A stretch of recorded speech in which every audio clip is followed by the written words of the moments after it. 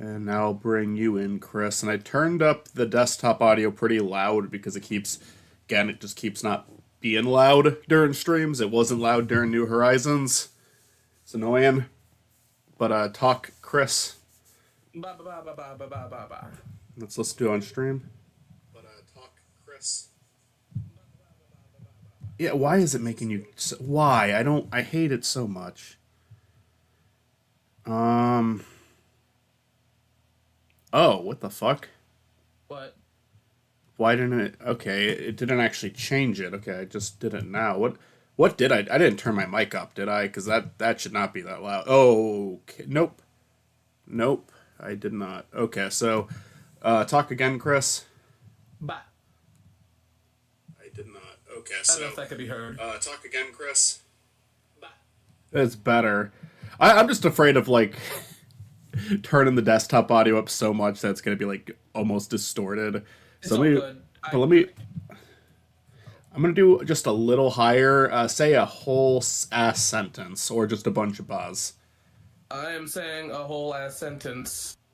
Ass sentence or just a bunch of buzz. I am saying a whole ass sentence. That's acceptable. I can as long as the audio like the game audio doesn't like become too much, I think we'll be fine. Alrighty. Let's get that fucking media source out of here. Welcome back to the One Death Challenge. I am here with Chris and anyone else who feels like joining in the process. What is up? Hey, may I talk my shit on this one? Hey. I feel like I want to make something clear, and I know it's something that, like, because I'm assuming people are going to look back at this, I hope. I feel like when it gets right down to this, and I'm talking for you, so you can tell me I'm wrong, but with this one we have, if you've noticed on the board, we have one that is technically not a 3D game, but it does play with a 3D aspect. Technically, 3D Blast. 3D is in it. Yes. So in a technical standpoint, if anybody has an issue with it, it's one of those weird ones that's not in a 2D nor 3D space, but I can see where that argument comes in. It's technically not 3D. But the reason I'm counting it because I wouldn't be like if someone did the same thing as me and they put it in the 2D games, I wouldn't like argue with them because I understand why they're doing that. But for me, it's like the game feels like a 3D game to me, right? It feels very different from 2D Sonic, and it feels closer. Yeah, it's weird to say because it's so like it's such a drastic like jump in how they approached it with between 3D Blast and Adventure One, but it feels a lot more like one of those games than a 2D Sonic game to me, just because it's so different. It's so weird. So 3D Blast is kind of one of a kind. The only other game that's kind of like is Labyrinth, which I forgot to put Labyrinth on this list because I'm counting Labyrinth too. Yeah, bring up Labyrinth should be here as well. And can I also give one more caveat? Sure. And this is just for me speaking, and you can disagree. Sonic Boom is on the list, and I feel like if the character you're playing as dies, that's more important than your partner. In that game, you have 4 characters, and they can die. They can do stupid things, and they will. So I think it's more or less of the player character dying. Am I correct? Is that what we're going with? Yeah, I actually didn't consider that at all because I've barely played Boom, but I do remember that from the little I have played of it. And yeah, if my partner, if the character I'm controlling dies, it counts. If my dumbass NPC dies, absolutely not. That wouldn't be fair at all. So with that being, these are the caveats that I wanted to bring. Only because I feel like that is definitely a fair one. Yeah. So, sorry to take over your stream. Agreed. I just wanted to make those clear for anyone. How fucking dare you! Anyway.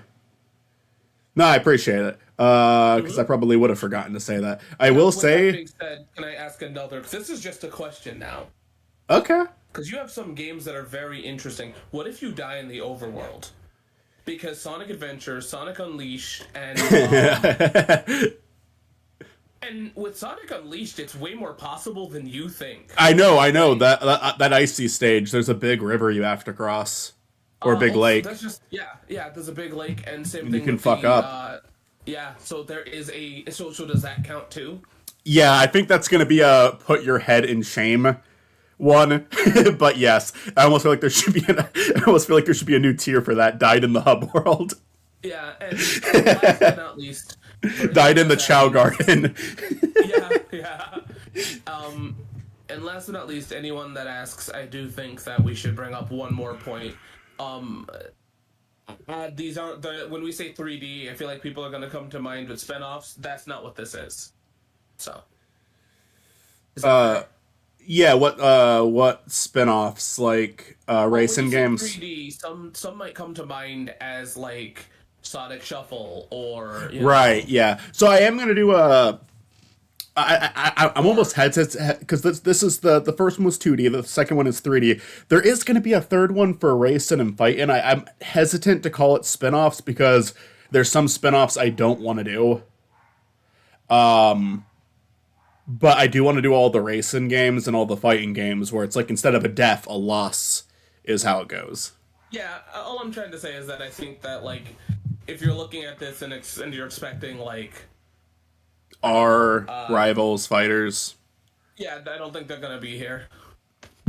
I kind of put battle in that category too. It's battle was kind of a weird one because it's like that one could be a 3D pick, even though it's I using think 2D sprites. But so. I think we should come back to that one in fighting because there's a technical standpoint in that one because you can end that really quickly because you're inevitably going to die, and I think that that's more or less of when we come into game over category versus death because if you die, it doesn't affect the game. What affects the game is the whole loss. I will also say this one is probably going to have longer gaps in between streams, just because A lot of work. a lot of work, and some of these it's like I gotta have a console because there could be a day where I do GameCube like we do Heroes and Shadow. There could be a day where I set up the Xbox and that can cover Colors, Forces, Unleashed, etc. Do I can you only want to do. borrow a copy of do you have O6 on you? I don't have '06. The only issue is '06 isn't backwards compatible. Well, make a trip. Maybe I mean I'm that joking. I I'm mean it joking. could be though. It could be. That would take. I feel like that'd just be. I feel like that'd be a long wait though. I feel like it'd be a long wait, and then I'm probably gonna die in the first level of '06. Yeah. Um. I will find a way. We'll find a way. I would be like, I can send you an Xbox, but I'm so afraid. The mail sucks. But I think we should get into this if you don't Yeah, mind. don't. I mean, that's don't worry about that. It's frustrating because I have an original Xbox and I have an Xbox One, and '06 is literally only playable on the one in the middle in between those two. So Oh, funny fact is that one of the Sonic producers said that they're interested in doing remakes, including '06, that due to the yes, success of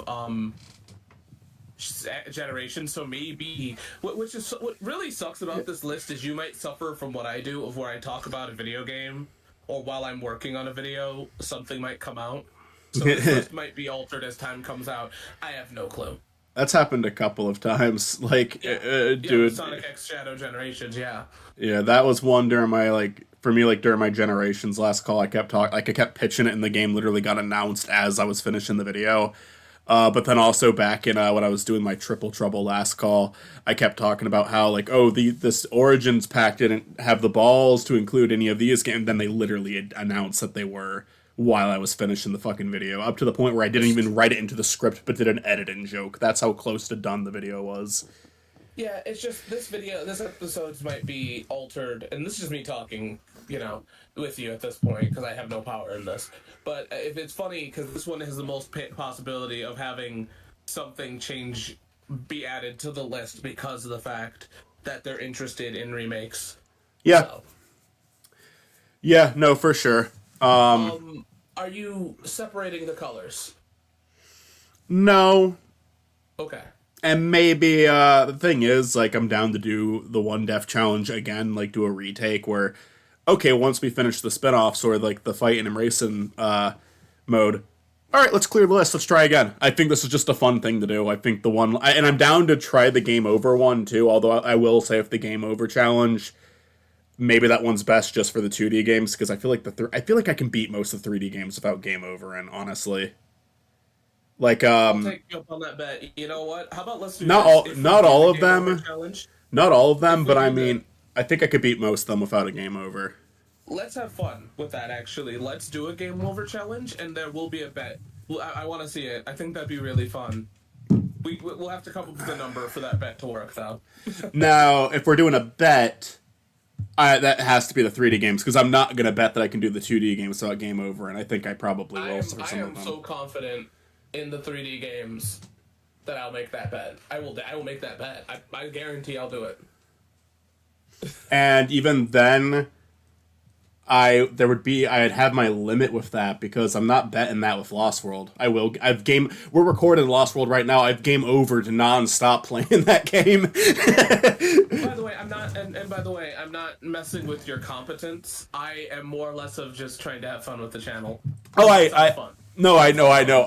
It does sound fun. I like the idea, but I'm just trying to be upfront, like where it's like, okay, Adventure 2 I can beat without game over, and Adventure I can beat without game over, and Unleashed a little skeptical just because I haven't beaten the game. I'm not as familiar with it. Apparently, it has a really difficult and long final level. Look, hey, how about this? After the stream, we'll do it because I think I wanted to pitch Spiny challenges anyways. You've already pitched one of them, so I think that a Spiny challenge would be fun, and I think that a Yeah. 3D game over bet would be fun. I even think a 2D one would be fun. I think the 2D one would be fun. I'm a lot more likely to game over on a 2D game. Maybe we'll see. I think no matter what, I think it would be fun to do. I think I could beat some of them without it. Like me and Stuart recorded Sonic 2 together, and I was actually surprised by how painlessly I got through that game.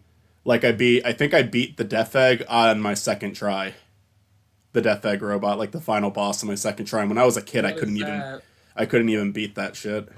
Oh, okay. Okay. But anyways, we got a bunch of yeah. games here. But yeah, I'll just say this though. I think it'd be fun. We'll talk about it afterwards because it's just a thought. Oh yeah, I'm down. I mean, and even if you want to like pitch some stuff during the stream, that's fine. If you want to wait for the stream to be over, that's fine too. But I'm gonna. Well, the thing is, I don't want this to be all like shot on a thing that may never happen. So. I hear you. I hear you. I am. I'm not too bothered if I say something on stream that doesn't happen. But I understand why some people would be. It's just it's by having bad parents. right. Yeah. No, having unfulfilled promises. So that's fair. For me, it's just like transparency, I guess. I'm not gonna say we're definitely doing this and then we're not gonna do it. I mean, I have that has happened before, and I do feel bad when it's something I say, oh yeah, we're definitely doing this. But if it's something I'm like, this is an idea, we might do this, then. And sometimes you can get like the good thing about that is you can get and again, I'm not saying don't. I'm not disrespecting what you're saying here. I'm completely with you on that. That's more than fair. I'm just like, what the fuck? Quick load? Why is it quick loading automatically? Oh, what the hell? What happened? Okay, my controller is fucking busted. Oh, okay. I'm sorry. Which controller? My Xbox controller, like the control stick, the one that auto saves and auto loads, but maybe it's not. Okay, I think it's. I just gotta not touch it. I think we're okay. Anyways, this is from the fucking series. Hi, Toon Buffoon. I'm sorry. Can I like reset the game?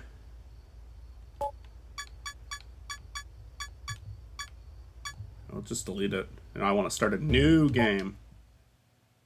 What? He didn't let me start a new game. Fuck you. Oh, we starting?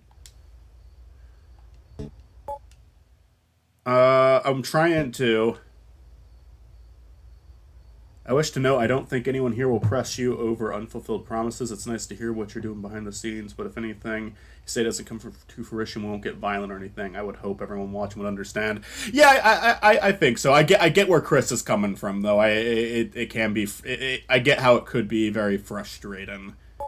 So I will respect that. Oh, I thought I was just exiting that fucking game? Okay. Oh, I wasn't even sharing the screen yet, so maybe it's best that I didn't see that. Anyway. Playing Wonder Boy again. But hopefully this isn't going to be a problem. It might be. But let's begin. Yep, starting with Sonic 3D Blast. To clarify legally, it's 3D Blast, not Blast, so... And hopefully my stupid control stick won't fuck me over again. 3D Blast. So, isn't this the game that they're taking Fuck off! It's doing it! It's doing it already!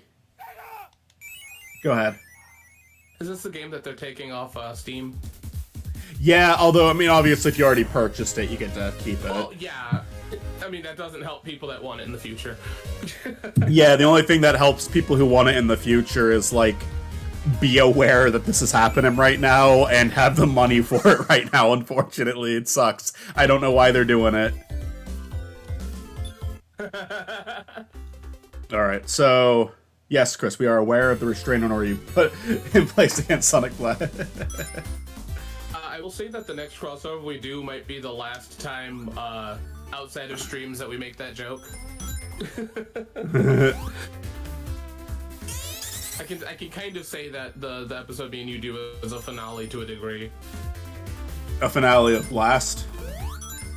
No, a finale to just, I don't know, to the, yeah, well, to Blast, yeah, to Blast to a degree, because the final part we've... Is it the last video we're doing together? No, I don't know, it feels like it.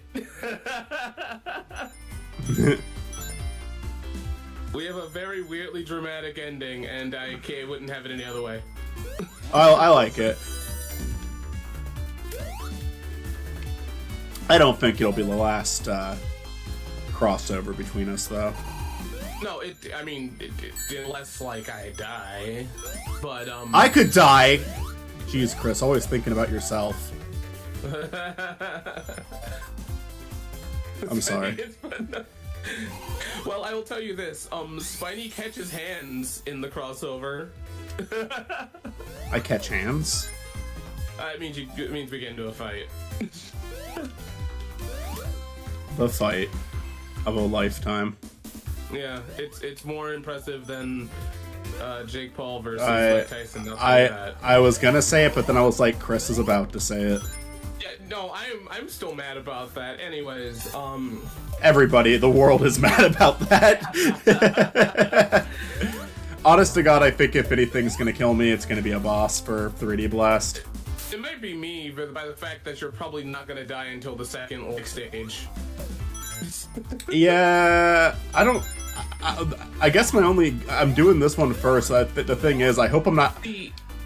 Part of me is like, it'd be cool to beat one of these, or make it past the Ann Knuckles tier, or at least get a second one in Ann Knuckles tier. But another part of me is like, do I want it to be this one? I don't know. I don't want to play this too long. Yeah. Well, the thing that sucks is that, like, you've actually beaten it, so there's a good chance you'll get far, and I kind of hate that. I'm not that bad at this game. No, you're not. It's not the worst game ever. Like, unlike Alex Kidd, I did not utilize the, I did not utilize the rewind. I did for the special stages, but that was it. I begged you to. But, I think I just have more respect for this game than Alex Kidd. So I didn't want to, but it's not a great game though. Bold statement right there. Not a wrong statement, but a bold one. I just don't really. I think this game's interesting at least, and Alex Kidd is, I guess, interesting too to some extent, but I was mad most of that playthrough. Yeah, you were. Like, that sucked. I'm sorry, like, that's just... There's, like, so many little things it could do for, like, quality of life. Because, I mean, I know it's, like, it's, like, you know, normal for Sonic, but at least this game allows you to get fucking hit. Look, they're going for, like, that arcade feel. Oh, I mean, don't get me wrong. The most I've talked about Alex Kidd was with you once. no, there he is. So. For us to get past Green Hill tier, we do have to clear all acts. So this does not. We're not past Green Hill yet. Howdy. Again. Oh. Howdy, Mitzi. Oh, I'm not screen. So- I should screen share with you guys. I'm not screen sharing the Discord. I'll do that now. Oh, okay. If it lags, I will stop sharing the Discord. Anyways, yeah, no, I fear that you might have gotten too good at this game. So I'm very afraid that we'll be here. We'll see. I mean, it's possible I'll get taken out by something, or I'll. You just drop the controller in front of an enemy. Just take the death. I mean, here's the problem. You are going to die. I know you're going to die. It's just, I'm hoping that it's like sooner than later, and it's Like we don't want you to succeed. It's because we don't want to play. We don't want to do a 3D Blast only stream tonight. Yeah. Like I'm okay if we don't make it to Adventure 2 tonight. I want to make it to Adventure 1 tonight. Oh God. Oh wait, I just went back to the start of the stage. I honestly, not making it to that funhouse level would not bother me that much. Not having to ever experience that again would be a-okay in my book. Like, I know that you want me to be in your Sonic 3D Blast crossover, which whenever the hell that happens. But Sonic It's like a fucking. 3D Blast. It's like a joke at this point. I feel like I mean, there's no problem with it. It's just I feel like after that episode, I'm gonna be personally done with this game. It's not even that it's bad. It's just. I mean, you don't even have. Your eyes out, and then it's like you'll be free from the curse. Yeah, no, I'll just stick my fingers in my ears and go la la la really loud. And then you'll be free from the curse. Yeah. The 3D curse. The 3D curse. Oh no, I don't want to. No, I don't want he's to talk to gonna you, steal your Knuckles. rings. We're not doing special stages. Fuck that. We're not. Oh man, I thought that's what we were doing. Nope. So, question. Killed the bug. Fuck. Is Chaos Drive like a dead concept? I don't think so. Nothing is ever truly dead. You know, tell that to my grandpa. Except for me. Oh, okay. Anyways.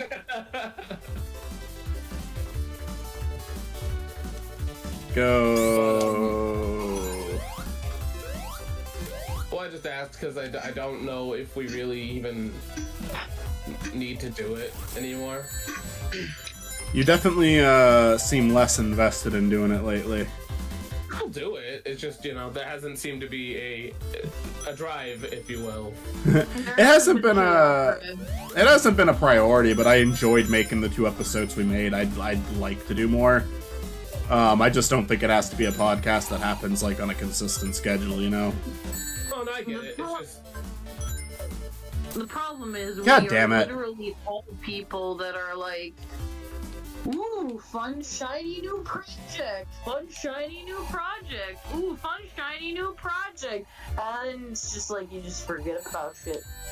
Oh, the thing that's funny is I didn't forget about it because it's almost impossible because there's a pillow in my fucking room. I mean, yeah. It's one of But those times. Chris, you have a pillow in your room, and not Yeah. everyone does. I mean, that's not my problem. Michael could have sent everyone one. Yeah, Michael, why didn't you send me a pillow? Yeah, come on. Only Chris got the Chaos Drive pillow. Only Chris.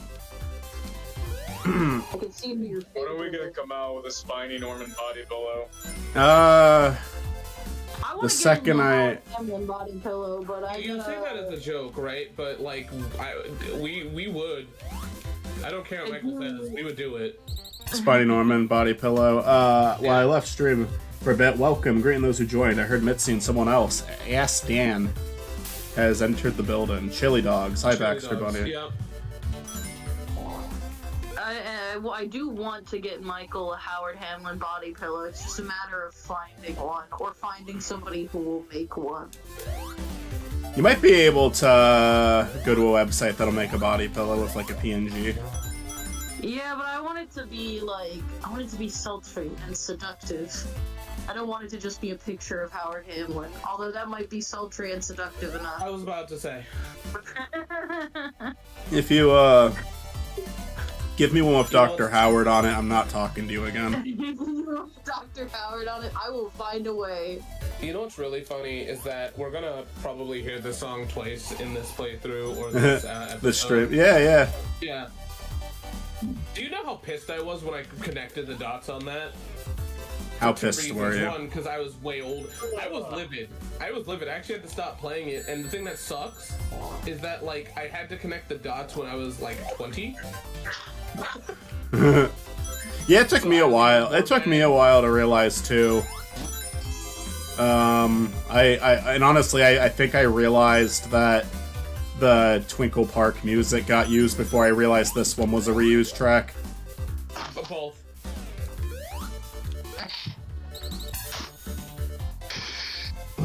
We'll make the Spiny Norman body pillow once I get the rights away from Monty Python. I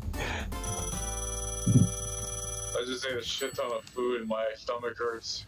Well, I mean, that makes sense. Same. Alright, this is a very much a potential death area. So I feel like the thing is having a Spiny Norman pillow and getting the rights to Monty Python is like not as hard as you think, because like you don't have to call it Spiny Norman. How much does Monty Python care about Spiny Norman is my Probably question. not. I feel like it's not even like a rights issue. For how much like YouTube merch exists, right? That literally breaks the fucking law. I doubt that you would get in as much trouble as you Oh, do. I'm not. I'm kind of joking when I say that, but I mean, I still don't I don't know. Like, well, I gotta be a little careful. I feel, but I don't think I think if I like released like a T-shirt with like Spiny on it, I think I could do it without getting in trouble. Yeah. Yeah, I was about to say, I feel like Ogorki is probably easier. Like, you'll probably have a harder fight for that one. I mean, I would wear an Ogorki shirt. I would actually. Like, I would get one. I have a Spiny Norman shirt actually, but it's a shirt that like someone printed like Monty Python's Spiny Norman on. It doesn't fit me. Yeah, So I don't wear think it. I don't think you can do the like, as long as you do like Like my version of Spiny. artist rendition, you All right. probably are fine. We have made it to. Probably get away with just calling the character just Spiny. Yeah. Yeah. Or Mr. Norman Mouse. Yeah. Mr. Yeah. You're gonna Norman. end up Mr. in Norman jail. Jr. Call him the new norm. The new Oh Norm. god. You're gonna start selling Spiny Norman merch. You're gonna end up in jail and then call me again. Be like, And then you're gonna say, "Oh no, I'm not falling for that again." No, the thing that's funny is if he goes to jail, it probably has nothing to do with the Spiny Norman. It has everything to do with the embezzlement. It would have to be like, The insider it would have to trading. be like characters. if I ever go to jail, it's because I was doing something fun. That doesn't sound good. No, I mean, it could just be some, like, redneck shit. Or, like, I don't know, robbing banks and killing people. If I ever go to jail, it's because a bitch fucking tried me. That was the whitest way to say that. I can't help what my voice sounds like, Chris. I know. I have a very white voice. I know. I'm just saying. Up the spring we What's go. the whitest thing? What is the whitest thing somebody could ever say? Let's start Spiny Norman. I'm going to Kmart. Wait, do I have all the birds? Cotton. Would you like Doves. what? Oh, I got it. I like That's the Austin's. whitest thing I've ever heard, right? I got it exactly. Mashed potatoes with raisins. Why would you do that? People, that's something. That's the whitest thing I've ever heard. As the Wow, president of the sure is good, Agorki Dad. fan club, Oh, I'd also be willing to no, purchase an I really- Agorki shirt, plush, body was pillow, good. any other miscellaneous items such as I really keychains like phrasing or on the song lanyards. this year. Agorki, I just gotta refuse to acknowledge. I just need to do a re-edit of their Agorki, and then it's my by their own logic, it's an original character. That would be great if they actually caught on and sued you. That would be- Win the case, but That'd be it'd really hilarious. funny. Imagine This being on ketchup like is spicy. imagine being on like a YouTube news whatever. YouTube This news. just in. Where the things happen. Yeah, Phil DeFranco does a story on you. So Yeah. does Charlie. Yeah. You wouldn't believe the crazy thing that's happened. You're Uh, right here, first of all. The Spiny Norman situation right now is getting ridiculous. Like, this literal man thought it was a good idea to sell a Monty Python character on a t-shirt. Now he's wondering why it's in hot water. What This even literal makes it even fucking worse? goober- What even fucking makes it Oh, it worse makes is me- that he's being sued by a pickle company. This little fucking goober didn't realize he's being sued by a pickle company. Yeah. It's in a pickle now. Anyway, that's it. See ya. That's a pretty good impression. It was a really good impression. It almost makes me upset. It's so good. I'm so fucking pissed off right now. So good that he Pissed off. might be Penguin Zero. I'm so pissed off at your talent. I'm not that talented. All I do is fix computers. Holy bullshit. I don't know how computers work though. That's like wizardry to me. I don't Well, understand computers. I don't. To be honest with you, how the fuck did we get computers? How did I we want you to turn think it Hold off? about this real on. quick. The aliens We- dropped them off. Come on now. We got a bunch of. You mean to tell me we got a bunch of rocks out of the ground? No, We somehow turned that into computers? we didn't do it. The aliens did. Okay, come on, keep up. Oh, this part can fuck me. This could be a death place. You know, I think so. I think the boss is gonna get you because that's what got you last time. Yeah, I think actually last time during one death, yeah, like right there, there's so much shit going on here. It's annoying. It's very annoying. He's gonna get you. Ooh, he's gonna get you. Watch You know, out. The boss is bad for this map though, because the perspective is fucking horrible in this fight, in that boss fight.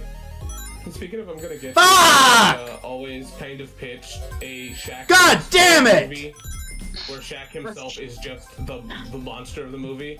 And he's just like, I'm gonna get you. No, he's like, I'm Ooh, gonna get I'm gonna get you. you. Here I come. Fuck off! You can hide from me. I'm gonna kill you. I'm The coming to get fucking perspective in this game is fucking shit. Fucking awful. Go fuck yourself. I heard the ring sound and I have 0 rings. Fuck you. you. We're at our first rage in the spiny. I think this is gonna be the last hopeful rage. That nope, nope. Unleashed might get there. Are you gonna do a rage compilation? He might not. Somebody will. Oh yeah, I mean there's like a playlist of Spiny Norman rage episodes, which are just the episodes where I get like exceptionally angry, but it's not like, oh, I got angry for like a couple seconds, because that happens in every playthrough. No, it's a playlist of the episodes where I'm angry and shouting the entire fucking time. Lost it. One of them I'm like completely on my own too, like no one's in the call with me. I'm playing the fucking Colors final boss. The ending of Colors made me really mad. God! Oh, I fucking hate you! I fucking hate you! God I mean, damn you it! just proved your point. You hop into a Discord call because you see your buddy Michael in there. You're like, oh, I wonder what Michael's doing. Hi, Is there no more Michael, you're fucking rings? Shit, god damn it! Fuck you, bird. Yeah, no, I think this is. Well, hey, buddy, you know, you can be mad, but also remember, at least we didn't spend all fucking stream here. Yeah, but come on, that's such bullshit. Okay, can I find another ring? At least you're not gonna change your ways. Oh my god. Nah, today is a new day, but you're not gonna change your ways. Alright, there's my other And ring. it feels good to be a gangster. Oh, you asshole! Fuck off! There we go. There it is. Oh, fuck this game. Bad game. You have it. Bad game. The people who made it should feel bad. I heard that in the voice of that one guy that makes a whole bunch of like drinks at like 3 a.m. That bartender guy. You know, Oh, that is an absolutely good question, Cartoon Buffoon. How much spiny rage ends in calling the devs a type of criminal I notice is an odd trend. You call them Nazis. It's like a reoccurring thing.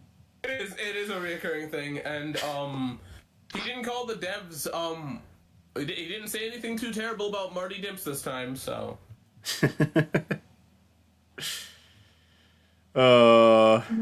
Growing and improving the person. Where's Origins? Alright, let's install Origins so we can get Labyrinth up. Oh, we're doing Labyrinth right now. Oh, we're gonna be here forever. It's downloading the game. If I start playing a game, is it gonna stop the download? I mean, it shouldn't. Is it on Steam? Yeah. Maybe. I don't remember how that works. But I mean, it's gonna take a while for this to download, so I might just open up DX, and if it's done downloading by the time. Yeah, because I know you're not gonna die in Labyrinth. I mean, if you do, it's gonna take a minute. I don't know. I mean, it's not that hard to die in Labyrinth, honestly. I might die in Labyrinth. Oh, fuck. There goes the controller. Oh, hey, you forgot to do the tier list, by the way. No, I haven't. Not yet. There we go. Tier list is up. And ready to roll. Your screen is black on the stream, so. Well, it's Oh, probably no, just a there it little is. delayed. Yeah. Probably a little delay is all. 3D Blast, we made it past Green Hill tier at least. We're running out of room in Marble Hill tier. Marble tier. Ugh.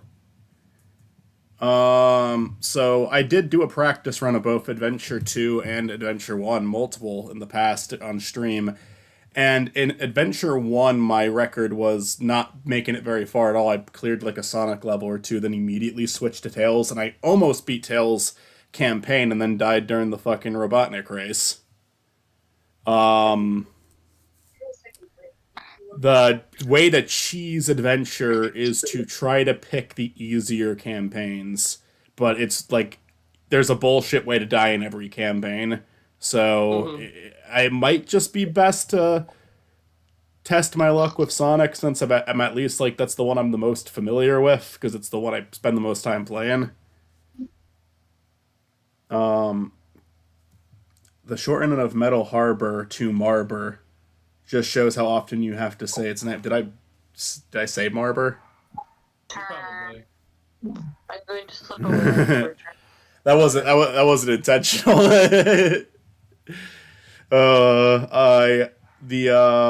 God, this is a sad tier list. Oh yeah, I forgot there is one that can go into the Chow Garden tier. Fuck you, Dream Team. You're in the forfeit section.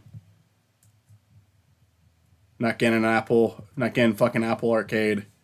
Anyway. Just get Apple Arcade. Stop being a little bitch. Just get an Apple phone.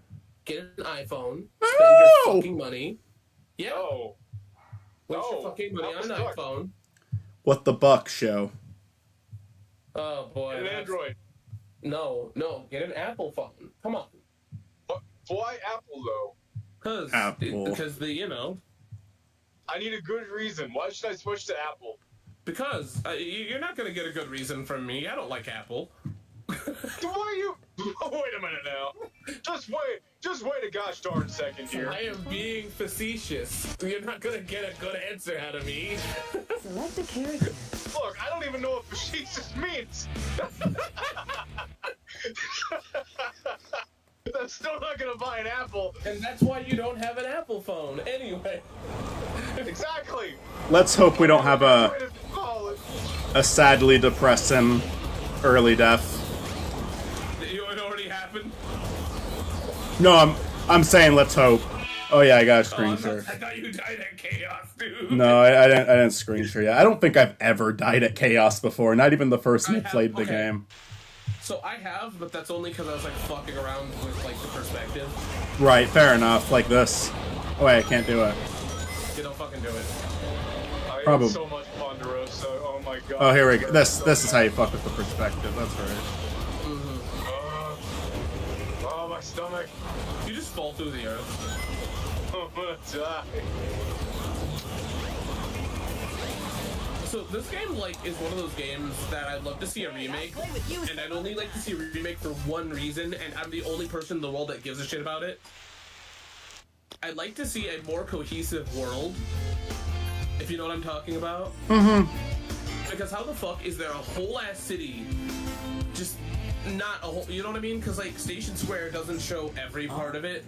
I get that it's the Dreamcast, but goddamn, I'd love to see, you know, a big Oh yeah. world, I guess. Yeah, me too. No, I'm with you on that. That'd be fun. But like, I think I'm the only person in the world that's like, yeah, that sounds like a good idea, but yeah, I thought of that. But, like, to, you know, be able to see the beach, you know, from, you know.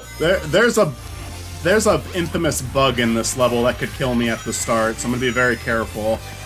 Yeah, there's the, yeah. And I don't like normally it's not an issue for me, but when I recorded footage for Stort's video, the game fucking glitched out, and I got that glitch there where there's that one pathway you go on where it like sucks you to the right. Yeah, it's coming up right here. Yeah, it'll flip you out, yeah. Yeah, it like really okay. I was fine that time. Nothing happened. Oh no, it's here. No, it's right here. Never mind. Yeah. I gotta be careful. Yeah. Oh, okay. It was trying. It was fucking trying.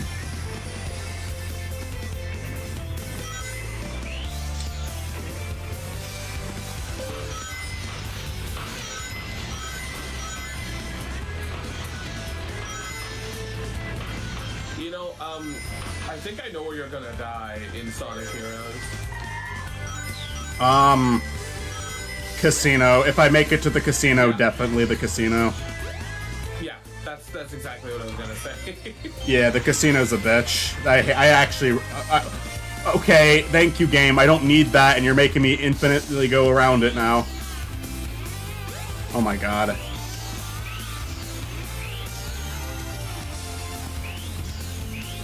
I just want to get back up there without having to do the fucking springs. That's bullshit that it did that to me. You're gonna accidentally die. So annoying.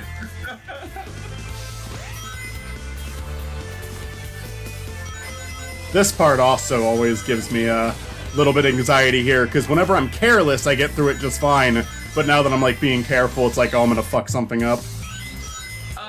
Can you fuck that one up? Because I thought there was like a it doesn't matter now, but I remember there being like an air current there. So Is there? Maybe you're right.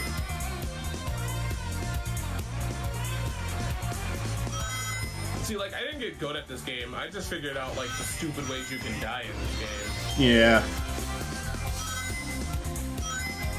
And I mean, without glitches, too. Like, there's just some, like, when you have, like, when it's the 2000s and your family doesn't have, like, a whole fuck ton of money and you have, like, a game forever, you sit there and, like, figure out, can this kill me? Yeah, okay. Yeah, no, I hear ya.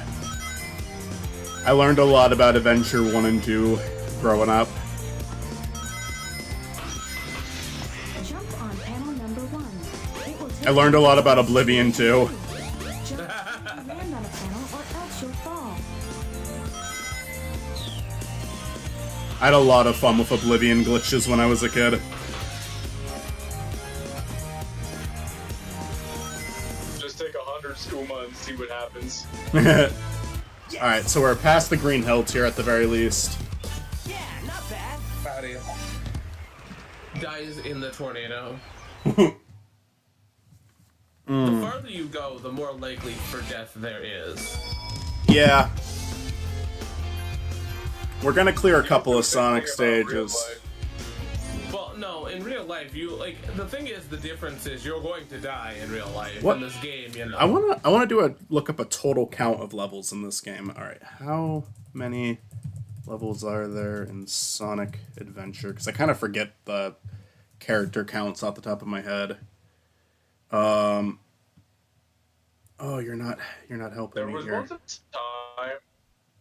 There was once a time where I played so much Skyrim, and I would quick save over every big fight, whatever. To the point where I remember I was gonna do something actually kind of risky in real life, and I thought to myself, All right, 32 I'm total. just gonna quick save before I do it. Damn. And that's how I knew I was playing too much Skyrim. So I have to beat 16 levels to make it to Ann Knuckles tier. So hold on. So does that mean you have to beat like Sonic's game, or are you counting like live, like characters? I'm counting the whole thing, yeah. Oh boy. The furthest I- we are probably not making it to a Knuckles tier. I don't know, like, cause like with Adventure 2, the best I did on stream, and it obviously it doesn't count. However I do on this one is what counts. But the furthest I ever made it in Adventure 2 was like I beat all of Hero without dying, and then I made it like I think I made it like 5 or 6 stages into dark mode without it. So yeah, Ann Knuckles tier has to be 16 levels. Undefeatable tier needs to be I beat all the levels and the final boss. Hey Michael, I think I'm gonna personally attribute this to you because I noticed it thanks to you. So I'm gonna just say I hate you for it, but I really don't like how shiny Sonic is. I mean, I prefer the Dreamcast graphics for sure. I like the lighting more. I like a lot of things about the Dreamcast port more, but DX is what I know. I'm okay with DX. Well, let's see a picture of Sonic covered in oil. No. I believe in you, Spiny. I have my full confidence. Place that you'll at least and Knuckles tier. I appreciate it, Tomb Fan. Hey, I'll play with you some other time. We'll see.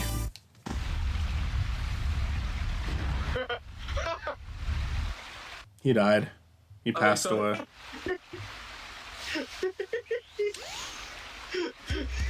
You've seen that terrible animation, Austin? Is that what that is? Oh, huh? Okay, no. So did you see the terrible animation of Eggman? Please tell me you're not looking up Oh, oiled up no. Sonic. No. I mean, maybe. What did Austin look up? Don't worry about it. Alright. I did find a picture. It's just funny. Alright, I'm not gonna send it here. No. It's just funny. Alright, well, gotta be careful here too. There's plenty of places I can die in the stage if I'm not careful. Oh wait, it's from an actual comic cover? Sonic the Hedgehog issue number 217. What are you looking at? Oil. Looking at a Sonic the Hedgehog. If you're looking at Archie, you're gonna find a lot of weird shit, Archie. Yeah. Yeah, to be fair here. it's that exact one. It's issue number 217. He's Oh! in oil.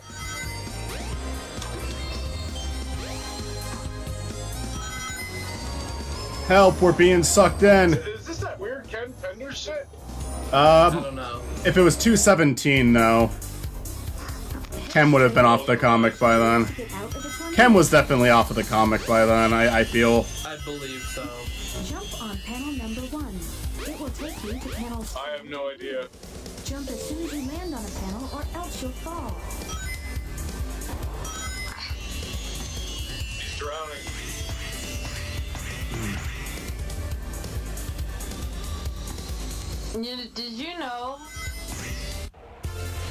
Did you know that when gamers say GG, when the gamers, when they say GG at the end of the match, it means good girl. I usually say that at the end of a lot of matches.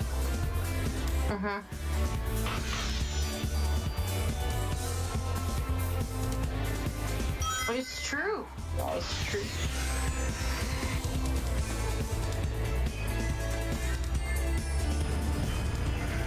means get God. Get God. Somebody left one of those. Somebody left You know, one there'll be of, jokes. Rapture pamphlets on my car. So, well, I mean, you do need Jesus. But, I am Jesus. just replace photos of Jesus with Austin. Anyways, so apparently for the information, which is hilarious, Ken Penders left in 2006. His last book was 169. Haha. Nice. Do you, despite the number, do you think Ken Penders is aware? When did of he the start? comic book mix? Oh shit, he started 1993. So he started at the beginning of the comic. Mm-hmm. Okay. Was he there from issue 1? I don't know. Interesting. I mean, shit, I have no clue. Comics are kind of, like, I can say yes or no, and whatever information can say yes or no, but comics are kind of bullshit with their history. Yes. Let's see. There's plenty of images of Sonic covered in oil. Oh god, Bunny is watching him die. I think this is just Sonic drowning in an oil ocean zone. Oh no, it's gonna suck you in. Yeah, not bad. This chat tonight. Oh my goodness. The train headed for Station Square will be departing. Hey, leave chat alone. We're talking about Sonic and oil. Yeah. I am gonna go to Station Square. I am gonna try to be strategic about this. With what levels I do, because I want to do the easy ones to try to get to the Knuckles tier of this game. So I'm gonna cut Sonic off probably after the ice level because I don't want to. Can I just say maybe stick with Sonic? Because last time we didn't, you died. But I died on Tails' final level, Okay. so I might just want to switch out of Tails. Okay. I think I could do the Knuckles treasure hunting stages without dying. I don't think those would be hard. I get what you're saying. I think that I just want to be. I want to strategize it. I feel like I can very easily get through the next two Sonic stages without dying. Twinkle Park. I know. Twinkle Park and Speed Highway are going to be where death becomes a lot more likely. Well, death is here. He was originally a colorist, and then he became a writer and artist. Then Ken Penders got full artistic direction, and everything went to HE double hockey sticks. Yeah, that sounds right. Just kind of moved himself up. The only reason why I say that, like, I'm careful with saying where he was is because, like, What the fuck? comic history definitely is full of shit. Because, like, there's a lot of moments where, like, people go uncredited for a lot of things within the comic industry. I only know this because, like, Olivia has a show about it.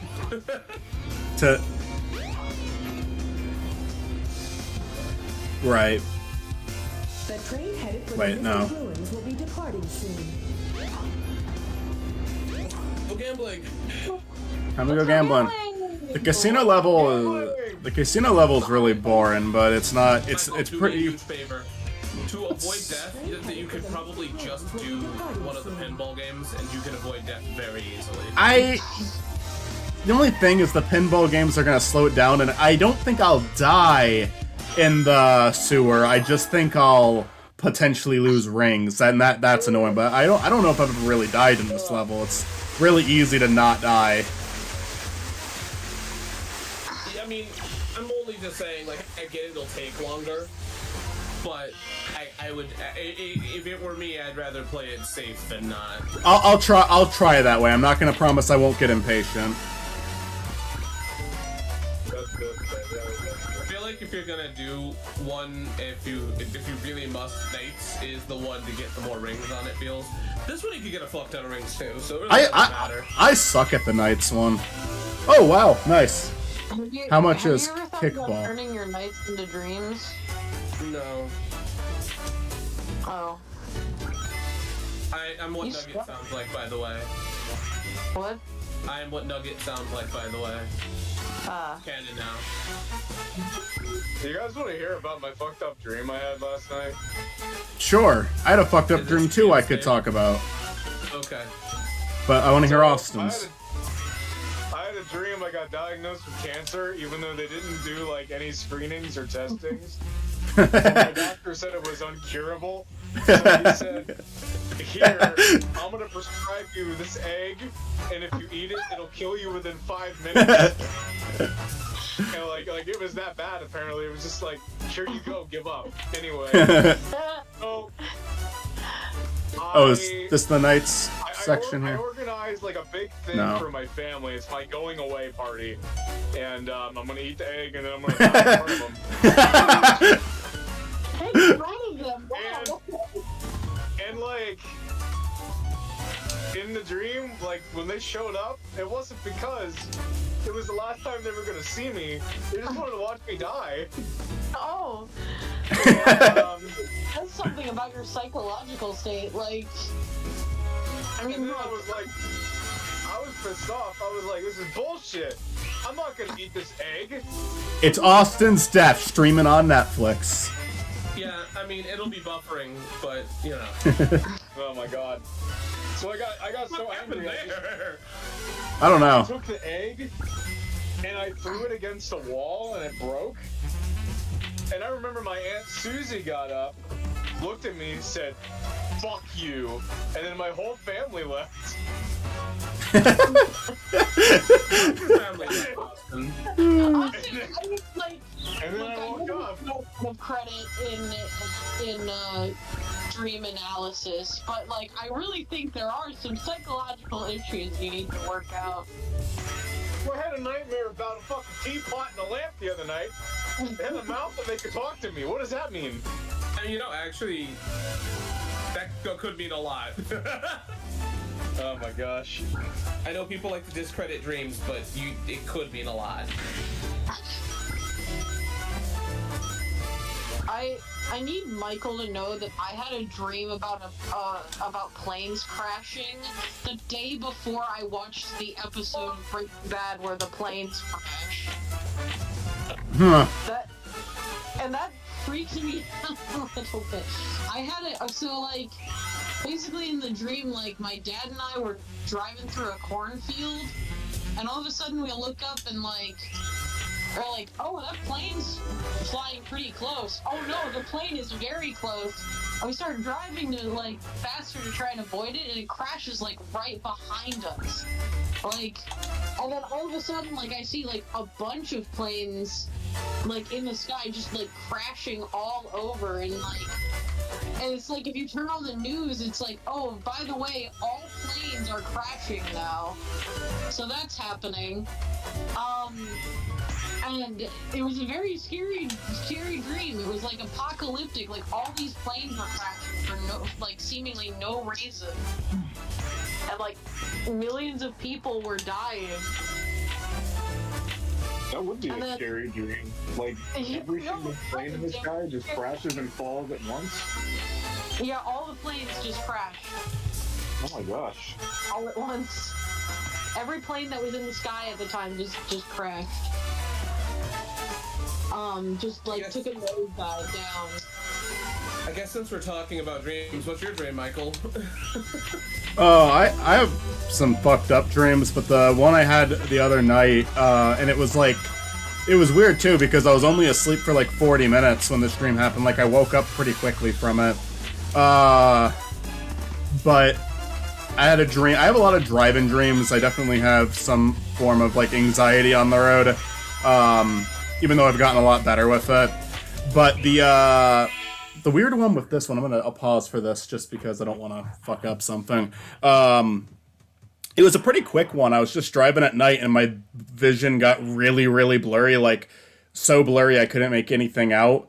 So I was trying to get off of the road, but in my dreams I always have like a hard time with whenever I'm driving in a dream, like things don't work in my favor. Like sometimes the thing that happens most frequently, and it's terrifying, is I start to sink into my seat and I like my foot is stuck on the, like I can't take it off of acceleration. And I'm sinking in my seat and I can't see my windshield anymore. But that didn't happen this time. This time I was just like having a hard time getting the car to stop. Like I was driving, but it would like kind of try to forcefully turn at points, or it would like again, like I wouldn't be able to, my brakes weren't working and it kept going, but I wasn't sinking in the seat. At least I could see everything at the very least. But I'm driving and eventually I go into this tunnel. And I'm trying to get out of the tunnel now, and then once I make it in, I'm literally inside of a building, and everything's daytime out now, though. Like, it went from nighttime to daytime, and my vision's currently back. So I get out of the car, and I'm just walking around, I'm like, I'm in someone's fucking house right now. This isn't okay. And then someone, like, this woman walks into the room with me, and she has no reaction to me being there. And I'm like, all right, in my head, I was just like, she must think I'm like a, it was like a nice house. She must think I'm like a servant or something, and that's why she's not freaking out about me being here. And then finally, after like 30 seconds, she drops what she's doing and starts attacking. It was like a super delayed reaction. It reminds me of a fucking Bethesda game where like you're in someone's property and they have like a super delayed reaction to you being there. And it was like, and then yeah, she started attacking me, and then I woke up. It was creepy. Okay. Well, if I can talk about weird, fucked up dreams. Go for it. I had a dream where I moved back to California, but I was... Who do I work for? So Some company called Coffee Town. Why? Okay. Anyways.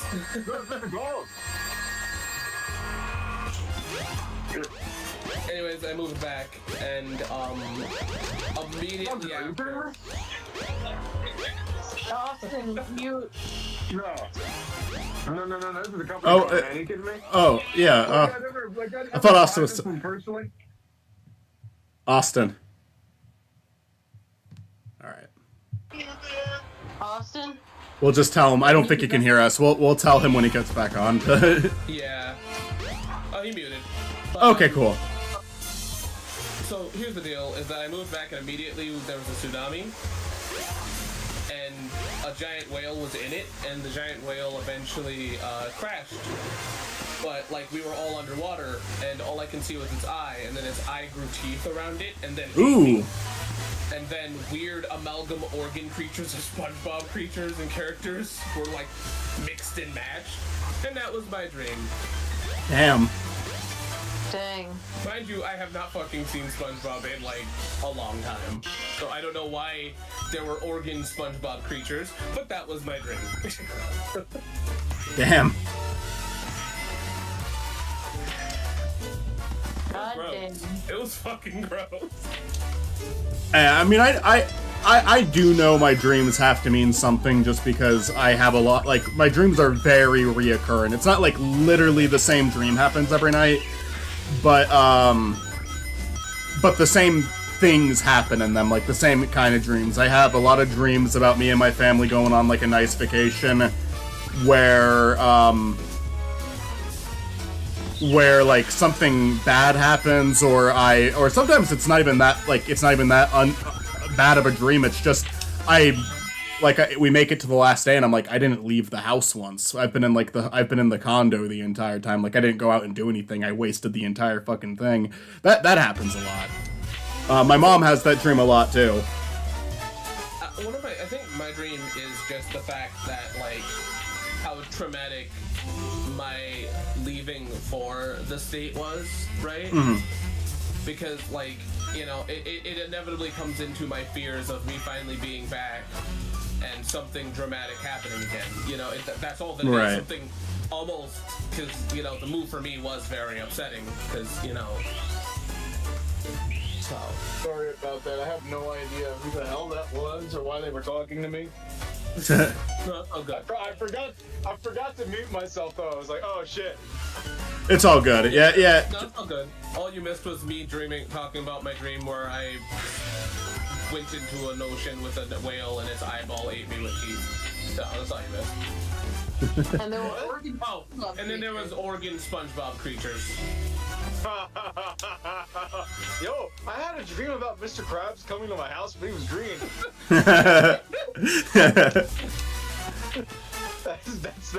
That's all I remember. I also have a lot of dreams. I also have a lot of dreams. Like, if there's something I'm looking forward to having come out, I'll have a dream about it. Like, when Better Call Saul was still on television, I would often dream about, like, the new season coming out. I've had a lot of dreams where, like, BoJack comes out with a 7th season, and I'm like, and they're like, okay, but this is actually the last season. Like, we're not gonna do it again after this. I'm like, all right. And then I watch it, and it's like, why the fuck did you add that to it? Yeah, not bad. Do you ever have a dream where you just like wake up in public and you're naked? I've had dreams where I go out and I mean, this is a very common one that people bring up. I have had a dream where I go to work or back then school, and I don't wear enough clothes. Like, I didn't put on everything I was supposed to put on. I don't think I've ever been nude in any of them, though. Well, I used to have. By the way, thank you for your knowledge on the comic. I don't want to like not credit you. Back when he was anti-Sonic... Wait, I found it. Ken Pender started actually on the script, but he was joined by Mike Katerovich. It was issue 11, The Good, the Bad, and the Hedgehog, which was actually Scourge's introduction back when he was anti-Sonic. Yeah, that's right. Which actually explains why Penders tried to get Scourge spin-off comic made, but he does not have rights to Scourge, but argued he did. It's very hard to argue that when the character was literally Sonic with sunglasses as when he started. I know that they changed his design more since then, but like, come on, man. It was Sonic with sunglasses on. Yeah, and then you added green to it. That's basically he did always have the leather coat. I don't even know if the green thing is part Oh of wait, the I need Penders this either. ice stone. Forgot about the fucking ice stone. Go ahead, sorry, Chris. I don't even know if the green thing is a Ken Penders thing. Right. You never know with him. Well, no, I mean, I don't know if he was on the comics at that point. Yeah, that's when the art style started to reflect what IDW looks like now. That art style change happened, and they've been pretty consistent with it. IDW is a little different from that for sure, but they kind of have like they're using like modern designs, but it's a lot more expressive. Like, it's a lot more.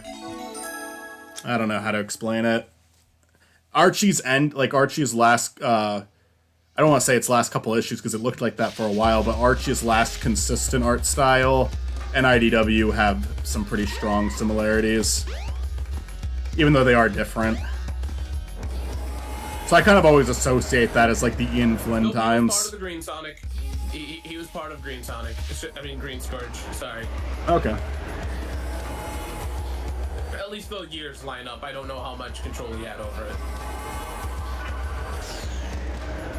I do want to do some Archie videos eventually, and Sonic the Comic videos eventually. Like, start reading the comic from like start to finish, and kind of do like just kind of do like recaps of like 5 or 10 issues at a time. Olivia's gonna fight you because that's kind of what she's doing. Is she doing the comic, or is she doing both of them? Archie later, because like doing them back to back is a pain in the ass. So we're kind of doing Fleetway first and then Archie. We probably won't touch IDW because, like, not that there's anything wrong with it. It's just right now is like it's still going. Right. And I mean, and technically so is Sonic the Comic in a technical standpoint. Nigel Kitching just finished his final book on that, so. What is his name? Nigel Kitching, he's British. Nigel Kitchen? Kitching. Oh, He's my favorite YouTube cook. I thought you said like, oh, this is Mr. Kitchen. No, but he is British, so he could be Nigel Kitchen for all we fucking know. Give Gordon Ramsay a run for his fucking money. Sausage. Yeah, I was joking. I made Nigel Kitchen up. It was a joke. I'm sorry. You ever watch Kitchen Nightmares? No. Yeah. Really? I fucking love watching Kitchen Nightmares because I mean, Gordon Ramsay will go onto the show and like the food doesn't even look that bad, but like he'll drink water and be like, oh, it's fucking dry. Like he fucking hates that. I think it's funny how much like Gordon Ramsay is like pushed to be like the angry guy when he's not like Use the pen. he's not really like that most of the time. No, he has like a short fuse, and he's not afraid to tell people like, Well- fuck off. I think the thing is though is that like to defend him to a degree, he kind of has not always has a good point, but like What? there are some things that really should.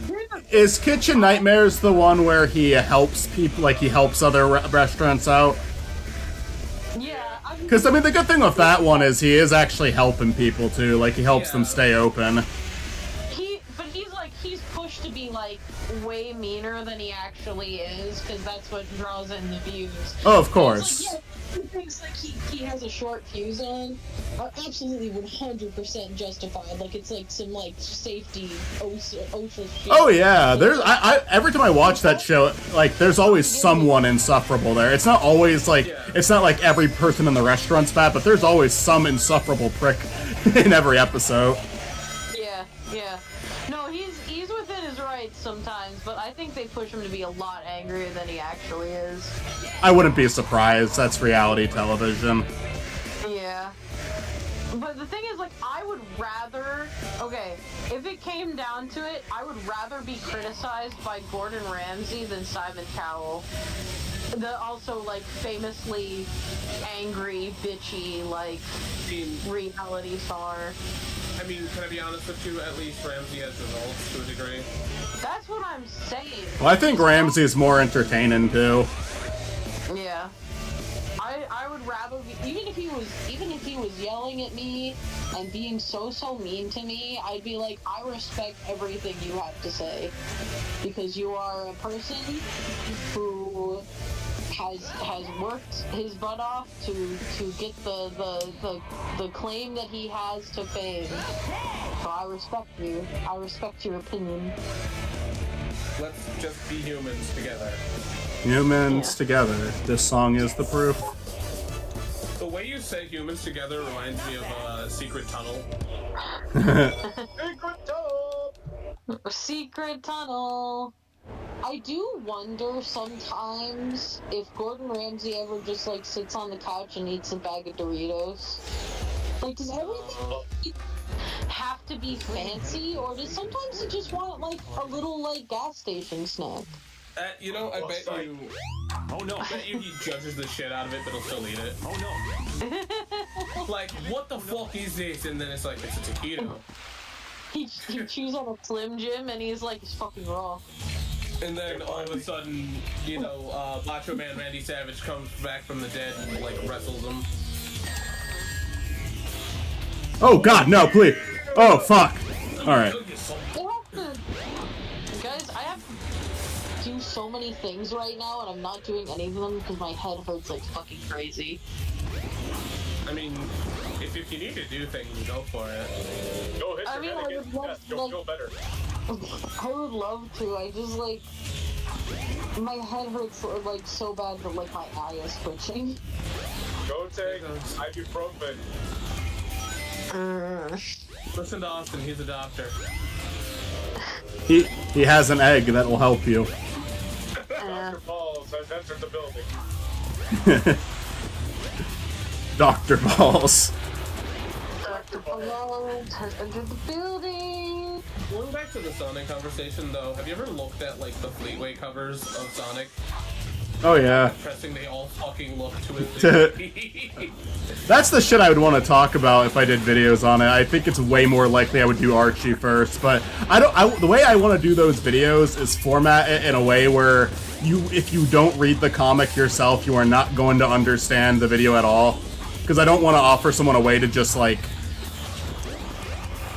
I want it to be more of, like, funny observations, I guess. I think, you know, I feel like I would also not, like, discredit you because right now the Fleetway comics go for like, I mean, Archie's a little different. Good luck fucking finding them, but because like comic book stores do not respect kids comics whatsoever or young people comics. So if you can find Sonic ones, you have them. Good on you. But Fleetway Yeah, man. go for a fuck ton. So It might be one of those where you have to like find out other means to get it. Yarhar Feely D. I'm always down. Like I'll always like legitimately get something. Like IDW, I could absolutely find on a website, but I've purchased every issue. Like I own every issue. I don't own physical copies of all of them, but I do own every IDW issue. Select your character. I'm like debating calling into work tomorrow just so I can get all the stuff done I did today because I have a fucking migraine. As far back as Can I you wish my friend Dario living happy here on birthday? this Happy dark birthday, island. Dario. Always guard. Happy birthday, Happy birthday, Dario!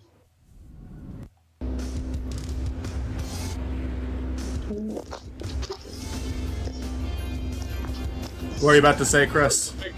I can't remember. I was gonna call. The thing is, you beat me to the punch. I was gonna tell you that you had a comment. Oh, gotcha.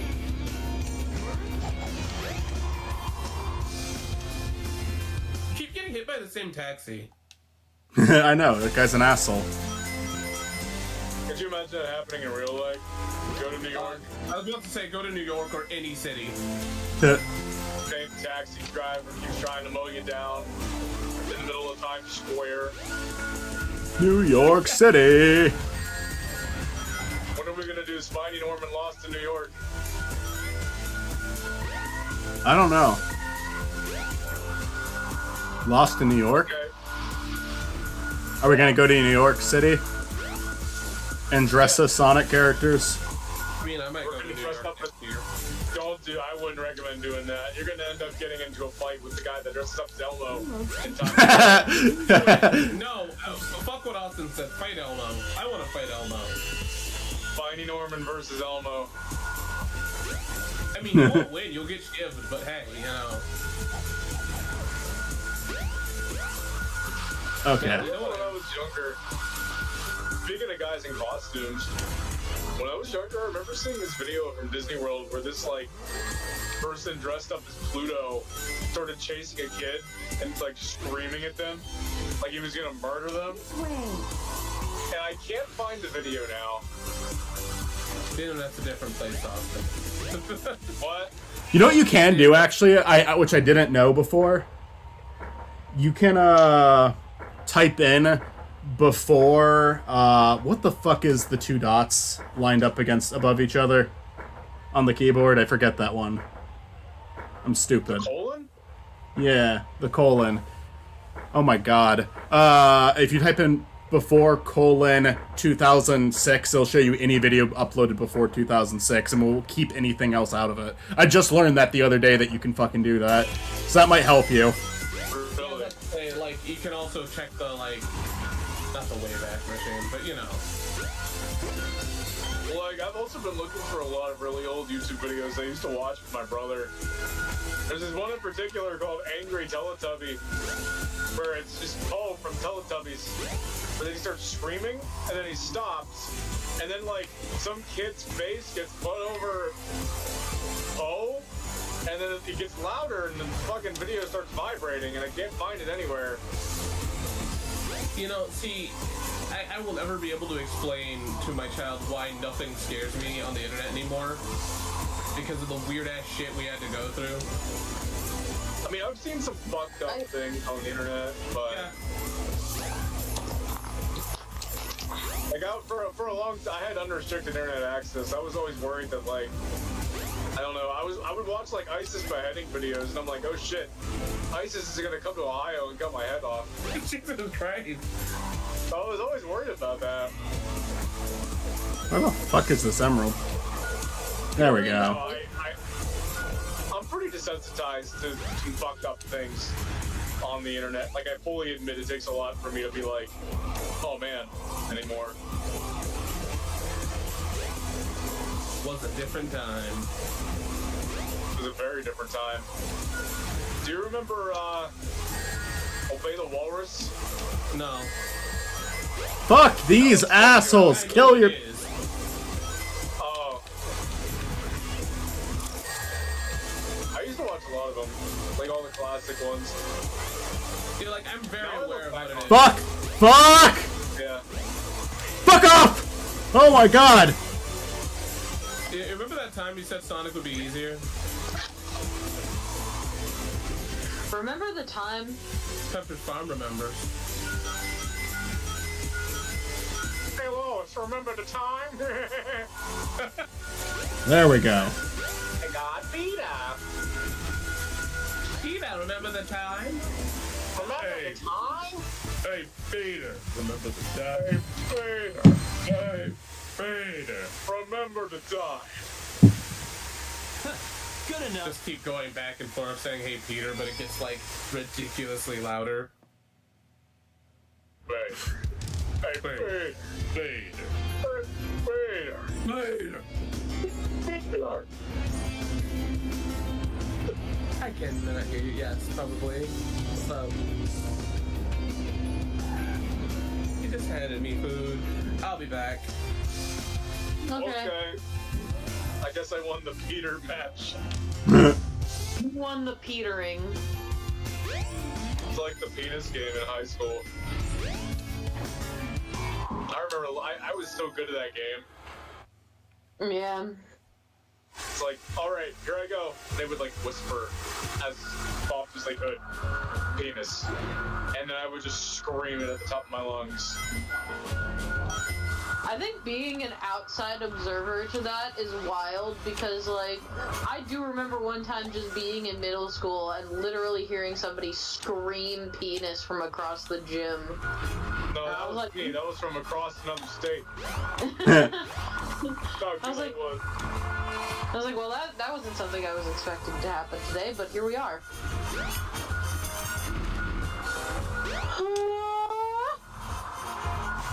I was taking a picture of my friend at the pumpkin patch, and they ended up getting distracted because some kid screamed, "I'm gonna kill you, Michael!" And we got like, it ended up becoming like the most perfect picture too because the smile was genuine, but it was so fucking funny. Like kids will say the funniest shit.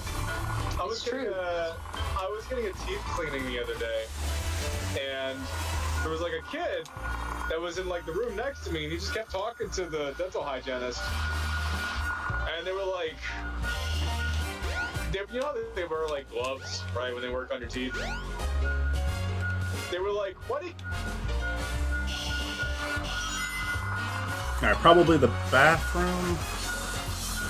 I didn't hear what you said, Austin. You cut out. Is Austin dead now? Am Perhaps. I dead? No, you're alive. Okay. Hi, Austin. You cut out. What did the kid say? Oh, he just said that the lady was like, oh no, we can't reuse these gloves because they're dirty. And the kid was just like, wash them. I mean, that's valid. Why don't we just wash gloves? Like, we wash our Very hands. bad. It's a valid question. Very bad idea. It's a very, very bad idea.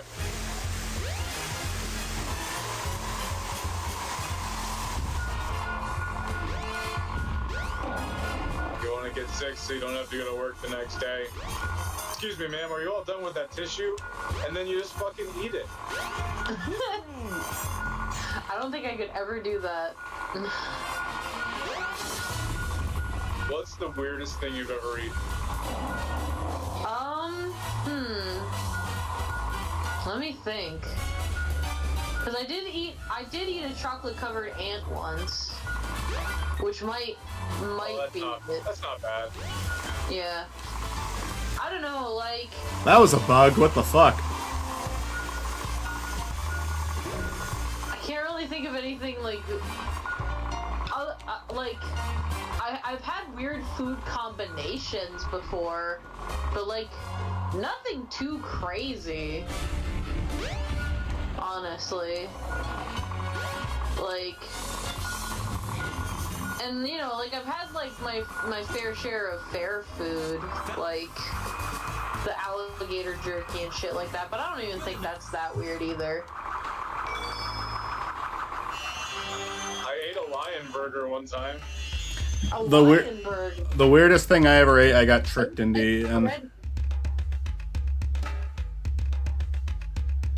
I was at a friend's going away party. They were doing the roasted pig, and one of my friend's relatives brought a cracker of something on it. And after me and my friend ate it, he told us it was pig brain. Pig brain. Kind of a fucked up thing to trick someone into A lot of eating. people eat that. I mean, I guess it's not different than eating any other pig. Like, it's just another part of an animal we eat, like, on the daily. It was not good. Pig brain's a little weird. I ate the lion, but my friend and I found a website where you could buy like exotic animal meat. Uh-huh. Now lions aren't endangered. That's the one thing I need to preface. Is that lions aren't endangered. Like, I don't think lions are endangered. I think that's common knowledge. Like people in Australia, they'll eat kangaroo all the time. Yeah, well, Like, kangaroo are like the deer of Australia. Like, there's so fucking Yeah. many. Yeah, they like encourage people to hunt them and then they eat them. I feel like And eating I don't know about the lion. I feel like Yeah. you're too big of a deal. Yeah, like I've eaten deer before. I've never eaten kangaroo, but like a lion? I don't know. That just felt kind of cool. It was like a burger patty, and it was made out of 100% lion meat, and it was pretty gamey. Yeah, that's the thing. It's a predator. Predators don't taste as good, in general.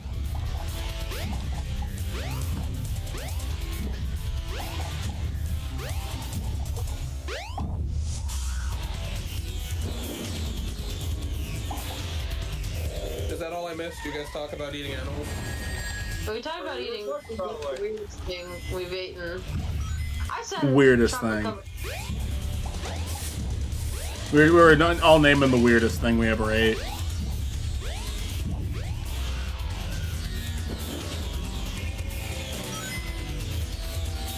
Yeah, mine was the lion burger. Oh, you actually ate a lion? Is that all you got? Yeah. Look, I don't know. I'm a food prude, so I don't fucking know. Mine is pig brain. Pig brain. It was gross. Have you ever tried steamed toast? Why, son? No. No. No. Neither have I. I just kind of made that up.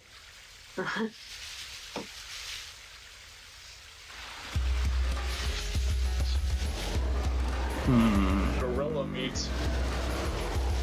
Yeah. Yeah, fucking gorilla.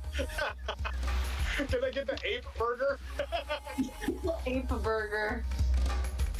God, no. Hey, welcome to Ape Burger, where our ape burgers will make you go bananas. Double claw. Now you can dig.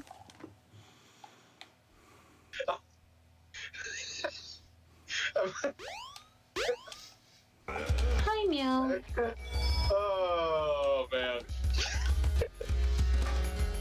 I'm gonna quit. Yeah, I'm not very adventurous when it comes to food. But like one time, so I take annual visits to the dermatologist because I'm deathly afraid of getting skin cancer. And one time they took a little chunk off of my skin and it was just like, we're just gonna make sure make sure for you that it's okay. And I was like, hey, if it comes back healthy, can I eat it? And they didn't let me.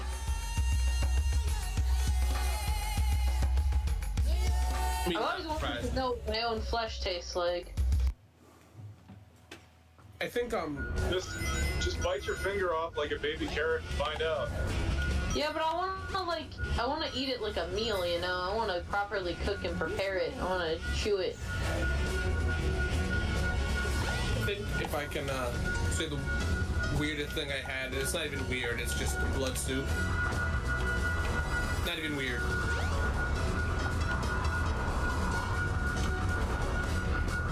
Blood soup. What's blood soup? It's just soup. It's like soup cooked with blood, you know? Who's blood? Okay. Animal, most likely. I don't fucking know.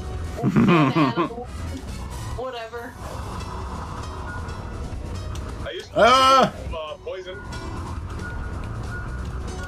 I used to eat poison, so I would build up an immunity to poison. Does not taste good. I ate a batter.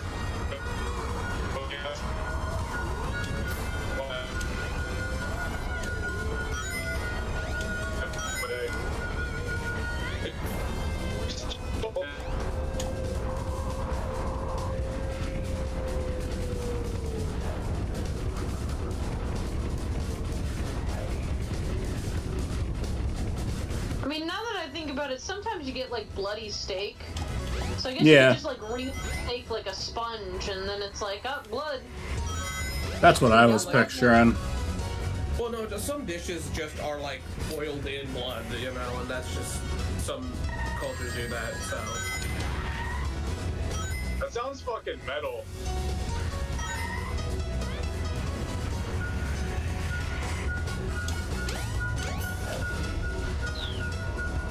Do you remember Come on, that fuck you.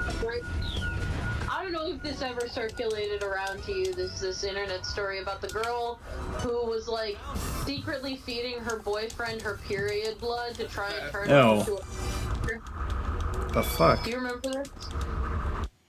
No, I don't. That's like one of the weird internet stories that like circulated a long time ago.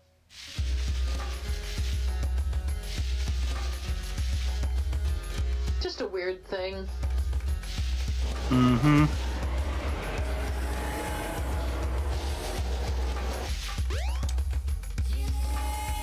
Baba Booey. For Station Square will be departing soon. I ate mustard one time. yeah, that's kind of gross.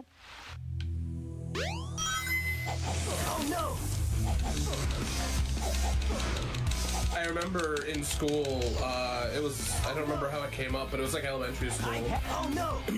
And they were talking about mustard gas. And my dumb ass went, I don't see the problem with that. I eat mustard all the time. I would totally be able to handle mustard gas. I would just eat it.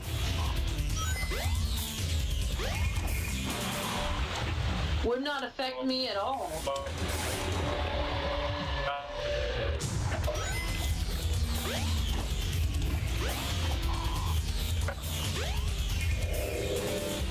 Pepper spray. It's not actually like a spicy. Well, I mean, it's spicy, but the wrong kind of spicy.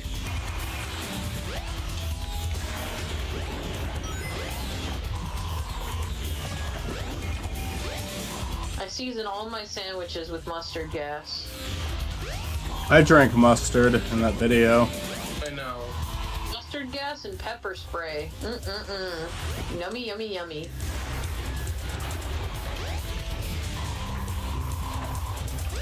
Chris, do you ever think about the weird shit, like, Milo possibly hears through the door that is gonna affect him later in life? No, because he talks to me about it. Ah. That's why that's why I try to be careful with what I say.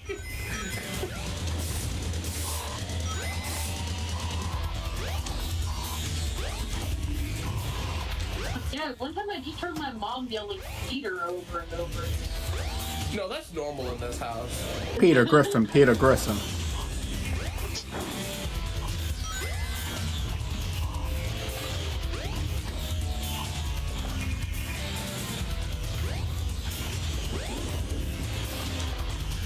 Instead of it being one time I heard my mom go Peter, it's gonna be, mom again.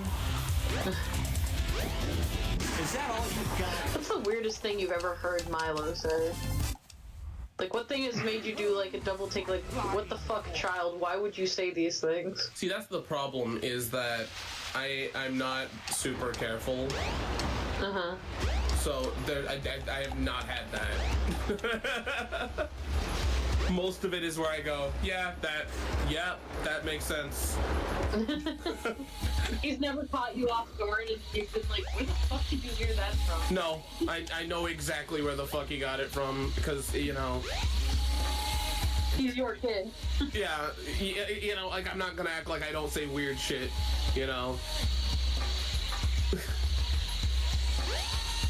Oh, this one's harder to find, so I'm gonna get this one. I think that's the other problem is I also, like, monitor Milo very heavily. So, Yeah. like,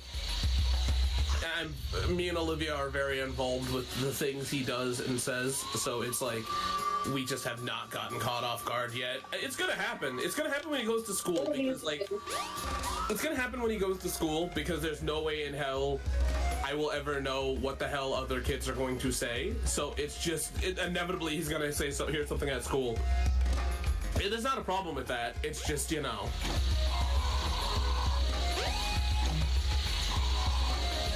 And I'm not saying, like, we hover over Milo. It's just whenever he says something, it's like, normally it makes sense.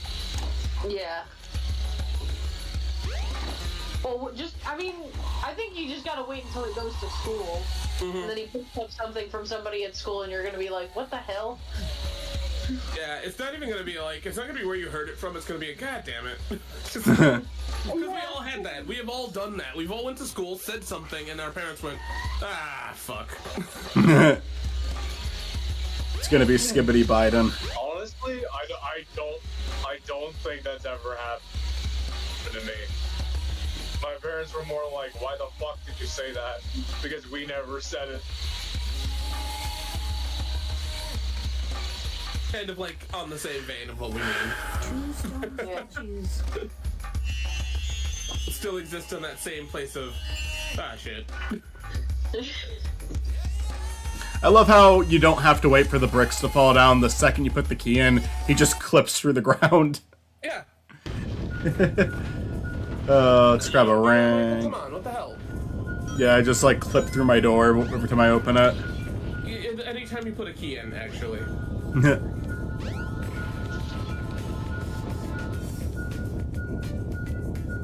We really need new bed sheets. Oh, come on, I crunched. Oh, well then just buy new bed sheets. Bed sheets are expensive. I know. I'm being an asshole. I am being an asshole on purpose. I was hoping I made that clear. Just in case anybody was having any doubts. No, see, no, I'm being that way because I absolutely hate when I hear people say that shit, so I decided to be that person. Where? You do not understand how much I hate when people go, oh man, when somebody says, oh, something's expensive, and then somebody immediately goes, oh, well, you know, why don't you just buy it? Shut up. Shut up. I'm saying it's expensive because I can't afford it. Chris, this is not a diss against you in any way. Oh, no, let it be. I feel like it could cross this way, but like, I get a lot of the times I get asked, both by like the adults and kids that I work with, why don't you have kids? And I'm like, my answer is always like, because they're fucking expensive. What is that? That has nothing to do with an insult. Like, I don't know, because I feel like, because Milo was kind of unplanned, right? Like, you guys weren't like expecting to get pregnant, and it just happened, and then you were like, you were like, oh well, we're gonna keep it. And See, the problem is, Milo came at a weird time of where we were considering and even talking about it. It's just, yeah, it's just right now, right? Because me and Olivia always wanted kids. It's just right now was never, and the time at the time was never the time. Because, Yeah. Because like the way the world is stupidly expensive. So he's not. I guess the problem is in the way that I put it is Milo is was more of an inevitability, and that's why we were so fine with him. Because like we knew we wanted a kid. So true. But no, kids are expensive. Ah. Okay. It's always I didn't die. shocking when people, like, just expect me to have a kid right now because of, like, the age that I'm at. And I'm like, Oh, man, are you gonna pay for it? yeah, like, are you gonna pay for Hey, you gotta pay for those diapers? it? No, then shut up. It's not even that I don't want a kid. I absolutely want a kid. I want kids. I want children. But holy shit, it's just like it's like I don't have the means to. Like, yeah, it would be great if everybody just had like the means and the money to have a kid when but it's like no.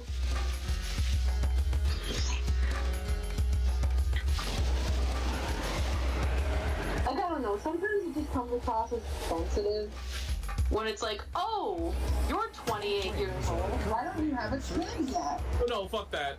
It is it's not hold on. Mike, could you do me a favor? What's up? Could you, oh, never mind. Can you jump for me? Nope, okay. Well, I jumped right there. But... I mean, just a regular jump. Okay, hold on, let me get a good look at Knuckles when you jump.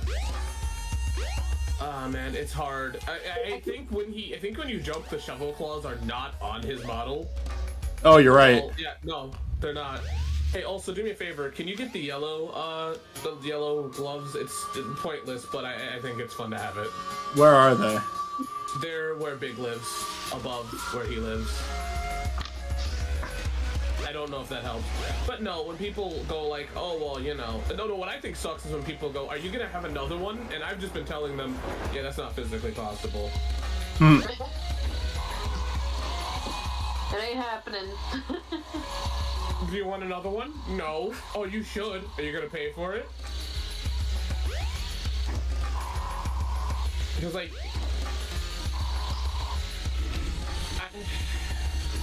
kids are just expensive. There's a ledge. Emblem.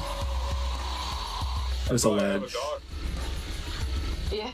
And then also dogs another are- thing... Pets are expensive. Like, my cat cost me $250 today because she just had to go get her shots at the vet. Now you've got fighting gloves to store up. And it's just like, Hold down the action. girl, why? I think Why you another gotta thing... cost me this much? You're I very think another cute. thing about... I think another thing that people don't realize, and is something that I feel like I'm way too aware of, is that you can't really... I mean, you can tell me all you want, you can fuck up a dog, but that won't mess with society as much as you fucking up a kid. Yeah. Like, you have to... Like, a kid's gonna have way more impact on me. Like, you have to be aware of, like, their emotions, their feelings. You can't have a kid because, like... Like, I mean, you can have one because you want one, but you have to be an active-ass parent, and right now, it's a hard time to do that. And they also need a lot more. Like, the stages of raising a kid Building has appeared. are way different than, like, Oh, just having fuck. a I was pet. just over there. That's not to say pets aren't work. They are. No, They're pets a are lot, and they're a lot of money. But it's just like, you know, like part of the reason it's like, oh, I don't have the money to have a kid because like, I don't have the money to afford a house where they could like have their own bedroom. I don't have enough money to afford like childcare when Matt and I are at work. I don't have enough money to afford like them to go to school. Like I would not. Like those are expensive that are way higher than the Yeah. yearly vet bill. I also don't feel like you need a house solidly, but, you know, you need a space for them, you know? I feel like... Because No, I know a lot of people...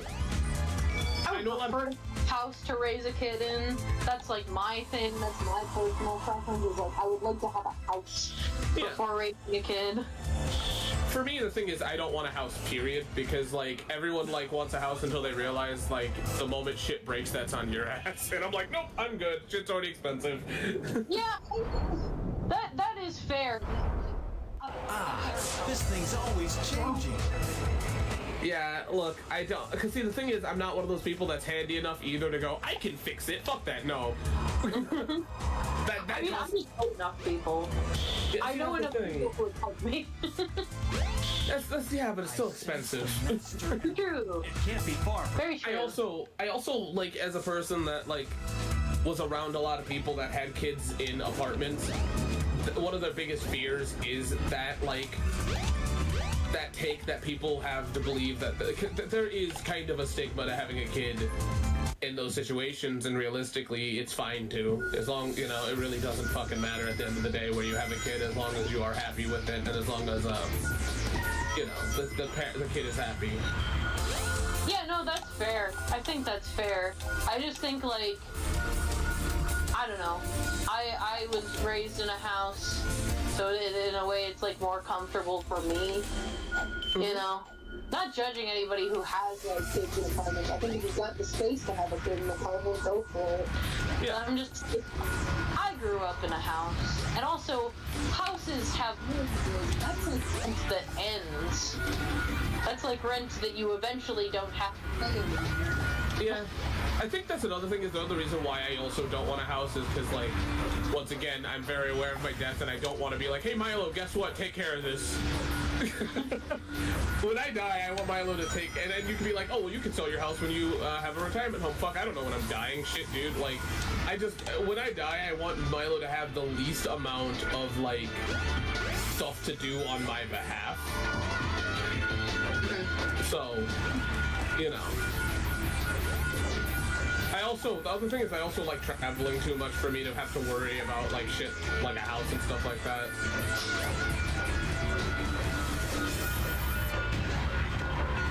Cause yeah, no, me and Olivia have come to the conclusion that, like, a house would be nice, but, like, I don't know if I want to deal with all the bullshit. And if people do, that's great. You know, there's an emerald there.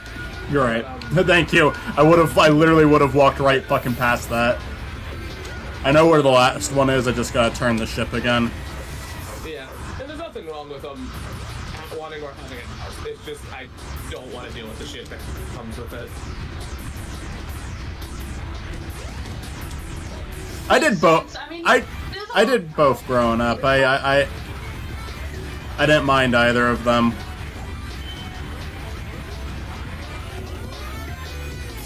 But I think it's fair Yeah, too. I like my house. I don't own my house, but I like it. See, my problem is, that's another thing, is that if I have a house, I'd like to own it.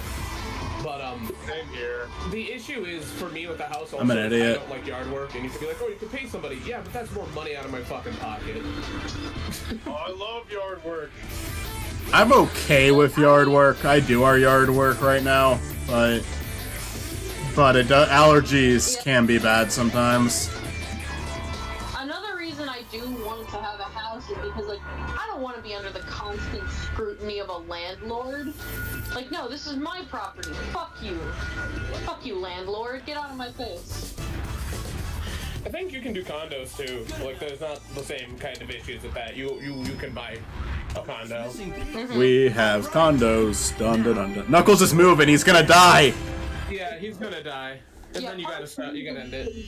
Part of the reason I do want a house is just because I hate landlord. If a character dies in a cutscenes, it dies. Adventure 2, I lose at the end because Shadow dies. Yeah. But I think another thing I also hate is that if you have a bad housing association, it's worse than having a landlord, because, you know... What happened? I think the thing is that it's all relative at the end of the day. Yeah. I mean, I would refuse to live in an HOA. Yeah. yeah, same. We're gonna continue to cheese it. I'm not gonna do Knuckles' final boss right now. We're doing Gamma now. Preparation complete. Want to be I have like, I have completed 9 levels. I am 7 away. Sorry, go ahead, Mitzi. I think... I wanted to be like, this is my land, this is my property, I get to do whatever I want to it, and nobody can say shit about it. The shooting. Nobody gets a say in what I do with it, because it's mine. Yeah, no, at the end of the day, like I said, I appreciate people that do that shit, but, like, I definitely don't want to deal with that. I just don't want to deal with the house. No, it's a lot of upkeep, it's a lot of responsibility, I don't blame you. Yeah, no, it's it's money that I just do not want to waste. This might be the easiest level in a Sonic game ever made. Complete. Yeah. Game is pretty easy. I'll probably do him until his final stage, where it's a lot likelier I'll die. I think I know another reason why I also hate having a house. And it's just a completely personal reason, and that is because, like, the way houses work now kind of fuck over people that want houses, because, like, now people have to wait for you to die. Oh, it's a different time now, too. It's a lot worse. Yeah, so, like, a lot of young people that want a house can't have a house because you have to, like, wait until, like... It's more or less of, like, when more housing is being built. Sure, yeah, totally. But right now, it's like, I've heard so many people be like, I can't get a house because, like... old Richard McDickface is not moving out, and it's like, yeah, that happens. Mission complete. I mean, yeah, you know, I mean, I am one of those people. You surprised me, Gap. I feel like we need more housing, period, but that's a whole different conversation. And, yeah, no, there goes Terrible Cream. The cheek cream. I am deathly aware of how much the housing sucks. Yeah. As somebody who is constantly trying to, like, keep up to date on, like, the housing market. And, Yeah, like, no. trying to get a house at some point. Yeah. Yeah, like I said, there's nothing wrong with owning a house. I guess, you know. I guess let me put it this way, as one of my family members would put it, I'm just too much of a hippie ass. Can I, you guys can get, I have no problem with this conversation. You guys can get back on it right after, but can I change it ever so briefly, just for a moment? Chris, No. you're hurting me. You're hurting me so bad. You're cutting me deep. Yep. What do you guys think would be a fair tier? Because, like, I'm probably gonna I think I'm doing pretty good. I'm probably gonna make it to Tan Knuckles with the cheap ass way I'm doing it. So I'll probably make it to Tan Knuckles unless something really unfortunate happens. But aside from that, what do you guys think would be a fair number of levels to complete for Death Egg? Where it's like that's the tier where it's like you almost made it. Because there's 32 levels and then a final boss. Should it be 32 levels and then I lose during the chaos fight, or do I get a little bit of leeway with the levels? Like maybe I beat 30 levels or 28 levels. What do you guys think is a fair? And chat, you can answer this too if you have an opinion. Where do you think the line should be for this game? I feel like I should at least have to be. I will say I think 10 of those levels at least have to be Sonic, since his levels are much longer than anyone else's, so it'd be kind of unfair to just fill in all the other characters and then die on, like, Sonic's 5th level. So I will say all 10 Sonic stages should probably have to be beaten for that. Or at least most of them.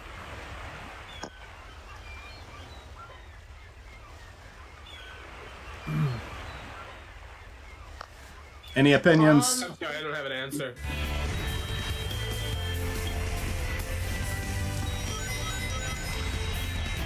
I think we'll have to get there and then we can talk about it. So Michael, that when are you is- buying a house? Now! Tomorrow. Tomorrow. Michael has one look already. It's a house that's shaped like Spiny. In the Spiny lore, Mitzi is the one character who has a character shaped like their head. Well, unfortunately, the comic where that was a joke, I scrapped it. But I'd like to bring it back. What did I do? Fuck. You're the one Spiny character that has a house shaped like your head. Oh yeah, that's right, I do. Pretty fucking awesome. There's so many cutscenes. I can now play as Amy.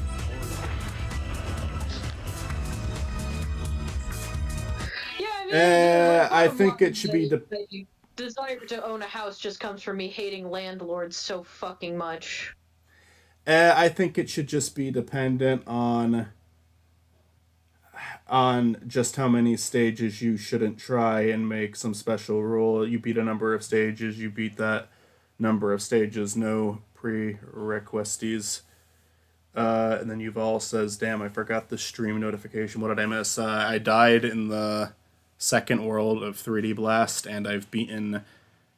I think I just beat the 11th level. Let's see, because I did 4 in Sonic, 5 in Knuckles, yeah, and then 2 in Gamma, so yeah, 11. We're at 11 stages now.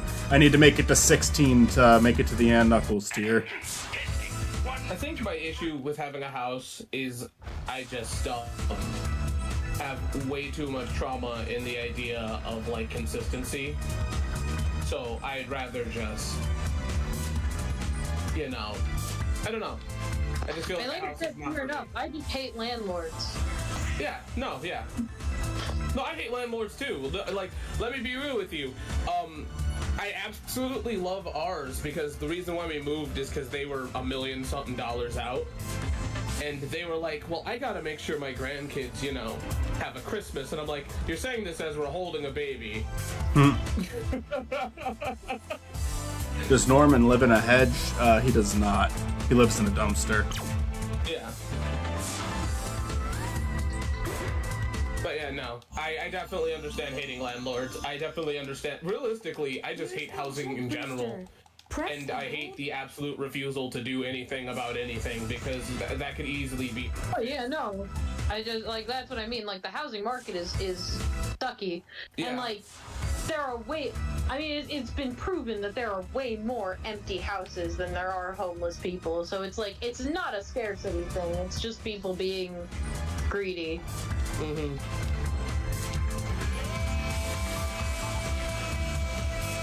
I think if I can say it this way, live your life however the fuck you want to. Follow your dreams. Oh no! Follow your. Yeah, if I did that, I would be dead or in jail by now. Oh no! What the fuck were your dreams? I'll be in your My dreams. dreams? I love Yeah. you. Are we just talking about random daydreams or like, No. man, I really want to do this? Man, I really want to do this. I wanted to own a shit ton of exotic animals. Yeah, I remember this. I remember this about you. Several of them were probably illegal. Yeah, I mean, that's for sure. I mean, it definitely probably is illegal, but I feel like it's not as bad as being like, you know what? I just want to be the Zodiac Killer. I wanted to overthrow the U.S. government for a while. You want to do what? I'm sorry. Can you say that again in my microphone? I wanted to overthrow. Fuck you. I mean, I wanted to own a bakery against the government. I think we got him, guys. I think we have enough evidence. I think Austin should be able to own the government. That's a fact. Look, if I was president, we're all fucked. Austin, I think that my honest opinion, honestly, don't come at me for my opinion, but I think Austin should be president. Austin, I'm gonna tell you this right now. You could win, and you could run and possibly win. It is not even like an impossibility now. There's a good chance you could win. It's not even an impossibility. No, it is more of a likelihood at this point. It is I don't even know possible. what policies would be. I mean, hey, you know what? I'm Austin's vice president. I also don't know what policies are. I love how you're Going voice to war cracked at with the end of that. Yeah, thanks for calling it out, Chris. Yeah, you're welcome. Like, I really. Austin is honestly, unfortunately now on a watch list. Oh, Austin's been on that list for years. Can you guys tell me what a policy is? Do you What is really a policy? fucking? Okay, do you really want to fucking know, or like? What? Yeah, really. Where have I been? I'm an executive order, and I pretty much just happen. Okay, so I'm not gonna sit here and talk about politics because someone's gonna get upset. Let's talk about. but I will. Wait, Chris didn't need to point it out. We all knew, but I was just going to be kind and not bring it up. Nope, I am not kind. I think we've been. I'm through this an before. executive order, and I pretty much there was a SNL skit about the like the Schoolhouse Rock, I'm Just a Bill song. Yeah. They did that, but it was, this time it was an executive order, and he just came in and says, I'm an executive order, and I pretty much just happen, and the song ends. Either way, I will definitely talk about politics after the stream, but I am not having that up here. Well, I don't think, we're all... Not to get all political. Not to get all political, but what the fuck is cheese? Well, okay, see, that's where you draw the line. That's how divisive that is. Do you hear me? What the How many- fuck is cheese? No. 12 levels. This one will be 13. This level will be 13 levels. Real Pete. talk. What is your top 1,000 cheese? Chucky. Oh my god. Oh, the memories. If you watch the video, what was the number 1 cheese? I don't fucking know. I don't remember. It was like a shitty JPEG. It was like something that showed up on the list probably 100 times already, because they did not have 100. They kept showing the same ones, and occasionally they would just show something that isn't cheese. Like Chucky here. Now do me a huge Yeah. favor. Can you apologize? Formal apology.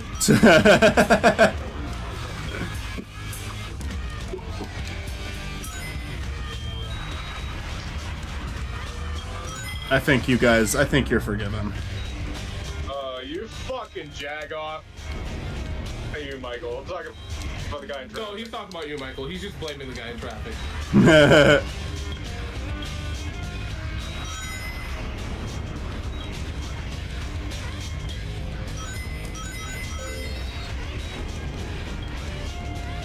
I'm gonna be careful here. I could fuck something up, I Spidey fucked me suppose. up as a child, dude. Oh man, I wasn't afraid of spiders in games, but anytime a fucking bee or wasp was an enemy, except for Sonic, weirdly enough, I was okay with them.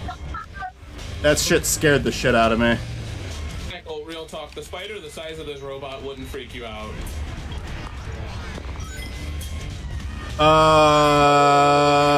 Not in a video. Yeah, I don't. In real life, it would freak me out because yeah, it's a giant That's fucking kind of spider. what I'm bringing up, right? Like, of course, the video game isn't gonna fuck you up. I'm talking about like if this thing was next to you. Yeah, no, I mean any insect that big would freak me out. I wouldn't want them to be near me anymore. See, I don't have a problem. I don't really have a, like, I feel like my problem with bees are the same problem, and wasps are the same problems I have with spiders. And that's, I don't mind them, I just don't want to get fucking bit.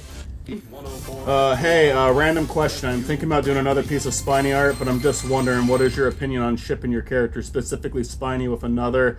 I intend to not make it weird or suggestive, just in a wholesome way. I'll say this. I don't really mind it. Don't ship me with a real person. Don't do it with, like, Matt, Mitzi, Austin, Stuart, Chris, Olivia. That's my request. Don't do it with a real person. If you do it with, like, Dr. Howard or a Gorky, I don't really care. It's not going to be canon, but I don't really mind if you do that. Howard Watches its Hamlin canon. is allowed, but not Patrick Fabian. That's my stance, and that's for Spiny specifically. I would also say probably, unless one of them say otherwise, don't do anything with any like real person on the channel. Because Tony, I don't care. okay, you have Austin's permission, but like Tony, Tony, the character Tony, Spiny's cousin, that's a real person. Even though I draw him like a hedgehog too, he's a real person. He is a real person. He's not a hedgehog. He's a real human. He's a real human after all. But yeah, I don't mind like shipping with like a fictional character really. Although I will say with like something that's gonna, I don't want to spoil too much, something that's gonna happen in yeah, something that's gonna happen in a future episode. I don't know about doing Dr. Howard. Dr. Howard's kind of a weird one. Yeah. I don't know. It wouldn't bother me that much because it's like really only if you think about it in a certain way. But wait, where am I? I think if I can say this, I don't have a problem with you drawing characters. It's just You know, What you? I think you cut. You cut out, Chris. What'd you say? I Select don't have a problem. I stopped mid-sentence. I don't think there's a problem with drawing us and/or our characters. It's just, you know, like you have the permission to draw all of us. I think to a degree. It's just I don't know about the shipping thing. Just don't ship me late for dinner. Yeah, no, I never had any intention. I actually never. Yeah, I didn't think. My assumption, Toon Buffoon, and I don't mind if you do this at all. My assumption is you're talking about Spiny and Why the Agorky. hell did you sneak up on me? I was about to destroy And that's okay. I don't like that. I will just say on record, they are friends. The two characters, they're friends, but I don't care if people draw art of them together. It doesn't really. That doesn't bother me. The fucking Metal Gear Solid me over here. But I mean- I actually never draw Matt. I actually never draw Matt, Mitzi, or Chris because I don't have their permission to draw their characters. Oh, Well, you have permission up the wazoo to draw the characters. What are you doing? I don't even know what I meant by that. It was like, am I putting my permission up your ass? Like, I don't Oh know. god, no, stop. I Well, did. like, look, I did draw. said something and then I overanalyzed it, and I'm sorry. I did draw Stuart in a piece of Stardew Valley art. I don't think I ever showed you that. I mean, if you send that to me on like Blue Sky or something, I'll show it to Stuart. I'm sure he'd appreciate that. Stop. I need to get a Blue Sky account. I like it. I like Blue Sky. It's just I think that shipping might be. I don't know. I don't know. I mean, I don't. I don't mind Spiny being shipped with any fictional character. I don't want Spiny to be shipped with like real family members or real friends. That's it. But I know you weren't. I know that's. I figured. I think I know who your ship is gonna be. Just knowing. It doesn't have to be canon. Spiny and Agorky are good old buddies, but I wouldn't blame anyone for getting that idea from watching them. But It is canon. I just don't think Spiny understands relationship at all, to like any extent. See, Ogorki is canon. After all, watch the Sonic Advanced episode. We blatantly say how canon it is right there. So. And I think that's perfectly fine, Toon Buffoon. I have like no problem with that. Like if you want to draw that, go for it. I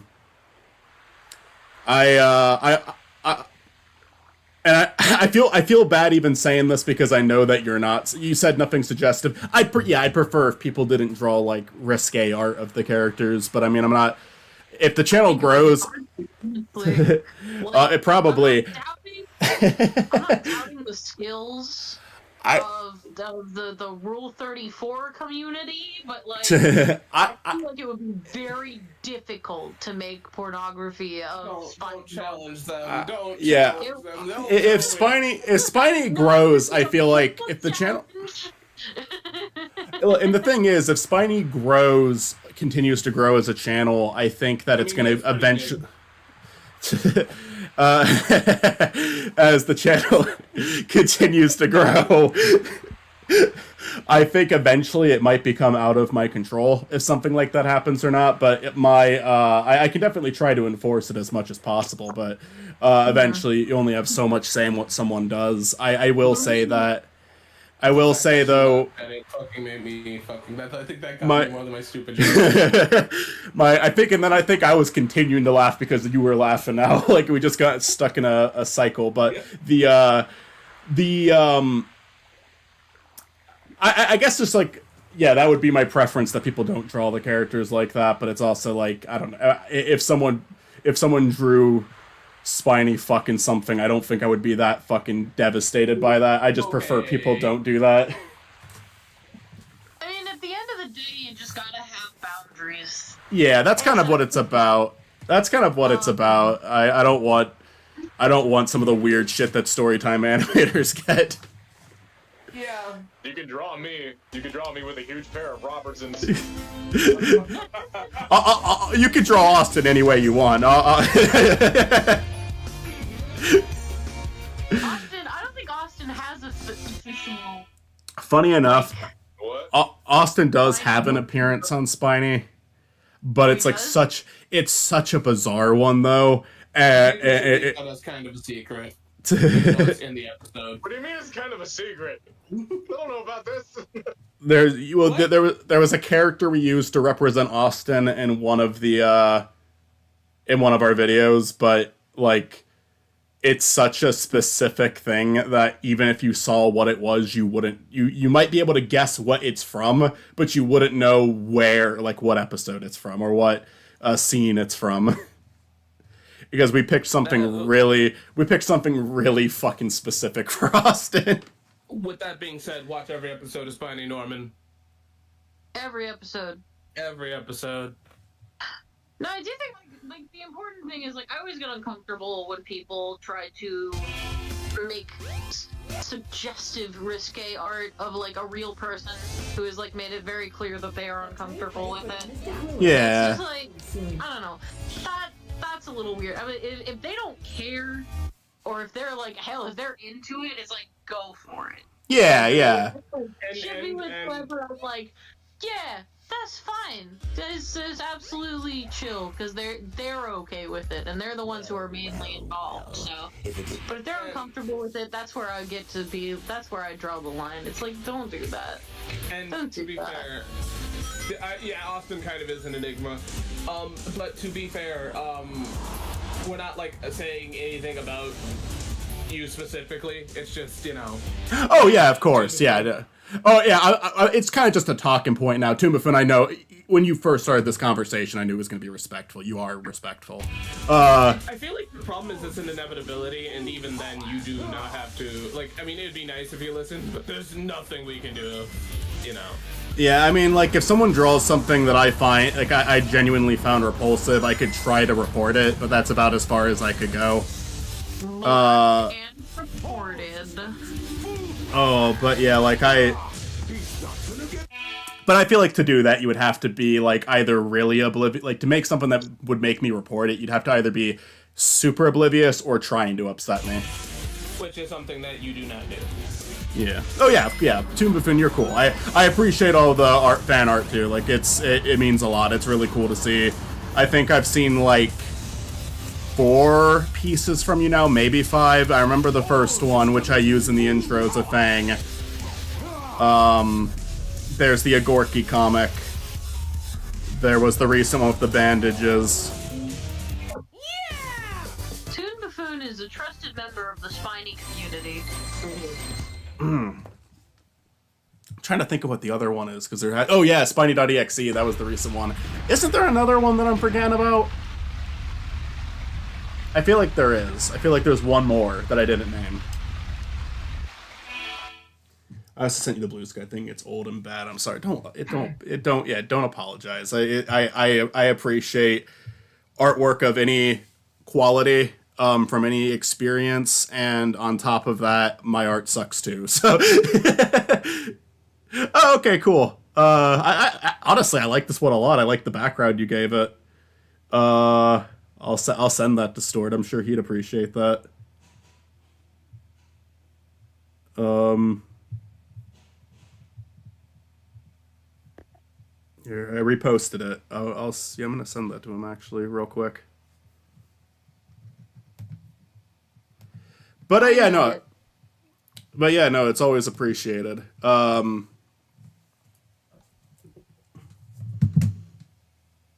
got all of them saved. I've got like a little folder for drawings that friends have done of Spiny and people watching have done of Spiny, and then people I commission. Like I've got a Seth Kearsley. I've got an 8 Crazy Nights director one. Michael, do you mind if I derail this conversation for just a minute or two? We can drop it here.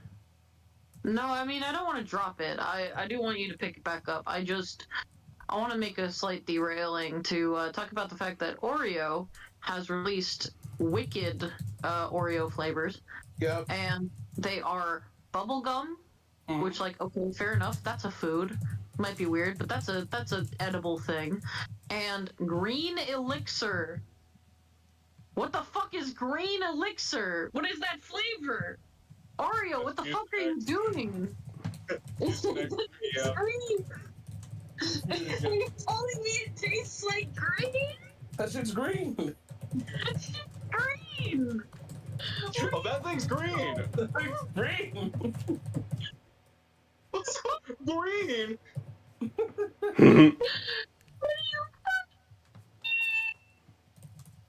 What do you mean? It's the flavor is green. What are Okay, you but there talking? are Okay. some foods that are just colors that are. It that's tastes flavor. like green. Like blue raspberry tastes like blue. Cherries taste like red party. Everything okay, Michael? You've been paused for a minute. Oh yeah, I'm just sending a message real quick and letting you guys go. I want to eat a bug. I'm gonna make meat out of crickets. I mean, you might get some parasites. can go to the store and you can buy some cool ranch crickets. Buy Cool Ranch. Okay. Sorry, I disappeared there for a minute. I just wanted to respond to that.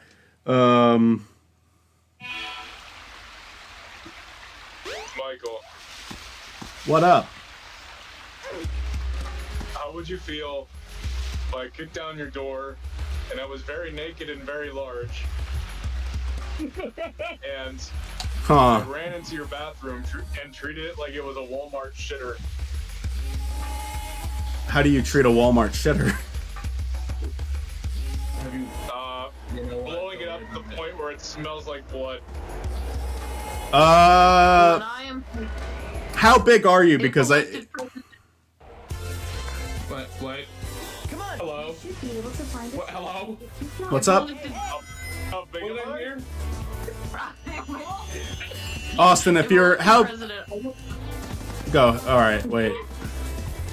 Wait, hold on. We're all talking over each other. Sorry. Well, yeah. Let me finish my point with Austin to answer his question. Austin, how in this hypothetical, You made it.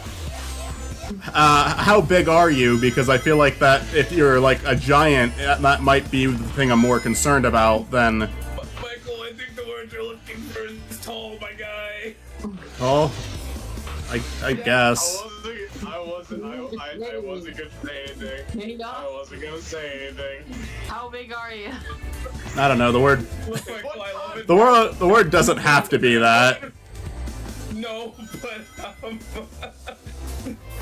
look, you're on the You mean internet, how- Mike. Hold on. You're on the internet, okay? How wide? How wide am I? Welcome to the salty platoon. How Good big? night, everybody. Well, if you really must know, it's big just in general. It doesn't matter what we're talking about here. How tall? I could be a very wide man. I could have a third fucking leg. How different do you look from how I normally know you to look? Good night, everybody.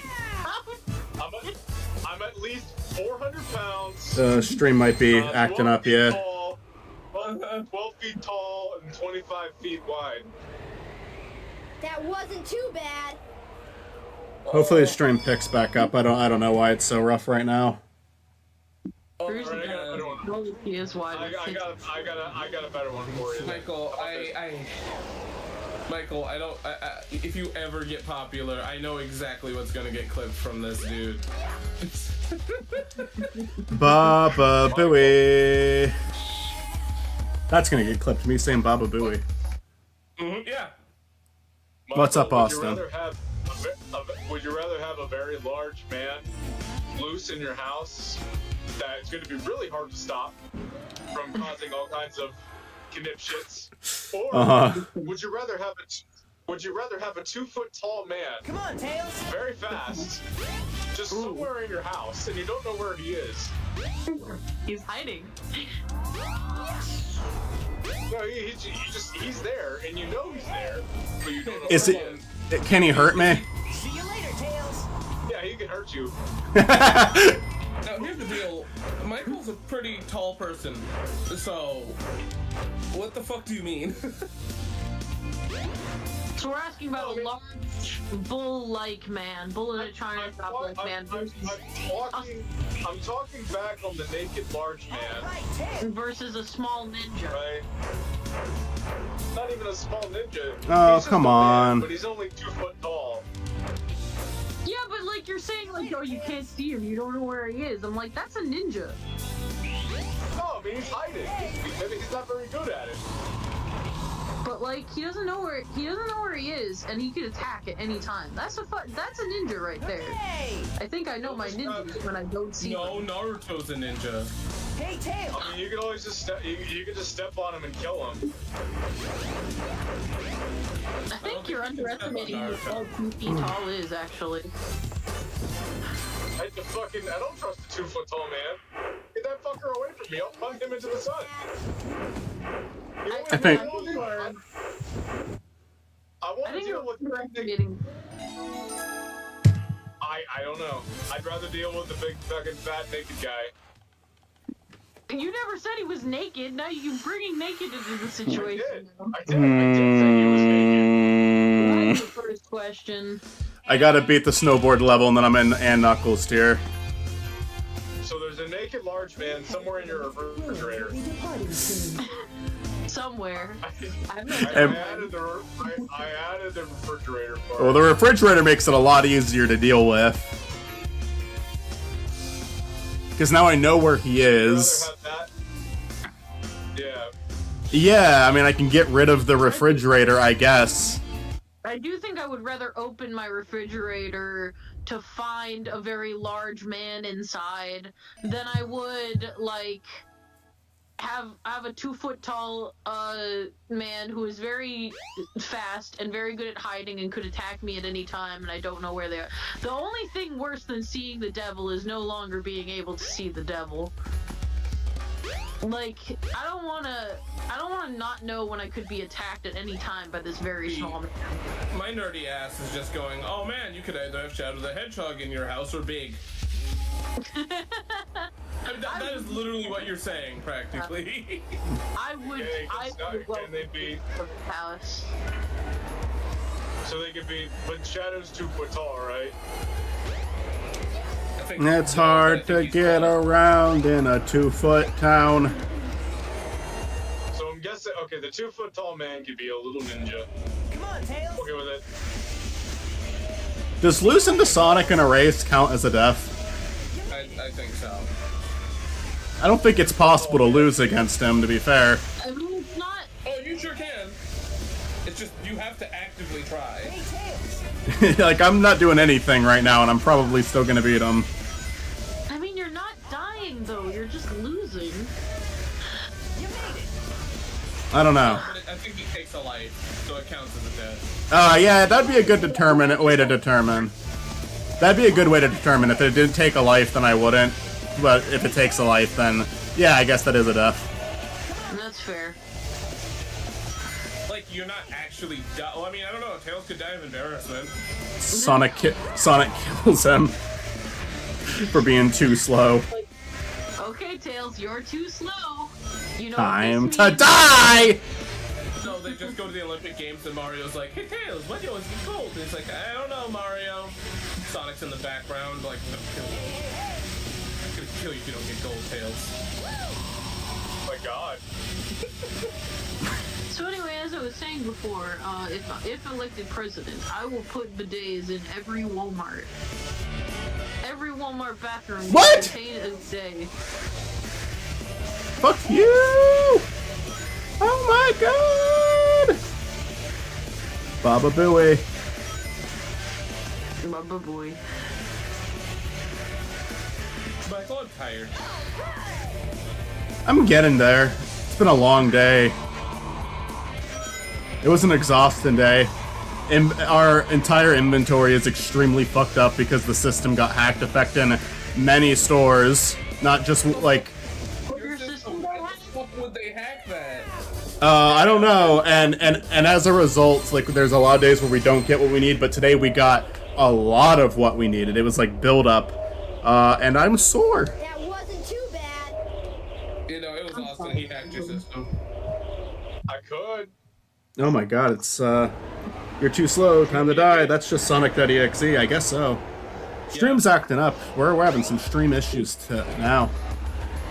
Hopefully it will get back on track. Do I want to fight Fish Chaos again? Alright, we made it to Ann Knuckles. We did it. Halfway through the game. Halfway. Yeah, no, Austin did definitely set that up. He. I'm gonna say Depending on how vulnerable it is, I could have. my Defeg tier. What I'm gonna say I need to do to get to the Defeg tier, 30 levels. 30 levels. Then that leaves 2 levels and the final boss. I think that's a fair place to say I almost beat it.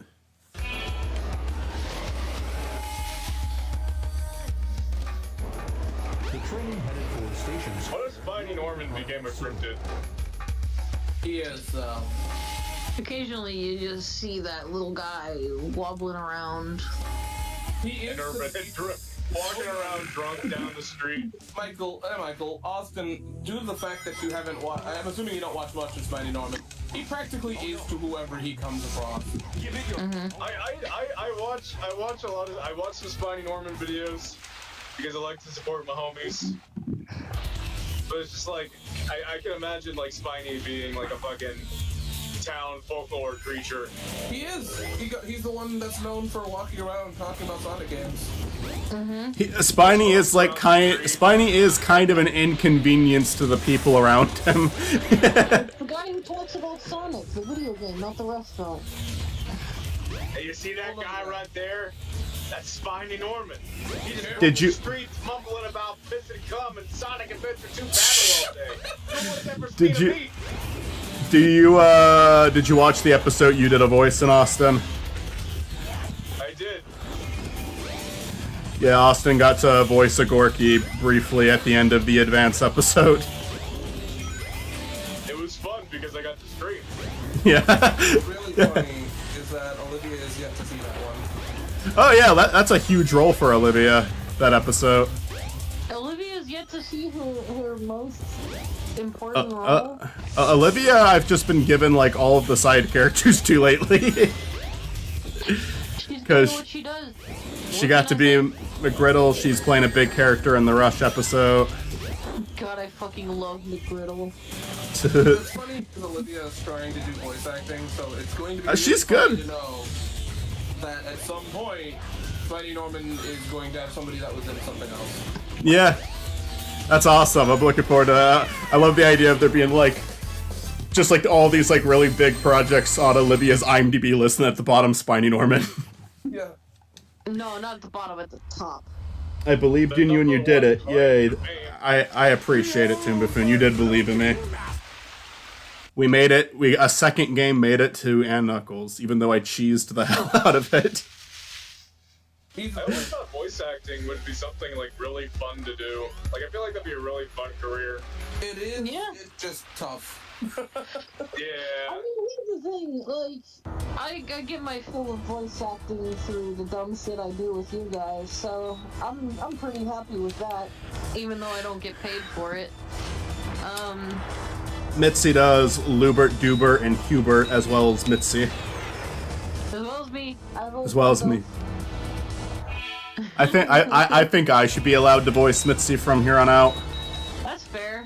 You could probably do a good job, honestly. Get somebody else to voice me. I'm trying to I'll voice Chris. I'm trying to practice sounding like I did when I was 14, because there's like an episode that's gonna have flashbacks in it. So I'm trying to try to get my voice higher like it used to be, and I actually think I'm doing pretty good with it. I'm pretty good at making myself sound like young me. Maybe that's not that hard of a thing to do. I do remember remember hearing your voice for the first time. Like when we first had like a voice call and everything. I remember hearing your voice for the first time and being like, "Wow, your voice is surprisingly low." Yeah. I remember the first time I was in a Call of Duty too. It was very weird because it was like one of the first. I don't. Who's the first person I ever did video chat with? Like you and I spent time alone together. Yeah, and it was Like, also the how first did time we were like ask? physically seeing each other. I think the first person I ever did a video call with was Zach. I think, but I don't remember for sure. Me and Austin, it was like a meme. Like it was like a running joke where it was like me and Austin had the ability to for like 4 years and we didn't. We just kept talking about how we would eventually. Yeah, I remember that. I remember us trying the video chat, but it always failed for some reason. Yeah, that's what it was. We kept like we went like years. I remember I was gonna make an attempt to meet you in person, and then I got a flat tire. Yeah, it was horrible. That sounded like a really shitty deal for you. It was what it was. Now we're all adults. We're all adults. And we're all depressed. This is true. I am not as depressed as I used to be. This is an accomplishment for me. I'm getting there. We did it! I love you, Chris. I love you. I Chris. believe in you. Don't believe in me. That's not a good idea. No, I do. I believe in you. No, don't. Austin is canonically what Agorki's English voice is. And that's a fact I accept and appreciate. Thank you, Austin, from the president of the Agorki fan club. Oh yeah, Gorky reminds is the best voice actor. Google Translate. This reminds me of the Californication music video. I never saw that music video. I should watch And more I've never music seen it videos. either. I've listened to that song many times, and I have never seen the music video. Oh, we can play as Big now. Oh yeah! Oh, Well- I think we need to be careful with. Oh wait, not yet, not yet. We have to get the frog. Yeah, because that is something that can really screw me. Because yeah, no, not if it bites your fucking like rod off or bait off, that counts as a fucking death. Michael, I swear to God. I swear to God, if you die in Big Bass What? Fishing, What did I say something again? Yeah. Come on. Yeah. You don't have to suggest it. No, see, you can not suggest it all you want, but we are on the fucking internet. I'm watching Arrested Development again, and there's a character named Tobias who always like says stuff like in a really suggestive way by accident, and the character Michael's always like, "There's got to be a better way to say that." So just start saying that to me anytime I say something without realizing it. Just be like, "There's got to be a better way to say that." To be fair here, it's rare. It is rare that happens. Yeah, the Californication music video has a kind of Dreamcast feel to it. Okay, neat. I'll have to check it out. that's cool. I feel like the thing is, this is the most, and it's like 2. But there's probably way more, but like... Now it's just gonna start happening more, I though. am.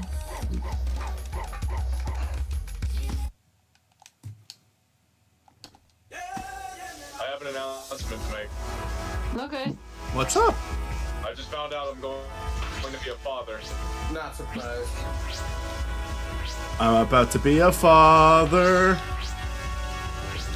Wait, actually? I hope my baby's not a bother. I actually did that one time in school. I got up in the middle of the gymnasium, and I was like, "Ladies and gentlemen, I'm going to be a father." And everyone started like clapping and cheering. And then like people asked me about it like later that day in the following week. And they acted like I had no idea what they were talking about. You did?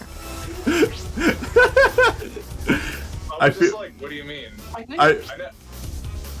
I feel like going to high school with Austin would have been quite the experience. yeah, I think about that constantly. Oh, my phone's about to die. First class one time. Here, I'm gonna try to plug my phone in before it dies. Zooey Mama. I think constantly about like, damn, what if we all knew each other in person in Oh. high school? Yeah, I I don't. was about to say we do. I don't think the universe would recover. I don't. See, I that's think the it would problem. cause irreparable damage. That's the problem is I don't think we'd hang out. I don't think that's I was a very different from high school. I'll be right back. I'm gonna grab Y'all it didn't get something. to hang out with me back then. I mean, but like we knew each other. We still Yeah, we knew knew each each other at other. the time, albeit We knew through each the other. internet. We were great friends back then. We're still great friends now. But like in person, I was a very different person in high school. Oh, I was an asshole. Yeah, thank you. I was too. I fully admit I was a bit of a jerk. Now I'm a grown man, and I feel like I'm not as much of a jerk. If anything, I'm at least somewhat nice. Chris, I'm gonna be honest. I don't think you are as much of an asshole as you think you are. Oh, You'd be surprised. See, like, I'm glad that I've gotten the opportunity to meet all of you in person, though. Yeah, no, Because, yeah. like, that's so cool. It's good to actually like put a face to someone that you talk to all the time. Even though I've seen pictures of y'all, it's different. I don't know how to explain it. Yeah, I mean, I think we would have all been friends in elementary school. I think we would have all been trading Pokemon cards, for sure. being besties. I've met all of you, except for I haven't met Olivia, Rubba and I haven't flubba. met I Schmabba haven't met hubba. Ariel, which is shocking. Blinga glore. I've met Ariel. Flinga hinga. I know, I'm jealous. We went Ass to a hair. fair together. See, but like Ariel's been like one of my best friends for fucking years. We still talk daily, so My phone died. I do need to meet up with them. We were talking Now about I will going to see surely be a next. Knocked Loose concert a few months back, and then a hurricane happened. We were like, hey, Oh, why that's not time? What's up, bitches? So I'm gonna have to check lot What? chat by opening up YouTube every once in a while on my computer, so I won't be as responsive to chat now. But you know, Okay. for the one death challenges, that's normally not a bad thing. I got some drinks, so once I start to get tipsy, I will probably cut it off so I don't die a stupid death. Would you like one of us to keep an eye on the chat for you? I normally do, but it'd Yeah. be nice if, you know. Yeah, I mean, if you see a chat, you can definitely point it out. Actually, no, I can position the screen in a way where I can see chat. I'm just gonna try not to let it distract me too much during certain levels. Certain levels. No, Oh, real wait. talk, me in high school was a way different person than I am now, so. I mean, I think that's true for everybody. Yeah. I think. I don't know. I don't think I interacted with enough people in high school to like consider myself an asshole. I mean, I'm not gonna say I was a perfect person or anything. There were times where I'm just like, why the like, where like I look back on some of the things that I said and I'm like, why the fuck would you say that? But I'm just like, I don't know. I was so quiet. I barely talked to anybody. I had my little circle of friends and that was it. Like, I did not want to interact with anybody. Me and my friends were kind of like, we were all horrible to each other, but in a funny way. Like, we thought it was funny to do so, and a lot of us are still like that with each other, where it's kind of done in a loving way. My only issue is because I was like that with some friends, I was also like that with a lot of people, and then you find out, oh, okay, this is not being received the way I want it to be. And that's what I really kind of had to grow. That was like the main growing up I did from high school, is like, okay, you can't just be an asshole to everybody and expect them to laugh about it. So I was always like, I always tried to have good intentions when I was doing it, but that was like my main thing that I changed from, was like, don't, because I never wanted to upset anybody, but I definitely did. I wasn't ever that bad though. I don't have like a really, there's nothing like really terrible I said to someone, just like, like I said, that was our sense of humor, was guys messing with each other. That now we have big and locked. All right. Better than this. Guys being dudes. And I am still like that with some of my friends. Me, Tariq, and Gage, we'll say just about anything to each other. Yeah. Um, Just, like, I don't know. I think we would be friends in high school, just as benefit of the doubt that like we became friends online anyway. So. oh yeah, me and you would be friends. We would be friends in high school. I feel like we would, yeah. I feel like I would cling to you just to being like, wait, you know what stupid Mario Brothers is? Oh my god, when I met someone in high school that knew what that web show was, yeah, no, we would have bonded over that. Yeah. Because I did meet someone in high school that knew what stupid Mario Bros was, and it blew my fucking mind. Yeah. I'd be like, finally, someone who understands it. You remind me of Cybershell. I need to start keeping like a tally of how often people say that. You remind me of Cybershell. I appreciate it. I love Cybershell. I'll take it as a compliment. Cause like, that's honestly what I would do in high school. Is I would just like, I would cling to anybody who showed interest in the stuff that like I was actually interested in. I would have made you be in a bunch of videos. And I'd be fine with it. Like, I don't know. In middle school and high school is weird for me because it's just like if anybody tried to interact with me, I would not believe that they genuinely wanted to be my friend. I would have to approach them. It would have to be because like they made it aware that they like I knew that they liked something I did. I knew I had something in common with them. And like that would get me talking to them. Uh-huh. Other than that, it's like I wouldn't want anybody to talk to me. Like I don't think I was an asshole, but I was definitely very closed off, and I would not believe anybody interacting with me had an actual genuine interest. Well, I had my buddies, but I was really shy. In fact, I talked about this a lot. I decided to go mute when I was in high school, and it's not something I'd recommend doing. I regretted it. I felt like pretty upset when I was in high school because I went that route, but I became so bothered by the idea of getting bullied just from the light amount of it that I did receive that my solution to it was I'm not going to talk anymore. There were people who would like say, like, there were times where I had to talk. Like if I'm in class and I'm doing a report, I had to talk, of course. I wasn't going to get in trouble for not talking, but there were times people asked me something and I would not respond, and that's very mean. That's very rude. But I mean, I didn't want it to come off that way. I'm just sure it did at times. Yeah. Because generally, a lot of people I graduated with were not bad people. There were assholes, but most of them were the grade above or the grade below. Mm-hmm. I mean, fun fact about me, I was in fact in special ed, so I was already like, I was built to be ostracized by other people. And it's like, I think there were a lot of people at my school who, you know, just happened to be in my classes, just happened to have to work with me, who genuinely believed I was too stupid to see their, like, interaction with me as insincere. Like, I got that. I got a little bit. I definitely got a little bit of that too. Yeah, no, I know what you mean. That's there are definitely people who would like interact with me as like a joke or because they pitied me, and because of that, I'm just like, okay, I'm gonna hate everybody who interacts with me that way, because it's just like, it's like, no, you clearly do not have any interest in actually being my friend.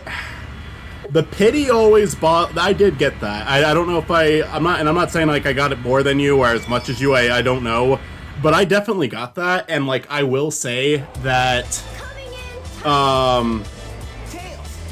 for me, like, I swear I almost had a bigger issue with the pity than the joke, like the jokingly acting like a buddy. Because when it was someone jokingly acting like a buddy, I was just like, okay, you're just a fucking dick. But when it was someone who was pity, it's like, oh man, you're a nice, I think you're a nice person, but you're like but like clearly I'm just like when you're pitying me like this, like I'm just a fucking I actually like respected you and like this is what you think of me. In reality, they didn't want me. That's not what their intention. Like that's not how they wanted me to feel at all. You know, what? No, your stream's still going. My stream's just being weird. Yeah, okay. YouTube's been weird for the last 30-40 minutes, I think. Mm-hmm. Continue. But yeah, I don't know. Like, I will say, like, here's a little wholesome tale for the stream. You guys did help me make more friends, like IRL, and I don't even like saying that anymore because you guys are IRL friends at this point. But back then it was like web friends and IRL. That's how it was always phrased. That's how you categorize it. Yeah. I guess. But like you guys genuinely like because I had two buddies that I went to school with, and they're still friends, and I still care about them to this day. But I had a very hard time communicating with anyone else. And then one day I'm on the Rich Alvarez channel and I see this dipshit name, I don't know what to name, interacting in the Rich Alvarez channel comments of two other people who I don't talk to anymore and haven't for like over a decade. But and then I was just like, well, shit, I'm going to try talking to these guys because they like the same web show I do. And then, yeah, like, I mean, I kind of learned, I feel weird saying this. I kind of learned a lot of my social skills, like talking to you guys, though. Like, it helped me a lot. And then I was able to make more friends in person. Like, I was able to make more friends in school because of it. That's really sweet. I was an asshole. Your first mistake was messaging that I don't know what the name guy. I wonder where that person is. Probably in jail or dead. Probably on death row, if we're being honest. Yeah. This level could fuck me, but I'm gonna try to beat, now that we've made it to the end, Knuckles tier, and I'm gonna have to beat most of these stories, I'm not gonna leave any story modes. I'm gonna try to beat them in their entirety. Either way, I was a pretentious hipster, and I still kind of am today. It's just I care more about people's feelings than I used to. Yeah, I mean, same like, for sure. I was friends with pretty much everybody, but like, I was friends with everybody. I could get along with everybody's different personality types, but it was also one of those people that like, See you later. I fully admit that I had a bit of an ego in high school, and that's the reason why I'm glad I wasn't like friends with y'all in person in high school, because there was a time where I thought I was just like better than everybody else. See, Mitzi, the person that you talk about, like that, like belittles other people's opinions, that was me. I used to be that person. I used to be that terrible person. I'm not now. You're not that anymore. Yeah, no, but that's why I don't think we would have hung out, because I was a pretentious asshole. It took I've known you as long as I've known everyone else, but it did take me and you a while to really become like good friends, you know, Chris. Okay, this game is bugging out like crazy because I've known you as long as I've known Mitzi and Austin. But I also I think I always say it's like around 2015 when we like really got close. And you're the one who reached out, and I always appreciated that because I knew you, we were acquainted, but I don't know if I was like thinking like, oh, I'm gonna reach out to Chris, because we just didn't talk that much, so I was just like, I knew you, I liked you, but we weren't close at all. And then you reached out, and we became like really good friends really fast. Yeah. No, that did happen. Well, thanks for sticking around, Toon Buffoon, despite the stream issues. I hope it's not too bad. I hope it gets better. I think the only thing I could do would be reset my internet, and now's not a good time for that. But no, either way, I was that person, and it's funny, because the person that got me... Because I think even Olivia can attest to that I was a pretentious piece of shit for a minute. So, it's funny, because, like, the person that got me out of that was Alec, and it was hilarious, because he's like, you know you don't have to be that way. And I'm like, oh, okay, shit. I mean, I think there was a time, like, I don't like to think of myself as, like, an asshole, but I do certainly think that, like, everybody can be an asshole at some times. Like, I think I did have my moments where I was just like, why am I being this way? Like, this isn't the kind of person I want to be. Like, I think I have had... that's why, like, I don't want to call myself an asshole, because I think I had enough self-awareness to, like, when I did act like an asshole, being like, wait, hold on. This isn't the way I want to act. Like, this is not the way I want to treat other people. Like, let's improve on that. Let's not do that anymore. I think my worst, like, I think my most toxic trait as a teenager was being clingy. Like, I would be very, very clingy to, like... Wait, how long can I do this? People who I had, like, crushes on and, like, stuff like that. Like, I very much, like, would just, like, latch on to, like, any social connection I could make, because I made very few. Mitzi, I deeply apologize for cutting that off, and I want to keep it going, but I keep attacking him, and the boss fight won't end because of it. I'm breaking the game. It kills you. Tail fucking Beyblading into infinity. Alright, go ahead. I mean, go. It sounds like you finished that thought, but, like, go on if you have more to say. I did. I did finish that thought. We're all people who had the ability to change something we didn't like in ourselves, you know? And I think that's a great thing. I think that's a big indicator of the person you are. It's a bigger indicator of than your past, I feel. Oh no, I'm not, like, I'm just acknowledging my past. I can't, Right. Yeah. You can't do nothing to change it. But it's also like, I don't know, teenagers are gonna be teenagers. There's always gonna be that one thing that you look back on and you're like, man, I really wish I didn't act like that as a teen. And it's just like, but you know what? You still have people who, like, loved you and accepted you anyway and wanted to be your friend. So, you know what? Bottom line, I think that's just important. Yeah.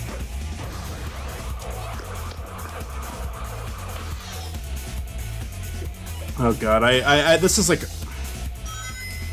Like, I mean, Think about a lot of... Go ahead, Chris. I mean, clearly, I'm gonna bring this up because I know it's gonna sound whatever, but, like, clearly people change, but also, like, I don't know, me and Olivia have been together since high school, so... Uh-huh. Yeah, well, and I think that's sweet, because it's just like, I think everybody deserves somebody who believes in, like, their goodness as a person. Like, believes in their ability to, even if they make mistakes, even if they fuck up, even if they are, like, the asshole sometimes, it's like, you still have the ability to change. Like, I think somebody, like, deserves unconditional love from at least one person in their life. Yeah. And you got that. That's beautiful. You know, I think the thing is just that, like, I feel like the biggest problem is high school doesn't... Like, high school's kind of hard to get out of... Because, like, the biggest problem with high school is it's just you're a teenager, and you said that, but it's just hormones and shit. Right. And it's like you're just still a growing person. Yeah. You know? Like, even right now we are growing as people, and there's probably gonna be things we look back on. Ooh, that was almost a death. And they're like, oh, I could have done that better, or oh, that's something I wouldn't do now. And it's just like, yeah, because, like, you're growing, and it's like you have a lot of growing up to do, especially in those, like, 4 years of high school. And a lot of people are gonna just continue to change on top of that. Like, it's not really... Yeah. You know, I think some people stay somewhat similar. Huge favor. Hold on. Make sure you take a break and land at some point. Okay. Thank you. Sorry. Yep. No, I appreciate it. Or almost there. No, see, because that's what fucked you up last time, is you're like, Yeah. I can do this. It was a ring, yeah. I've got this. I'm Spliney Norman. No, and see, the other thing is that I've just learned, the biggest thing I guess I can say from high school is I've learned to hold my tongue, because sometimes what I think is funny is being an asshole. For me, reading a room has always been like my kind of golden rule. And like, even regardless, my sense of humor in terms of like edginess is toned down. Regardless, like I'm not ever, no matter who I'm in front of, I'm never gonna be like that edgy again. But But reading a room also helps, because someone who might find one thing funny and you can kind of laugh about it with, like, just because they can handle it doesn't mean you should expect other people to handle it. That's something I've kind of grown to accept. And I didn't accept that when I was in high school. I expected, like, oh, this group of people thinks it's funny, so you should think it's funny too. Well, the thing that's funny is, like, I definitely could give you way more shit, but I don't want to because I don't want to strain our friendship like that. And I get that you think it could be funny, but, like, I definitely could probably razz you more in ways you don't like, but I don't think that's worth it. I'd rather have a good time than pissing with you. I mean, I think I don't want to. Yeah, I think the way that you poke fun is normally, like, yeah, really funny, and I have a good time with it. Like, I think you have a good balance. Because you even know this. I have the ability to be a mad asshole. I just do not want to. It's easy. It is so easy. I do not want to. Michael, you have no idea how big of a piece of shit you are. It's really easy. No, not even you. Just And now I'm being the jestful asshole. No, see, I said things to you in jest where you're like, well, if it wasn't you, that would be kind of out of pocket. And I'm like, yeah. You are considerate of other people's like boundaries and sensitivities, and that is important. I feel like the thing also is that the reason why I hate edgy humor is because, like, I mean, it's not that I hate edgy humor, it's just edgy humor is one of those things that people like to be like, oh, it's edgy, and it's like, shut up, no. Be funny, actually funny. Yeah, I don't want to go into this one too much, but it for me, it's just kind of like, reading a room is important and intention is important, because a lot of people will say something just legitimately nasty and then try to act like it was a joke, when no, that wasn't a joke, that was just you being an asshole. So, like, it's a shield, and go ahead, sorry, Bitsy. I do think often about that one scene from Regular Show where Mordecai and Rigby are trying to test out the power, and they're like, let's use it on Pops. Yeah, but let's not call him a loser. He's sensitive. I don't want him to cry. I just want him to give us a raise. Like, I think it says a lot about just, like, being able to understand other people's sensitivity without, like, problems. Especially because it's Pops.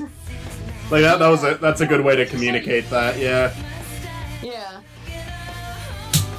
Like, understanding that there are some people... You can mess with people like that way. There's some people who won't mind it, at least, like, who won't mind it as much, or maybe not even mind it at all. There's some people who just, like, are sensitive, and it's okay to be respectful of that. You can still have your edgy humor, you can still have your edginess, and still be, like, respectful of other people's sensitivities. It's okay. You can still be so. I think when it comes to edginess, you have to unpack it, because sometimes, for instance, and I'm gonna leave it as is because Michael knows exactly what I'm about to talk about. Somebody can say they're fine with something, and they're not. Yeah. Yeah. Like, no, it's like edgy humor is like a thing that's like, when people say edgy humor, it's, I know what you guys mean, but it's so vague. Well, like, right, yeah, no, that's a very good point, Chris. Because, like, I know exactly what you're talking about with that one, and it's like... And we're gonna leave it there. Yeah. But yeah, go ahead, sorry. I'm sorry. It sure was edgy, but man, if anyone else heard it, it would not be okay. I personally am a fan of dark humor, but I just try to be as kind as possible, never try to offend anyone, and do my best to be as polite and respectful. And again, I mean, I think that's I don't think you have to have an edgy sense of humor at all to be funny. And I think that can be a good thing, but you can also enjoy it without, like, without contributing it. I actually was really worried. I struggled to understand tone, so in the Alex Kidd playthrough, when you called me out, I was underlined worried. Oh, you thought I was disrespecting Chris in my spare time, which I do not. I apologize for that, Toon Buffoon. No, that was just kind of us. That was kind of us acknowledging you, because you're on these streams so often, and we're all familiar with that username. Like, there's other people in chat that I'm familiar with, like Baxter Bunny here has been on streams before. I recognize that username. But it's like all of us are aware of you, so we can mention the name Toon Buffoon, and everyone knows what we're talking about. Because you're just on these streams so often, you're just in the chat with us so often. So it was kind of meant as a tribute, as like our most dedicated viewer, basically. And I apologize. And I. A well-respected member of the Spiny community. No, we don't try to disrespect you at all. And if there ever was like a user, like a commenter on stuff where I was like, I actually had an issue with them, I would never in a million years mention their name. Yeah, I would never mention in a recording, because that would just be such an uncalled for thing to do. It's just in reality, it means a lot that you're here, and it's, Yeah, no, I mean, I've it's... said that before. I love... Toon Buffoon, I never had fan art before you made fan art for the channel. Like, that never... I almost feel weird calling it fan art, because I'm like, oh, I'm up my own ass when I say that, but I appreciate it so much. I've never had anyone do that before, and that meant a lot. Preparation complete.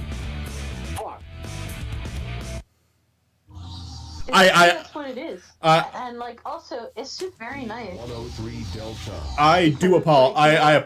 Sorry, go ahead, You're a little Mitzi. cheerleader, right? You no, I just think it's like, super cute.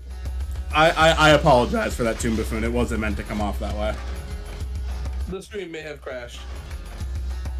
Uh-oh. Oh no. What the fuck? We're having... Stream, sorry, I was doing something else. Sorry. I mean... Now, too bad, the problem... it looks like it's still up. I think the real problem is I don't remember... The biggest problem is I don't remember what the joke was. It was something like, you saying, like, I don't think anyone in your audience calls me out or something like that. Because it was just like a point you were bringing up while talking about something else. And I said, oh, Toon Buffoon talks shit all the time. And the only... And the only reason I mentioned... Yeah, the only reason I jokingly said, Toon Buffoon... now that you said that, I won't do that again, because I don't want it to come off that way. Not that I won't ever, like, mention a subscriber again, but I won't do it that way, because I don't want someone to feel bad. You won't take a stab at them. Yeah, because it was, I don't know, I guess it was kind of weird to do that, considering, you're an audience member, you might not, like, be completely familiar with our senses of humor, because you only get so much out of a YouTube video, To be fair, our streams kind of do tell where we are. A lot about this, honestly. There's so many things. Like, I've said my social security number. E-Series data. I feel like, in all honesty, I am way nicer on stream than I am in person. It's untrue, because I've met you in person. Oh no, I'm still unfiltered in person. I just feel like I'll say more to you in person. Here's the problem. I'll talk more to you about anything under the sun. It's just on stream, there are things that I will not say. Oh no, this is true. Like, there are some subjects that are not stream appropriate. Yeah, it's just, like, for instance, I will talk to you about anything. It does not matter what it is. If you want to talk to me about it, I will. You know what, I take that back. There's a degree of shit that I just won't talk about. But, you want to talk about the birds and the bees, son? We can talk about the birds and the bees. But I will. Oh no, we're... You have the same chat. It's important. Listen, birds and bees are very important to our ecosystem, and we should really be taking care of them, because if we don't take care of the bees and they all die, we have to deal with wasps being our main pollinators. And There was a fucking Cyanide and Happiness comic where where they said it was just like two parents come up to their kid saying, hey, we need to talk to you about the birds and the bees, and the little boy is like, oh, so you mean sex? And like, no, cell phones, you gotta stop using them, it's really hurting the bees. Then they look at each other and say, what's sex?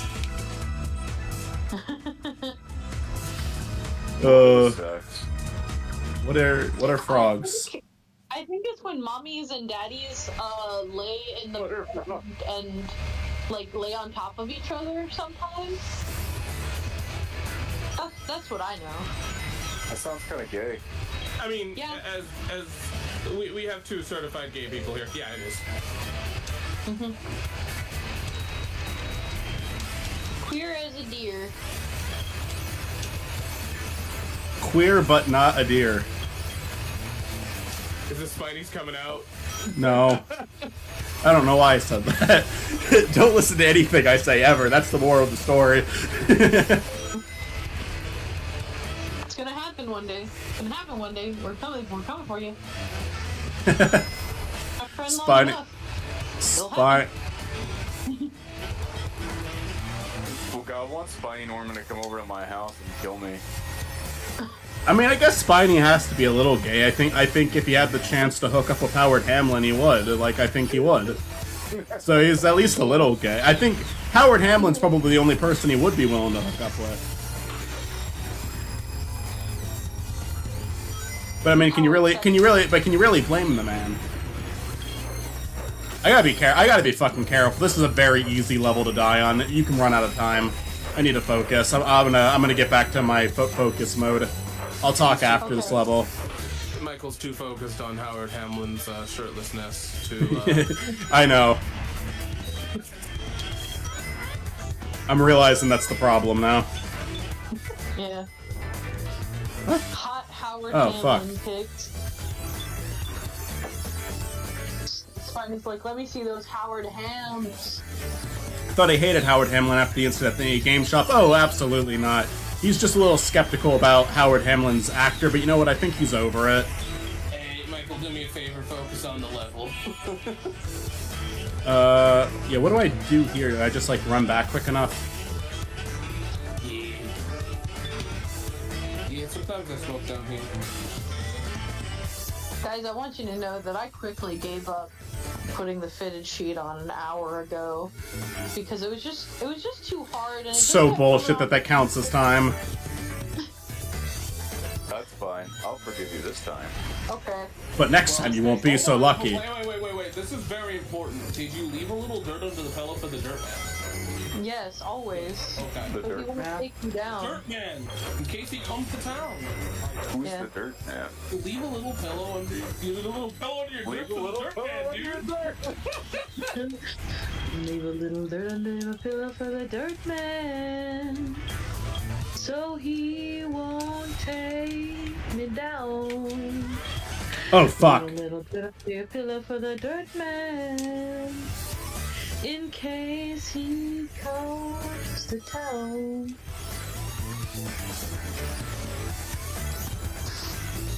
Or something like that. I mean, yeah. You don't want him to take you down Underneath the mountain. underground. That's where he keeps his dirt. It's important. You are playing dangerous games. But I also have to keep my time in mind. That's the issue. Because I'm running out of fucking time. I'll respond to that question in a second. This might be the end of our run if I'm not fucking careful. We got 2 days and then the episode needs to be out, ain't it? I think this is the fight. Okay, 41 seconds is enough to beat this. So I'll be So did you know that those are Dreamcasts? Yes. Did you know that Eggman in Sonic Unleashed has a Dreamcast? No. I actually didn't. Did you know that I am stupidly aware of Dreamcasts? Yes, that I did know. What's your thoughts on Sonic 3 Air? Sonic 3 Air? What's that? Oh, Matt, you're here. What is... Please Hi, come Matt. home and put the feet on the bed so I don't have to. I don't know, Michael. Sonic... I'm at work. No. You'll What have do- to, what- you'll what have do- to wait, or you'll have to do it yourself. No. You come here now. Baxter Bunny, are you just asking what's my thought on Sonic 3, the game? That's not a problem. Are you just asking me if it's Sonic 3, the game, the movie, or what's Sonic 3 Air specifically? Is that like an abbreviation? I don't know. I am very happy I lived through that. Holy shit, that scared me at the end. Hi, Matt. I made it to the end Knuckles tier for Sonic Adventure. Angel Island Revisited. Oh, I was about to take that as a serious answer, but no, it isn't. Angel Wait, Island wait, Revisited? no, no, yeah, no, that probably. Wait, what's Angel Island Revisited? It's a game. I don't know what the fuck it is. it's, just, Is it- it's what came up.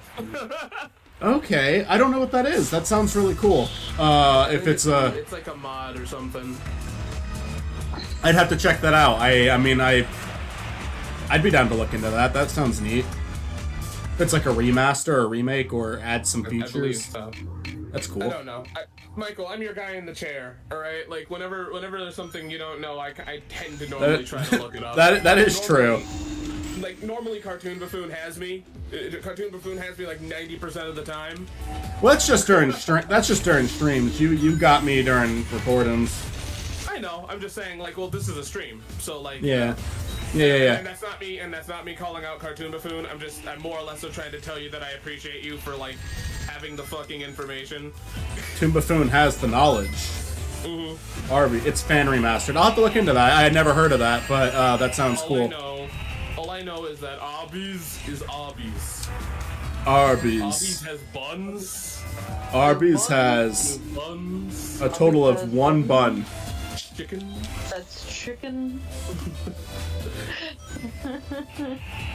No, I never heard of that.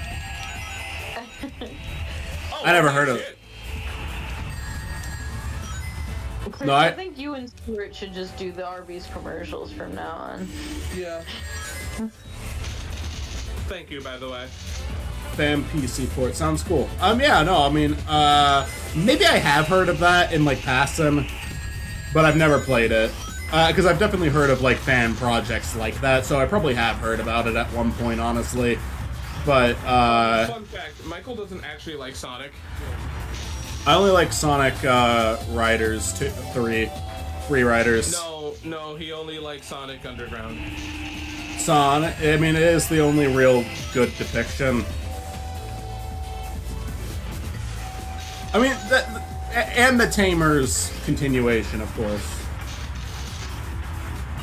If you keep calling upon him, he shall come. I don't want him to. He would be annoyed by me. I don't want to inconvenience Tamers.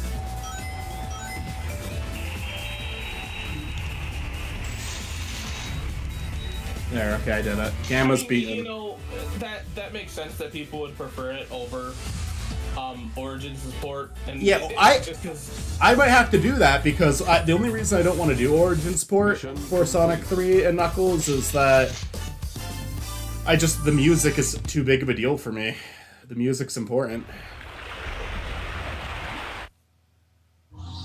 Anyways, funny is in a two down. standpoint. In Technical a foul? technical standpoint, right? Technical foul? No. Standpoint. We're not at a foul yet. I mean, it technically is a technical foul, I guess, if you want to be real there. That is an actual It's technically a technical foul! Yeah, you got it there, Michael. Holy shit. This stream is nothing but your victories right now. Anyways. I will tell you, you will fail, and I will be here. But, I'll be there when you do. I'm happy with myself. I'm making it pretty far in this.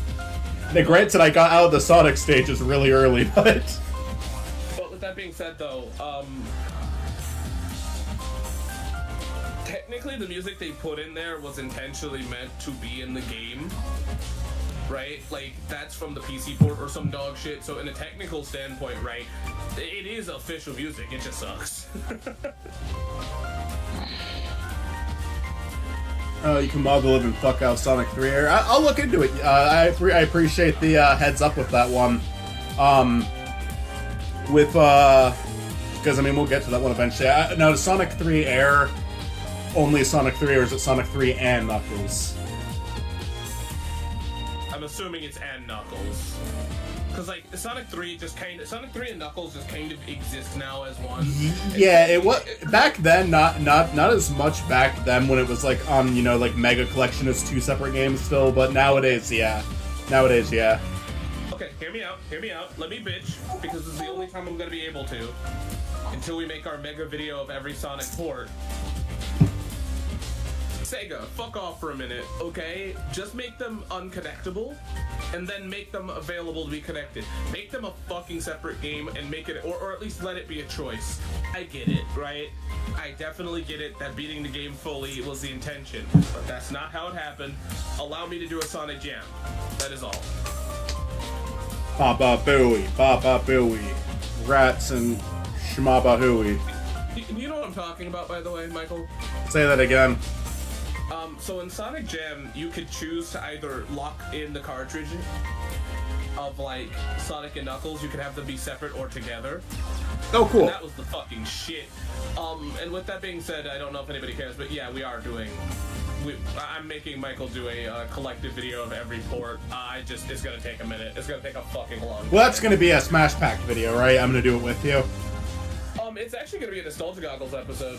Yeah. So yeah, Smash Pack video. But I Nostalgia Goggles is all the gaming. Did I say couch co-op? No. You said Okay, yeah. Okay. This replaced the Origins port. It removes and actually takes away your ability to play 3 and Knuckles on Origins. That sounds like a horrible thing. Speaking of couch co-op, Chris, you mentioned that Olivia probably would like to do tabletop RPGs. How would you guys feel about letting me run some like a bunch of one-shot tabletop RPG games, and then just letting couch co-op have all of those recordings? Yeah. That sounds like fun. It's kind of the point of couch co-op. Yeah, I know. I just I don't know. I just thought I'd ask. Oh no, thank you for doing it. It's just you don't have to. You can do whatever the fuck you want with it. I do want to like invest more in my passions. I think the the only rule I have is if you're gonna put something on couch. I mean, if you're going to, you can put whatever the hell you want on it. Just don't delete other people's shit, which is not something you would do. I mean, I wouldn't do that. I'm not allowed. Wait. I'm not allowed to delete other people's shit. Yeah, that was more of a warning to Michael. Oh, I've deleted like every video Chris uploaded. No. What was that, like 1? Like, 2? Like 2 videos, Michael? Fallen Star and, Yeah, and, because I fucking am terrible about uploading. was there not a second one? I think there was, but, like, Michael, you don't understand how incompetent I am when it comes to couch co-op. What was your other I video? am gonna, like, accidentally delete something one day just because I'm that incompetent, so... Do not delete Moses' milk. Holy fuck, that sounds like a joy to see y'all playing tabletop games. I think it would be. I think it would be fun. Yeah, I mean, we have a old podcast. Unfinished Dungeons and Dragons podcast called Dungeons and Duckies on the Exploding Duck Brigade. I think there was 18 episodes. I don't know if it ever will be finished. I'd like to make... Upload the rest of the audio, like not worry about I would like to make more episodes of it, but it's just hard. I'm not completely... I haven't deleted anything. I still have all of the folders on my computer. Like, Beakles is abandoned, because Beakles is now deleted. Like, I just decided I'm never gonna have time for that. But, I'm never gonna touch Beakles again. Oh. Nobody's gonna ever see the weird bear glitch that happened. Yeah. Will they do Dungeons and Duckies? Will Arby's have the meat? Will Arby's have buns and chicken? But the Dungeons and Duckies was fun because we had a lot of visuals for it. Like, it was a podcast, but it's a podcast that you want to watch, you know? And the episodes, most of them were pretty short. Most of them were only like 20 minutes long, except we had one episode that was an hour. It was like a special. Hey, Michael, when are we doing the Sonic tabletop game? Oh yeah, that's a thing now, isn't it? I'll buy it for the next time we're in person. Obviously, I'll make sure Mitzi's there for that one. It just sounds like Mitzi has to be there for that one. Which one? There's a Sonic tabletop game that should definitely get a Spiny Norman video. Finally, I've been looking for one. It's like official. I think it came out this year, didn't it? I don't know. I think so. Sonic Tabletop RPG very. Is it a table? Are we misleading anyone? Is it a tabletop game or is it like a board game? I think it's a table. I mean, I guess board games are kind of. I guess board games are kind of. I don't know. I don't know. What did they release this year? They released a game this year. Fucking please. There we go. Sonic? yeah, it's a tabletop RPG. Yeah. Oh, cool. Oh yeah, we got to do that. It's called Sonic Roll. I will buy this. I'll even buy if you want to buy it, buy it. I'll probably buy it myself if you don't want to spend the money. Hold on, which one am I looking at? Is it Sonic Tag Team Heroes? No, it's Sonic Roll. It is Sonic Roll? Okay. So I'm looking at Google and I'm seeing the results. Yeah, it's a semi-cooperative game. Do you make your own Sonic OC? I don't. It's like Forces. I mean, actually, like, as much as I love running games, this might be the game for Michael. Because, like, I know very little about, like, the deep lore, the Sonic deep lore. Yeah, I don't know exactly how, like, tabletop-y it is, but I know that it, like, people consider it as it. So I don't know. I have watched the Sonic cartoons, and I played some of the Sonic games when I was a little kid. Funny enough, you've probably, depending on what Sonic cartoons you watched, you probably are more familiar with some of them than I am. Because Boom, I've seen like one or two. I watched the first episode and I watched the Chris Chan episode. That's it. Then Adventures Up I watched a lot as a kid, but I definitely didn't see all of them. And then Sat AM I got like I got a VHS of Sat AM that I rented at like a video store. So I've seen like 4 episodes of Sat AM. The TV shows I'm not that. It would just depend on like what. I'm honestly less. You would want to set it in, because like I could definitely see a Sat AM like Sonic like RPG. I could see it. Like, someone actually. It's underground. Someone actually.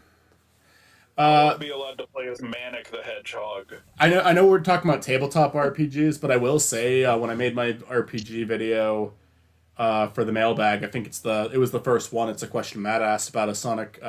What would be a good thing for Sonic to tackle again, and I decided to talk about RPGs. Someone actually commented on the video with a RPG that they made, and they made a Sat AM Sonic like RPG, like a video game RPG.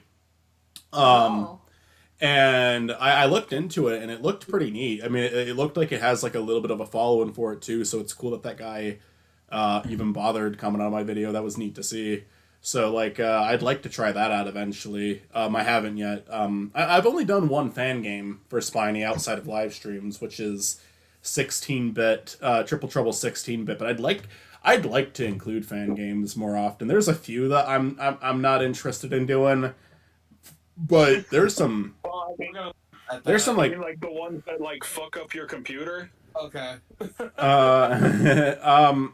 Better discussion for off of a stream. But there's some fan games that I really. I mean, we did Fallen Star for Couch Co-op, and watching Chris play that game, and it's not even completed yet. I don't believe. Oh, is it? It's done. Yeah. Wait. What was Fallen Star the one that you did? Yeah. And were you playing a demo of it? No. Did you beat the whole thing? I don't remember. Yes. Oh, we just need to draw Matt. Okay, yeah, that's right. Matt joined for that because Fallen Star was awesome, and I'll probably do it for Spiny eventually. I'll let some time pass. Beautiful. I mean, I loved watching you play it. I love like it was visually a wonderful game, and the levels looked really fun. I'll definitely give it a little bit of time. Like I'll let your playthrough of it exist for a while before I do it myself. But yeah, no. I'm gonna just say this, and we're gonna leave it at this. And Spidey, you don't even have to acknowledge it because if we do, it probably cause a conversation that we do not want here. But yes, no, that is the exact one. Yeah. That's all I'm gonna say. Yeah. I will say this. Thank you for saying it. We're not going to. No, I'm not, and there's a lot of reasons I'm not. Now, with that being said, if we can move on, we do. You actually have the recordings of us entirely playing the Dream Sonic games. Yes, and I will be releasing that. And it'll be a fun one-off video for Spiny. And if they do make a full game out of those, I will 100%. Like both of the two that there's actually 3 that we went through. The third one was cute. I'm not going to do a full playthrough of it, but the person who made it, it's like clearly someone who's just getting into game design. They like tried to make their own Sonic Adventure 3. And it was cute. I liked it. It's just definitely not something I'm not gonna do a playthrough of it because I'm not gonna do a last call on that because it's so unfair to give that a last call. Where I have to like review it honestly. I'm not doing that to some kid's fan game. But hold on, and to be fair here, it wasn't that bad. It's just like the biggest problem I have with Dream is that the question, and I'm not like saying that you're saying that it's bad. It's just the biggest problem with reviewing Dream games, period, is we have to ask the question of, is it the limitation of the actual engine, or is it just, right. I think it with the Adventure 3 that we played, I think it was more so a newcomer to it, but it was neat. I mean, I actually did enjoy it. I'm trying to give you an out. Is it not okay for me to talk about that? No, it is. It is. I'm just saying, like, I can't on it. All I'm saying is that I cannot guarantee if it's just because they're bad at it or because like the engine's rough. I have not made a game in Dream. Oh yeah. I mean, I might be out of my zone completely when saying that, but to be fair, the other 2 Sonic games we played were like super polished. Yeah. I don't know what you're talking about, Chris. That Jimmy Neutron game we played was pretty good. That was probably the best Jimmy Neutron game you ever played, Matt. Fuck that. That's one of the best games we've ever played, which needs to be uploaded at some point as well. Who's doing that one? Is it me or you or Michael? I'm doing it, but I don't have the audio. Neutron game I've played. Wait, no, I think I do have the audio. The Sonic one was the one I needed you to send me, and you sent it, right? I think, yeah. Yeah, okay, so that one I'll get to that one. There's several things that we recorded when we were visiting Chris that still need to go up. I think Michael, I'm not giving you shit. I haven't uploaded Wonder at all. No, I know, no, I know. I'm just saying. Though, I want to get back. The one-offs on Couch Co-op are a lot of fun. We recorded a bunch of stuff the one night too. Like the same night we like Wario Woods, we recorded a bunch of stuff that night that needs to go out. The Ignition Factor of Austin was like, I uploaded the first thing we recorded, which was Wario Woods, and I uploaded the last thing we recorded, which was Ignition Factor. I will say this though, in Mario Wonder, Matt was getting it for like no goddamn reason. Skill issue.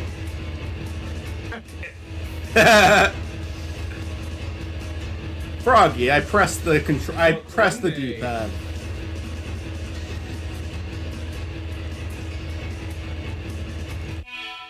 So how far are you in this game, Michael? Enough. What's up, Matt? How far are you into Adventure right now? I am being very strategic. I'm switching back and forth between characters. Like, the only characters I have completed the campaigns of so far is Tails and Gamma. But I have beaten more than half of the levels, so we are on the end Knuckles tier. To get to the Death Egg tier, I need to beat 30 levels. That means all but 2 levels.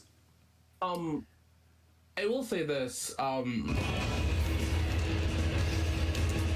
it's not that Sonic EXE is off the table, and it's not even the fact, like, Spiny Norman is, I feel like, just Sega adjacent to a degree, because, like, Michael's even talked about doing games. Alex Kidd was kind of our first big breakaway into that. Like, Brawl was our first time saying, like, okay, we're willing to make it a huge fucking loophole. And then Alex Kidd was a strip saying Sonic doesn't even have to be in the game. I thought I had to hit the D-pad on this game. I always forget what I have to do. D-pad up. Or like thumbstick and up. Please be careful. Michael, I swear to God. You cannot end this on me. Sonic Underground. I always forget because there's a different button to press on every version of this game.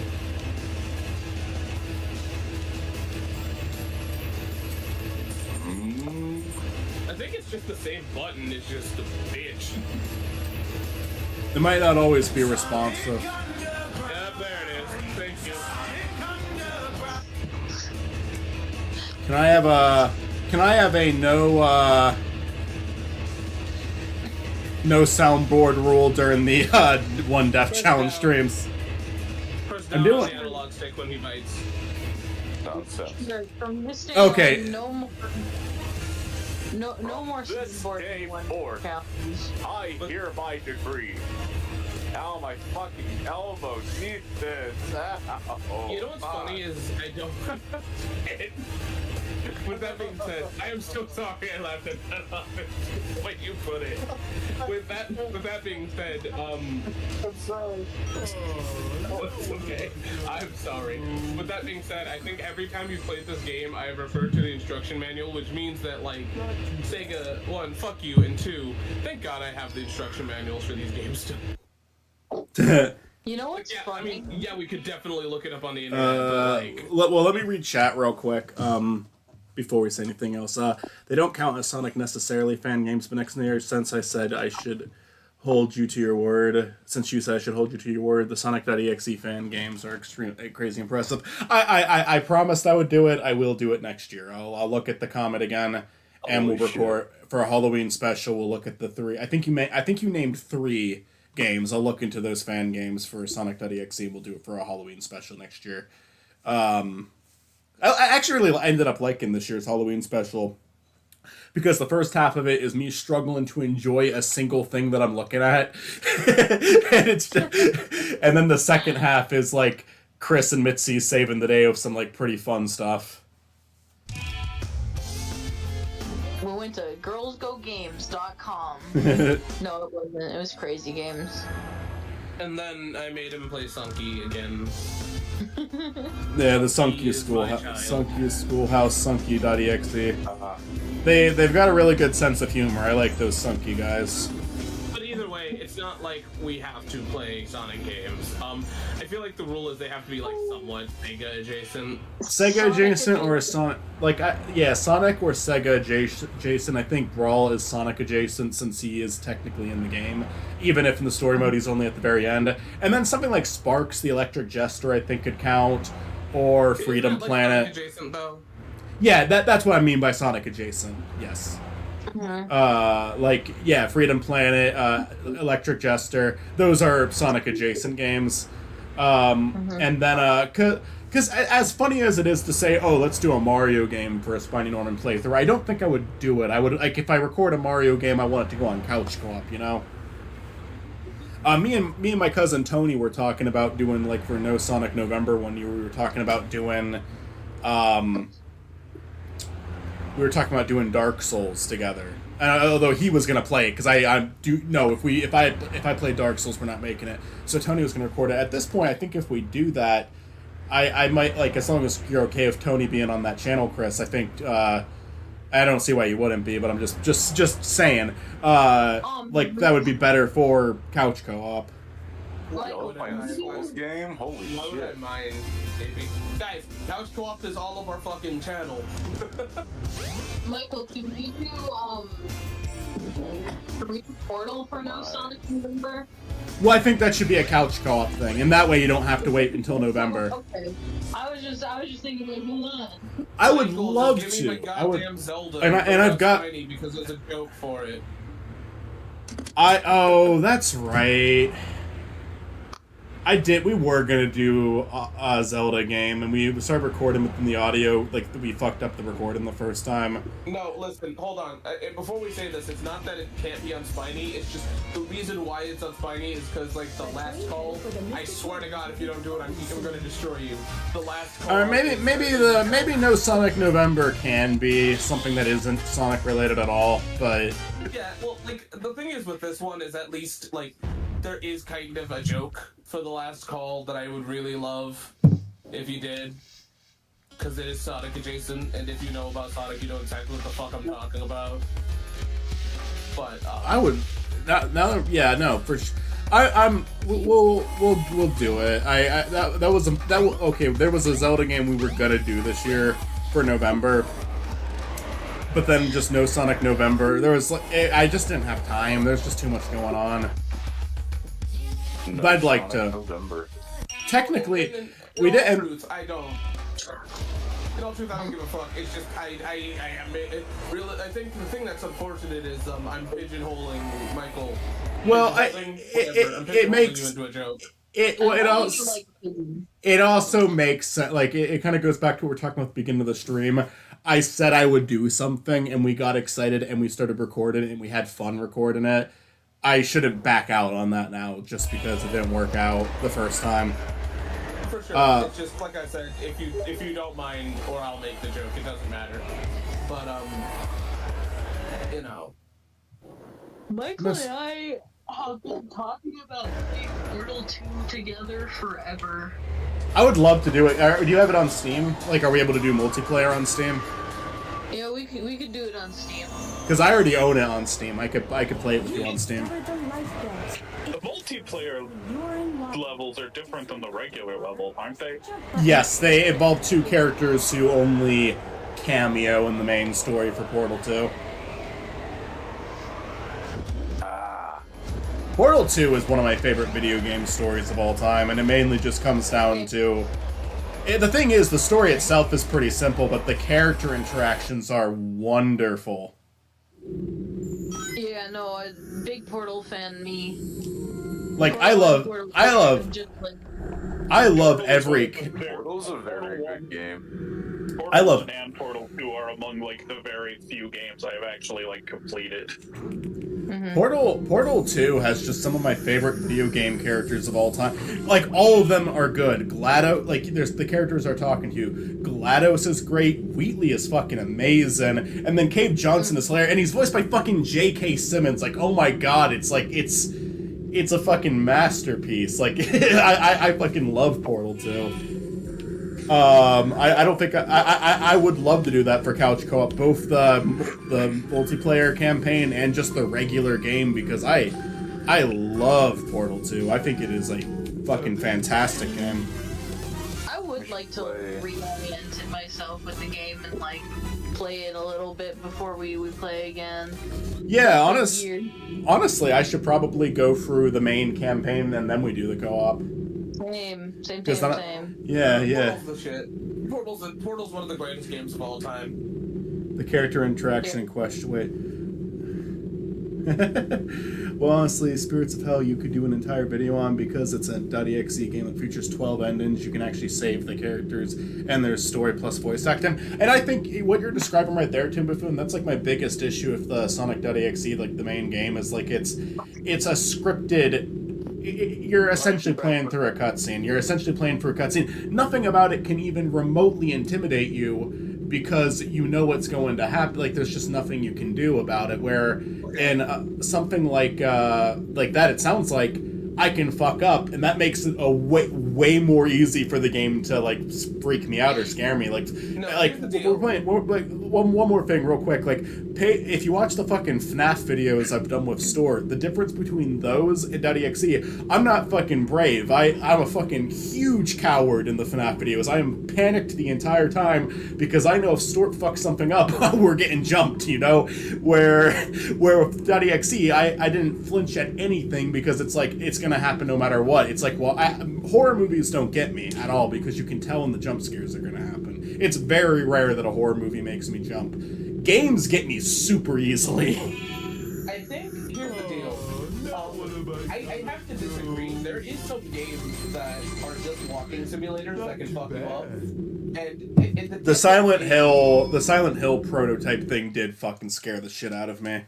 Yeah, it only got you once, but No. I'm talking about that one that was like really popular. That was just going through the one hallway over and PT, over. yeah. Yes, that scared the shit out of me. Yeah, no, the one that we played did get me at least once. It might have gotten me more than once.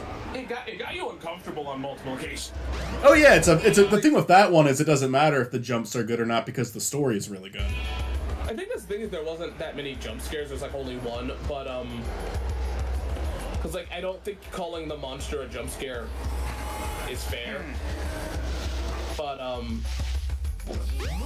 think the thing that about walking simulators is the fact that like it's more of the dread comes more from the concept If I had only held on tight. of, you know, you having to do it or having to deal with whatever.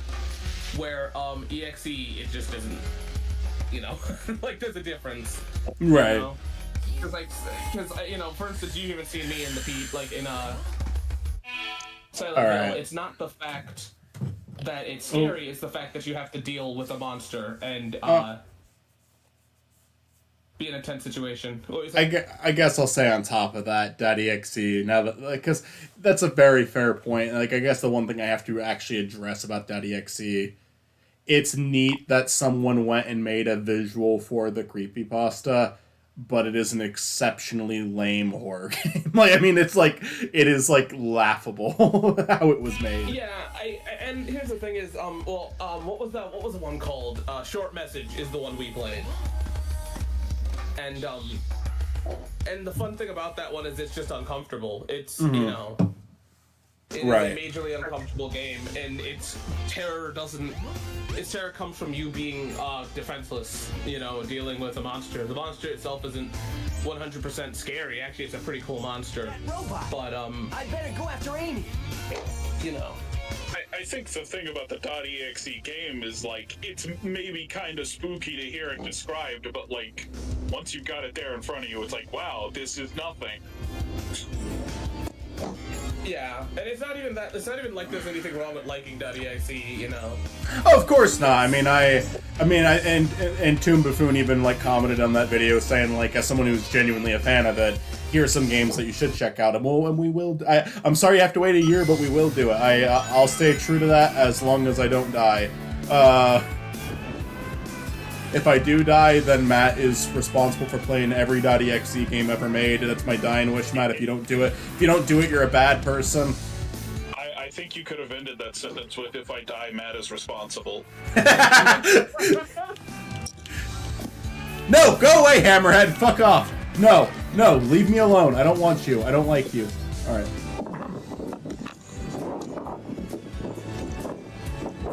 I love. By the way, I fucking love this music for this big stage. It's only used in this one big stage. I fucking. This might kill me. This might actually fucking kill me. This is a big fucking fish that I don't have the right rod for. This might actually fucking kill me. Be careful. I can't let him get too far away from me, too. That's like the shitty part. Alright, there we go. Yeah.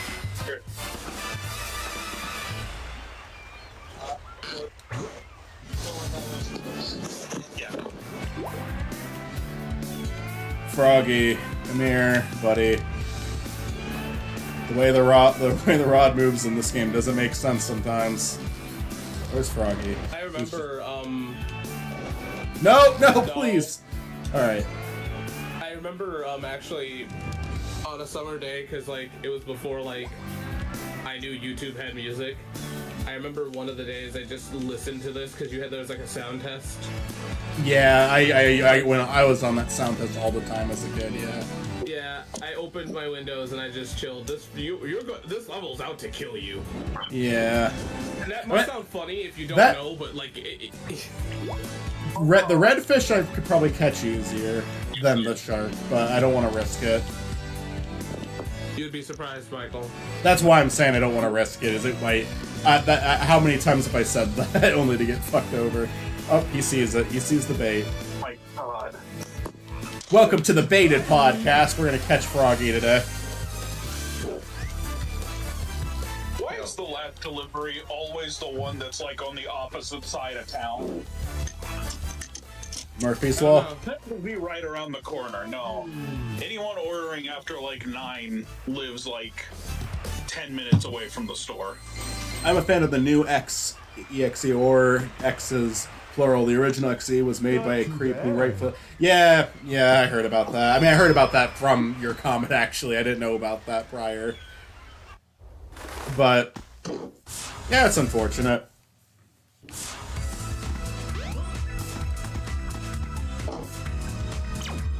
I thought we didn't know who wrote like the original Sonic.exe. It might be the game that is being talked about specifically. I might be wrong though. I don't know that. Fair enough.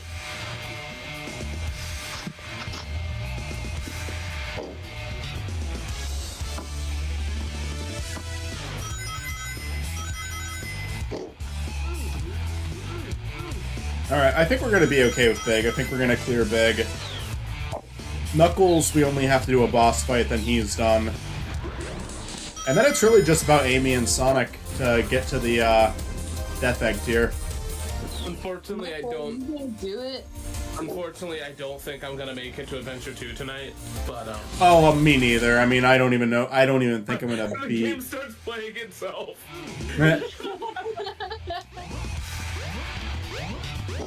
We've really been looking at like a playthrough where somebody did beat the game without dying, and Michael has not been playing this whole time. For Michael's credit, no, he's actually playing. And the videos are gonna keep going.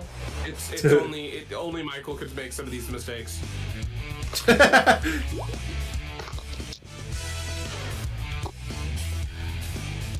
The author is known, however, it was interesting that there was several sequels, and one of them was Lost Media until recently, when it was found, and dear God, it was awful. Yeah, that's a lot of old creepypasta for you. And then a lot of it, you have to question what's sincere and what's not, because there was so many troll pastas too. Something's biting. I have questioned if .exe was a troll pasta for a while. We said in the video, yeah. Yeah, you said you just think, like, it set the tone for the stuff everyone would imitate. I think so. I believe it's sincere. I could be wrong. I'm not the creepypasta expert here. Not too bad. I don't know, like, creepypasta authors love to give you, like, weirdly specific amounts of time. Like, it was on screen for 3 seconds. It's like, did you sit there and count, or did you, like, how do you know it was 3 seconds?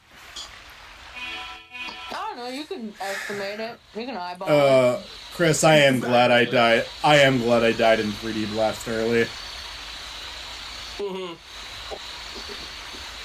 I could imagine going into this game so much more worn out if we were in 3D Blast forever. I think, yeah, no, for sure. I think the thing is when it comes down to, and I'm not trying to dismiss you, I realize that's how that could have sounded. It's just my brain is telling me to say, like, something completely different before my dumbass forgets it.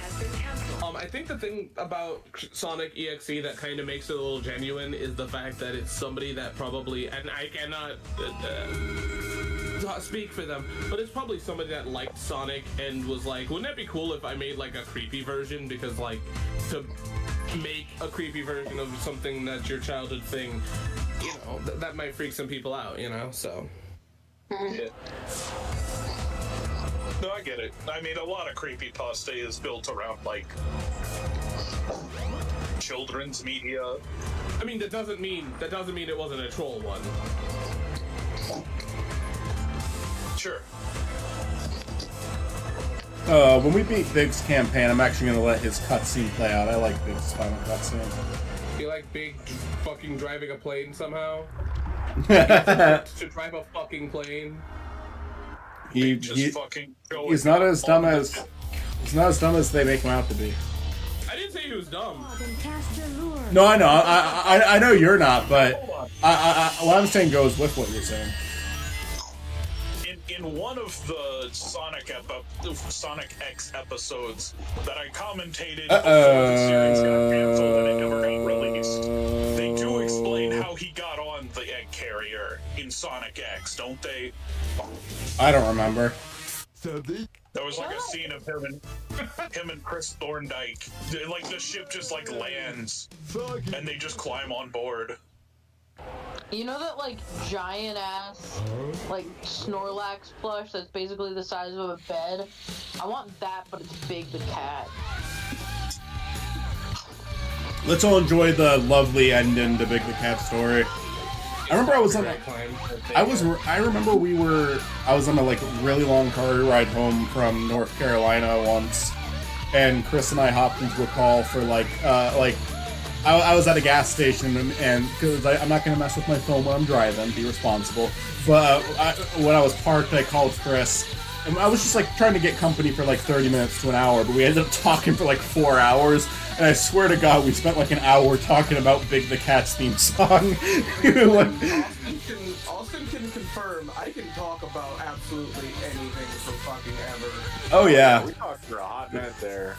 the big I can confirm that Chris and Michael can talk about Sonic forever. the Big the Cat's theme song though. I actually think it like. I don't want to say it's one of the better songs in this game because I think the songs are like really strong in this one, but I do like Big the Cat's theme more than the main theme of this game, which Big the You know- Big the Cat's theme tells you everything you need to know about Big.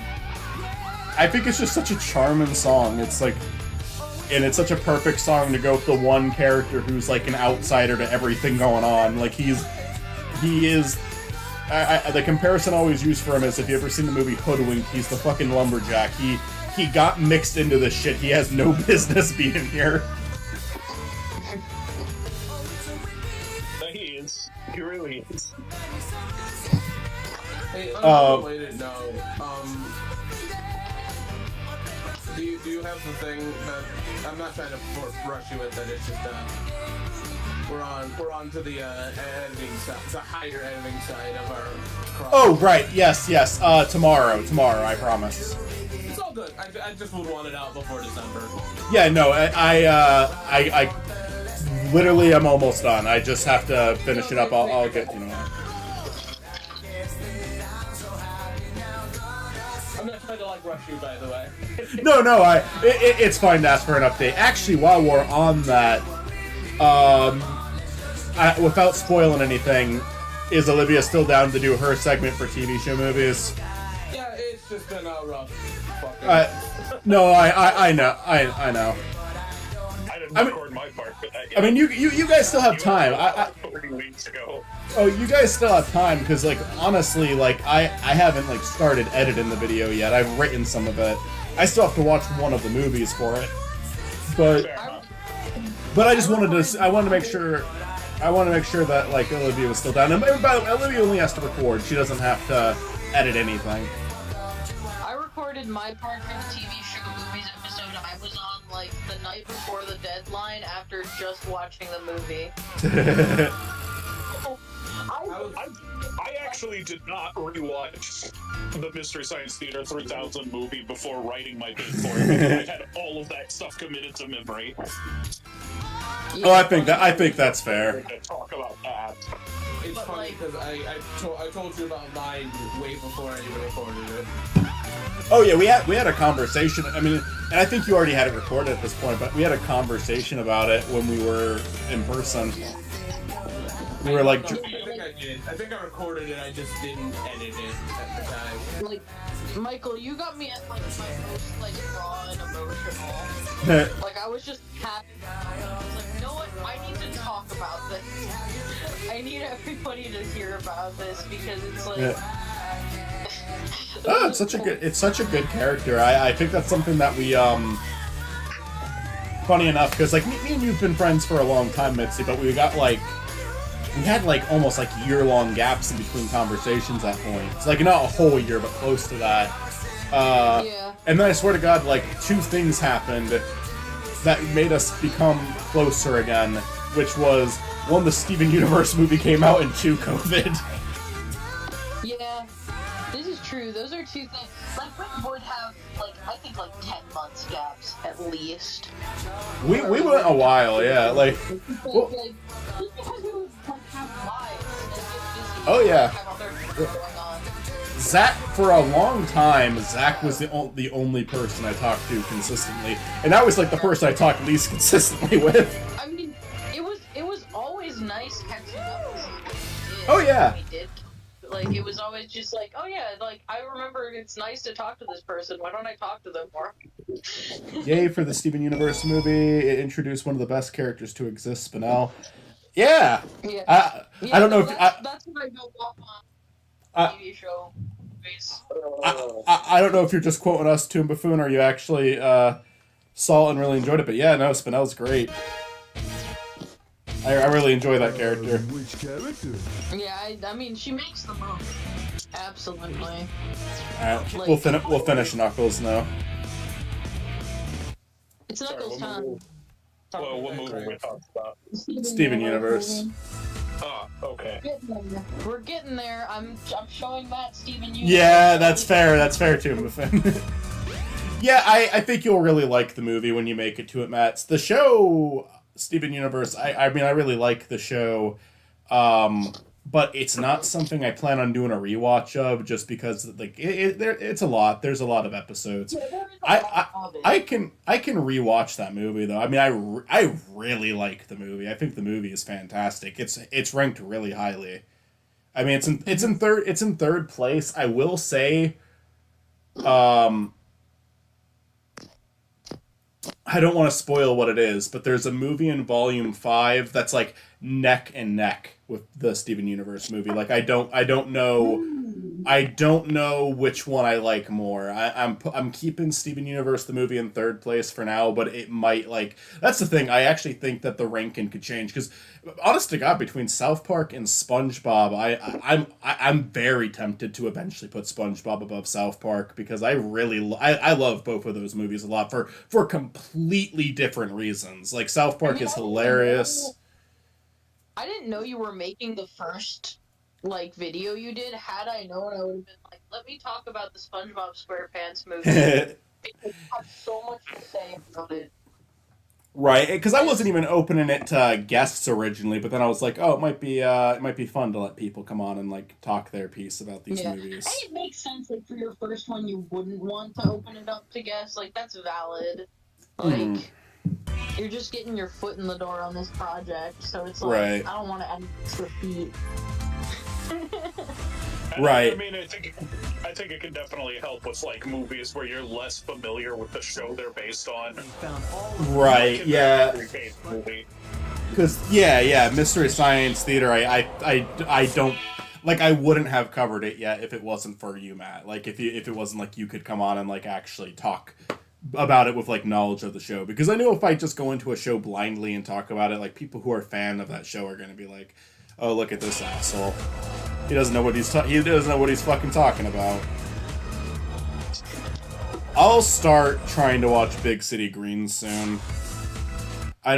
If I'm not. It's really not a show you need to like see all the episodes for. You could watch like a few episodes and get the gist of it. What the thing is, if it's a show that I really like, I feel like I will want to watch the whole thing. So I'm hoping that it's a show that I really like, you know.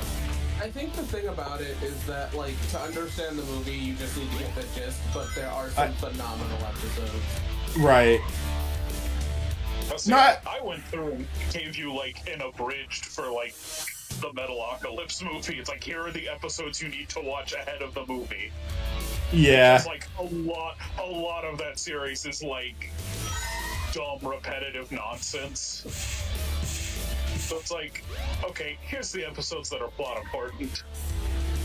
Right. And like, it isn't like a complete arc. I'm really astounded that they managed to Metalocalypse is one of the few shows that have like perfect closure. It is a movie that I watch, and I only saw like, I don't want to say like the last 20 minutes of it, because I walked in on that one and I was like, wait, hold on, I want to see where this goes. And I was watching it and I was like, this movie is literally just Is that all you got? a metal music. It's like every Maybe. music video I have ever seen, but turned into like a whole movie. Maybe it's cat dinner. I made her. I poured okay. her. I will say that like Carbohydrates. Probably be on this. one of the people who's like largely involved in Metalocalypse, I don't know if he's the creator or not, Brendan Small. He's like co-creator, I think. Okay, I fucking adore home movies. Like, I mean, and I know Metalocalypse and home movies are very different shows, but the person who made home movies, I will trust with another TV show.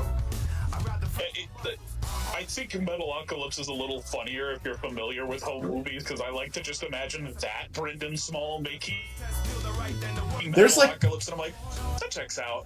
He would make this. Home Movies has that one metalhead character in it too, where it's like obviously it's like not anything like the characters in Metalocalypse, because I have seen one episode for a video that we didn't release, unfortunately.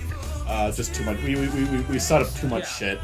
The good thing, the good thing about TV dinners is that it gave us an opportunity to show each other stuff that we like, So if I never finish those episodes, at least we got that. But I would like to do more with that. It's hard. There's too much. That's what it comes down to. There's too much. That's why Dungeons and Duckies doesn't have more episodes. That's why TV Dinners doesn't have more episodes. Finding Norman is a priority because people actually watch it. Oh, I see how it is.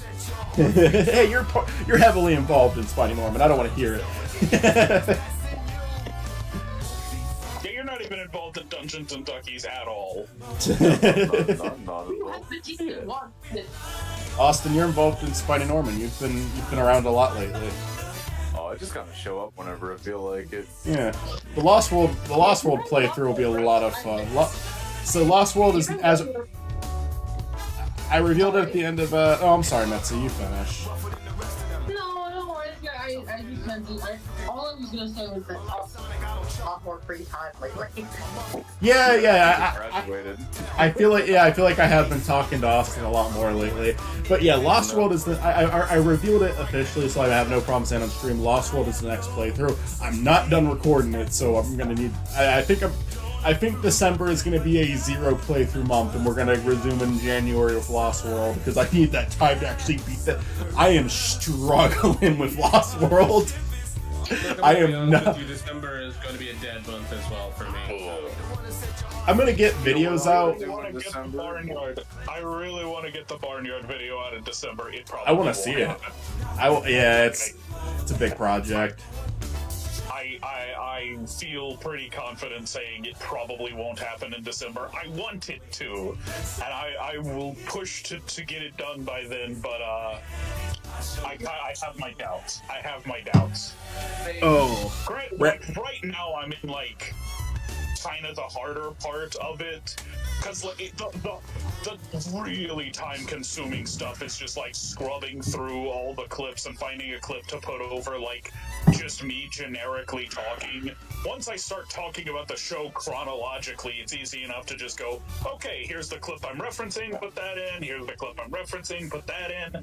But then there's all the stuff where it's I just have to go through and find any clip, and that takes up so much time, and then I'll mention Foster's Home for Imaginary Friends, and then I have to stop and look up Foster's Home for Imaginary Friends on YouTube and put a clip of I know what you mean. Yeah, I had that so much in just my Alex Kidd last go, because I'm going very out of order with last go. Alex Kidd was just the game I immediately had shit to say about.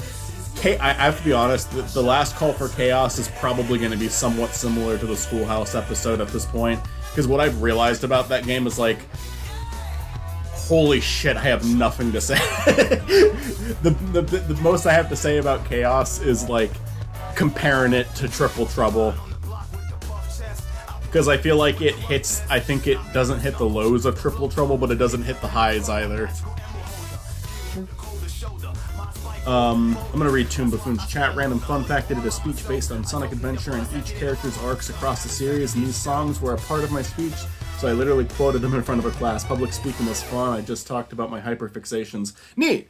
That's awesome. I always really struggled with public speaking, so it's cool that you got that. I absolutely love these ending renders. I do took too. a public speech class, and I also ranted about my hyperfixations. I talked about bad movies, and I talked about metal. Nice. Select your the history and subgenres of metal.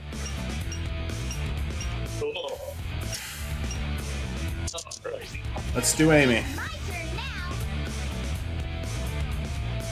I'm gonna finish Sonic last, because I feel like his last 2 levels are the 2 levels I'm most likely to die in. Can it be?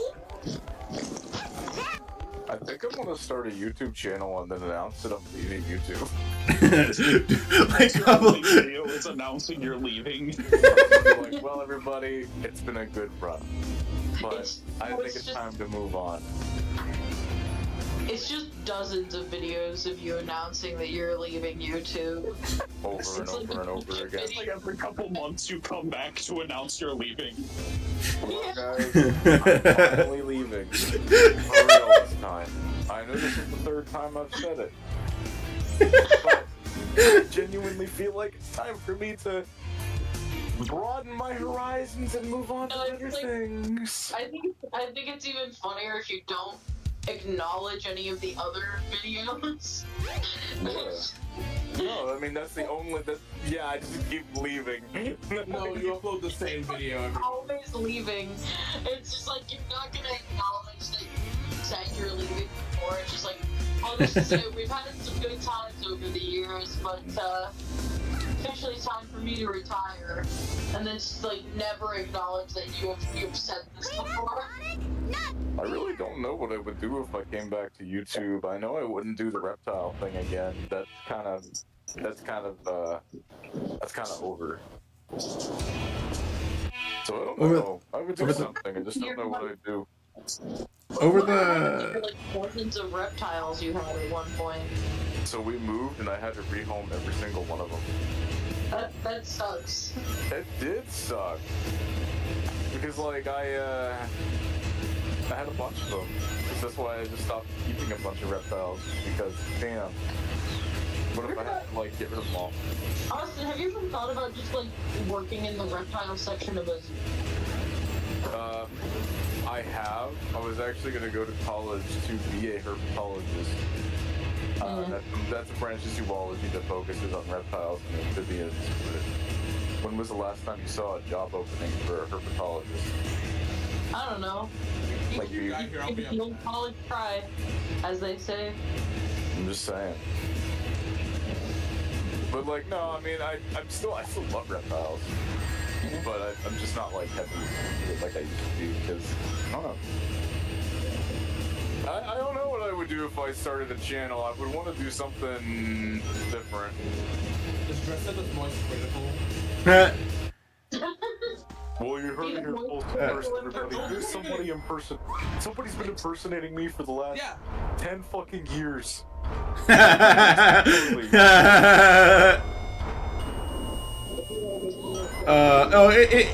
It's cool. I appreciate Toon Buffoon. It's like it's a thing with me. If I see a chat, I'm gonna probably it's gonna be like that with anyone. I'm gonna be like, oh wait, there's a chat, I want to read it. Like that's just how I am. I think this isn't a YouTube video, but it started as a YouTube video. I wanted to make a movie. Where am I? And I've talked about this before, and if Michael doesn't want me to, I'm sorry. But I wanted to make a film about a guy named Chris Chan, and he accidentally gets all the hate email that Chris Chan gets. Oh. So it's like absolutely ruining his life. And he finally, like, at the end of the movie, the person makes an apology video, and he's like, I don't know what you think I've done. I don't know. This sounds like dream scenario, if I'm being honest. Is that what that was? someone getting in trouble over something they didn't do. Oh, I've never heard of that. But I wanted to do that because I thought that very different approach. Very different. I'm joking. It is extremely different approach. I'm messing with you. Okay. That exact thing happened to Matt, though. Oh yeah, you're right. It didn't it? The thing that's funny is that I had this idea way before I knew who or what a mat was. So. What is a mat? What is a mat? A miserable pile of secrets. What's a Sonic Chew? But no, the thing is that like the movie would end with this dramatic like, and this was meant to be like an older gentleman that did not like touch the internet. So like, it was meant to be this way, and I never did it. On the Amy chat from earlier, since it's a fit now, since we're playing Amy's mode, just from what Toon Buffoon said in chat, I will say, like, I really, my issues with Amy came from a very specific time with her. I didn't really mind her being, like, Sonic obsessed. That's something that they're not doing as much now. And I never really minded it when they made her hot-headed or obsessive. My problem, and I don't mind that they're not doing that either, though. My problem is that they made her hot. My problem more so came from like stuff like Generations or Lost World, where it's like, why did you even include her? Like she's doing fucking nothing now. But I get like sacrificed. yeah, I enjoyed what Frontiers did with her to an extent, and I love what IDW did. IDW like wrote her very well. Now I unlocked a move.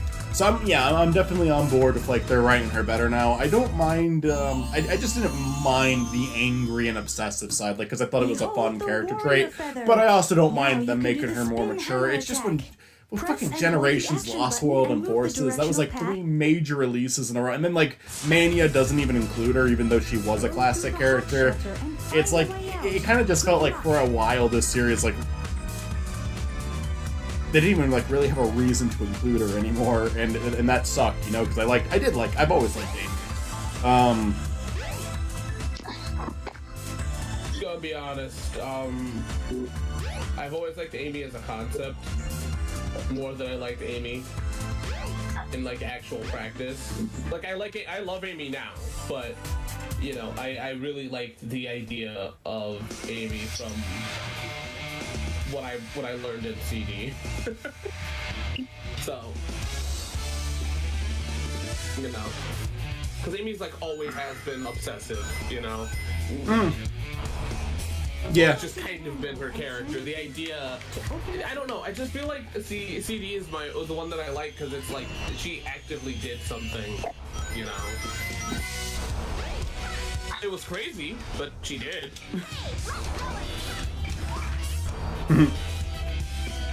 Yeah, no, for sure. I mean, and I liked her in Sonic Adventure. Adventure 2. I like her in Adventure 2, but the fact that she isn't playable, it's like you can't argue it's a downgrade. I just wish she did more.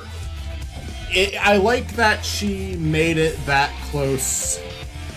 I mean, okay, because the thing is, because of the cutscenes, it's very implied that she's a big part of the escape, but in the game, because she isn't playable, it's not communicated nearly as well as is in this game that she was actually doing something helpful, you know?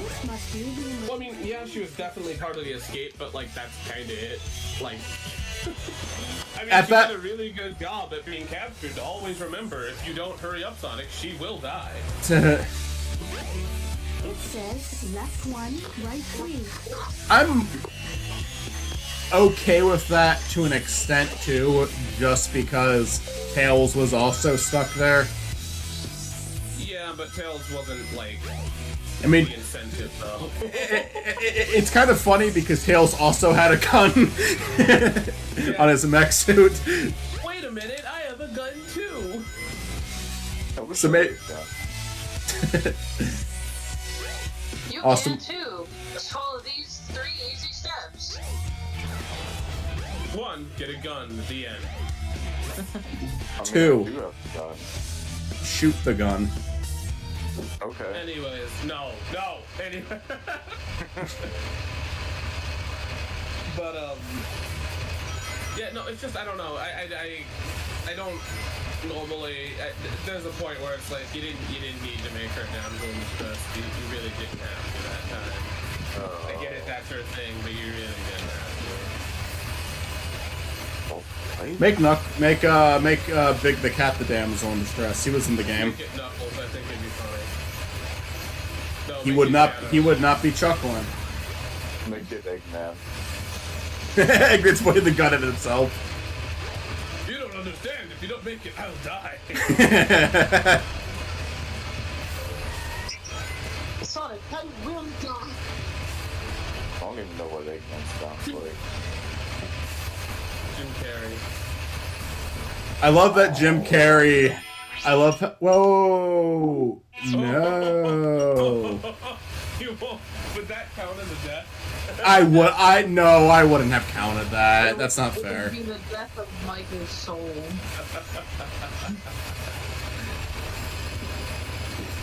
Michael's not going to heaven because he plays Sonic. Going straight to hell. I feel like that'd be a televangelist, though. I feel like that's something that they would say. Specifically calling out Michael. I would love it if, like, Mormons walked up to the spiny dumpster and was like, did you know that you're not going to heaven? Because I know. They're not even like offering him a chance at redemption. It's like, I just want you to know, you're not going to heaven. And he's like, I know. I know. I'm blaming the place not going to heaven. That place sounds awful. I just want to go to the Animal Crossing universe when I die. I want to get isekai'd into the Animal Crossing universe. I've made this abundantly clear. I don't like this. Michael, I swear to God. Just take it slow. Take it easy. It's like we're talking him off a cliff. No, stop! Don't do it. But I'm telling you, I think I could survive a 4,000 feet fall. I'll never know if I don't try. You guys have to believe in me. Some things aren't worth trying, Michael. No, see, that's the problem with our That's the problem with our relationship, Michael. Is you would say that, and my immediate reaction would be the same exact one I gave you. Do a flip. Uh-huh. And I wouldn't be able to tell if Chris is supportive, so I would just do it. How does it make you feel? Well, I got a checkpoint, so what now? Does nothing for me in this challenge. This is the coolest thing they did with it, and it's funny that they waited this long for this.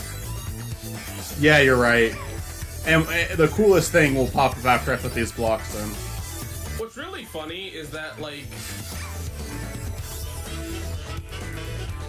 It's really funny because, like... This is something that was, like, interesting at the time. But also, I have a huge question that no one ever answered. Why the fuck does Eggman need this many screens? Like, what the fuck is he doing with it? He's monitoring everywhere. Okay. Try that. You know what I'd really love, right? And it would never happen, but I'd love a Sonic comic where Sonic Man, like, is known as the hero, even by Eggman.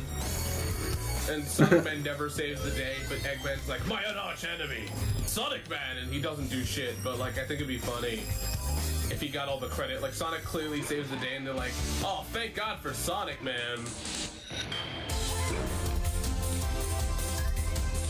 I need that. Michael will make that a comic.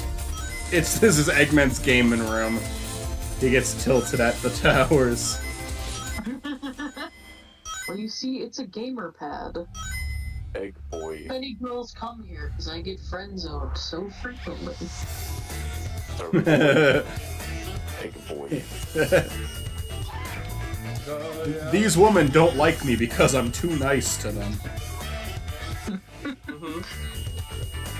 Nice guys always finish last.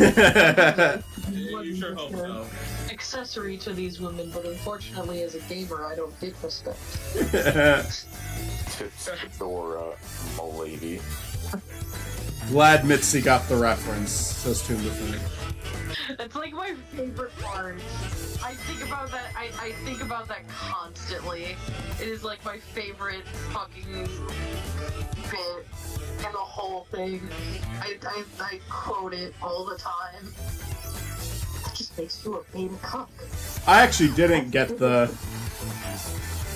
I'm glad that Mitzi did. I thought you did. Okay. What? Oh, Snapcube. I know Snapcube though. Yeah. I think Mitzi is the one who introduced me to Snapcube. I've seen. Are they the ones who said with Robotnik saying that my nudes got leaked or something? Yeah. Because I modded Sonic Adventure 2 to where it plays that cutscene like with that dub over it. I wanted your art, but okay. Oh. I'm on the moon, you idiot! My favorite one is of what is Eggman's daughter's name again? Holy shit. Sage? Sage. Yeah, like the one where it's Sage being like, you need to go, you're dangerous, and Eggman's like, what do you mean? And then it cuts to the Sonic Adventure 2 joke of him going, they leaked my nudes on Twitter.com.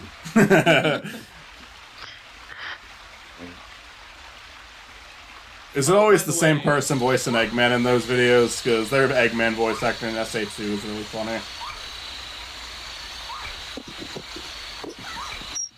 By the way, I know. I think it's kind of funny that Eggman has been voiced by like the same guy for like 20 years now. Mike Pollock. Yeah. Yeah, he's the only one who... Now, Roger Craig Smith has been Sonic for a while now, too. But yeah, like, Mike Pollock has, like, lasted in the role for a while. Because he, like, first came on for X. And then Jason Griffith was also brought on for Sonic for that. And then, but then, like, Sonic and everyone else got recasted. And, in fact, Tails and Knuckles have been recasted several times since Roger Craig Smith. But, yeah, Eggman... Roger Craig Smith is probably going to be in the role for a long time. Like, they don't seem to have any plans on getting rid of him. And then, yeah, Mike Pollock. He's been Eggman for quite some time. So, can I talk about something that's majorly off topic, but I want to talk about it anyways? Yeah.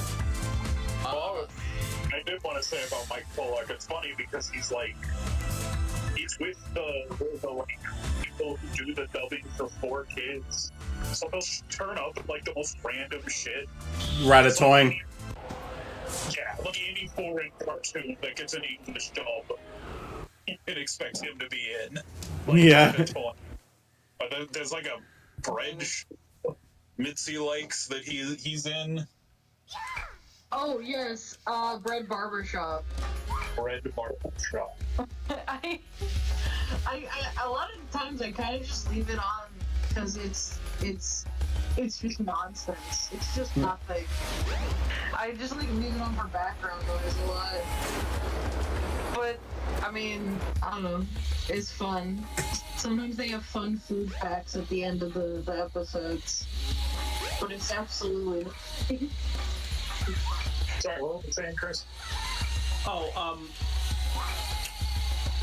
It's something that Michael already acknowledged, but I kind of just wanted to put my 2 cents on it. The fact that Milhouse is retiring. Oh, yeah. They're gonna kill Millhouse. You know, that would be hilarious if they killed off Milhouse. But, Who shows up on America's Most Wanted again. Yeah, I feel like... That would be great. Can I be real with you for a minute? I don't follow Simpsons as much as probably anybody else here. I've seen like 3 episodes, maybe. More than that. Like, 3 to 4. Either way, fuck this puzzle. Either way, I think maybe it's time to kind of end The Simpsons. I know that Simpsons is on a high point right now. Can't have the show without Millhouse. You just can't. It's time to end it. Yeah, it'd be a dud at that point, but... Thank you. Aww. I think we're at that point where like voice actors are just kind of going, and it's like maybe just kind of politely end The Simpsons. Yeah, I think that. I think if anything, if they want to continue it, reboot it. But I'm also okay if it just. Don't do that. I'm okay if it just end then. Just give us one last movie. The Simpsons 2. Just put The Simpsons down, okay? You've had enough Simpsons. I have been enjoying some of the newer stuff they're doing, but I do think the show kind of needs to end. Homer dies in the last episode. I think it ending now would be great because like it ended on a high note versus like a couple years ago. That's true. And I think. Go ahead. Sorry. And I think that like Simpsons will always be culturally relevant, right? Like no matter what, it's always going to be The Simpsons, and you can always do other shit with it. But I think it's about time that it's done. Michael, as an avid Simpsons fan, how would you end The Simpsons? Like, what would you make the last episode? Would you finally reveal Martha's bunny ears? That's something I would do. I would. I honest to God, I heard the two. I know. I've heard the two. Serious. Well, yeah, I just don't want to fuck up the level because I'm talking about this. Like, I for me, honestly, it really comes down, like, the two ideas that the people working on the show have pitched, I hate. One of them is, and I mean, like, to be fair, they're the ones writing the show. Sure, they have more, their voice should matter more than mine, but it's like, the one idea is Bart turns 11, which it kind of feels like the fake series finale that they did as, like, a joke for their season premiere ended with, like, they kind of use that storyline for that episode, so I feel like they kind of already, like, it's too late to do that now, because it feels like the show was making fun of that idea with that. Yeah. But the other one was they wanted to end it with, like, one of the people who worked on the show, and this isn't like this shit, like, oh, they're doing this. This was one person who happened to work on The Simpsons said, oh, I would like this to be the idea. I would like it to end this way, with them ending with them getting ready for the Christmas pageant that happens in the first episode, and they're like, oh, because then the whole show's a loop. And I'm like, I think that's a really shitty idea. I mean, I'm sorry, like, this is a show. This is a show that's been on for over 30 years with, like, it's getting close to 40 fucking seasons, and you want to end it with it's like a loop, and so now you have to rewatch the show. It's like, that's so lame. You're gonna do that for a show that's been on for almost 40 years, really? By the time it ends, possibly over 40 years? That's a lame ending. That's so underwhelming. With that being said, what was Matt gonna say? I've also heard people kind of say that's how, like, Futurama ends, at least the first time. It's back now. I think Futurama's ending was more clever than that. The ending of Futurama is him, Fry and Leela get stuck in, like, they get frozen in one moment in time for, like, 100 years. And then I like that, and I like that. He's like, hey, let's start it all over, and people have read that as like, oh, now you start the series over. I don't, though, because I read it as they're going to continue from that point. I do think that if they end the show, holy shit, Matsum. I do think that if they end the show, they should end it. Like, I don't know how you feel about this, but like.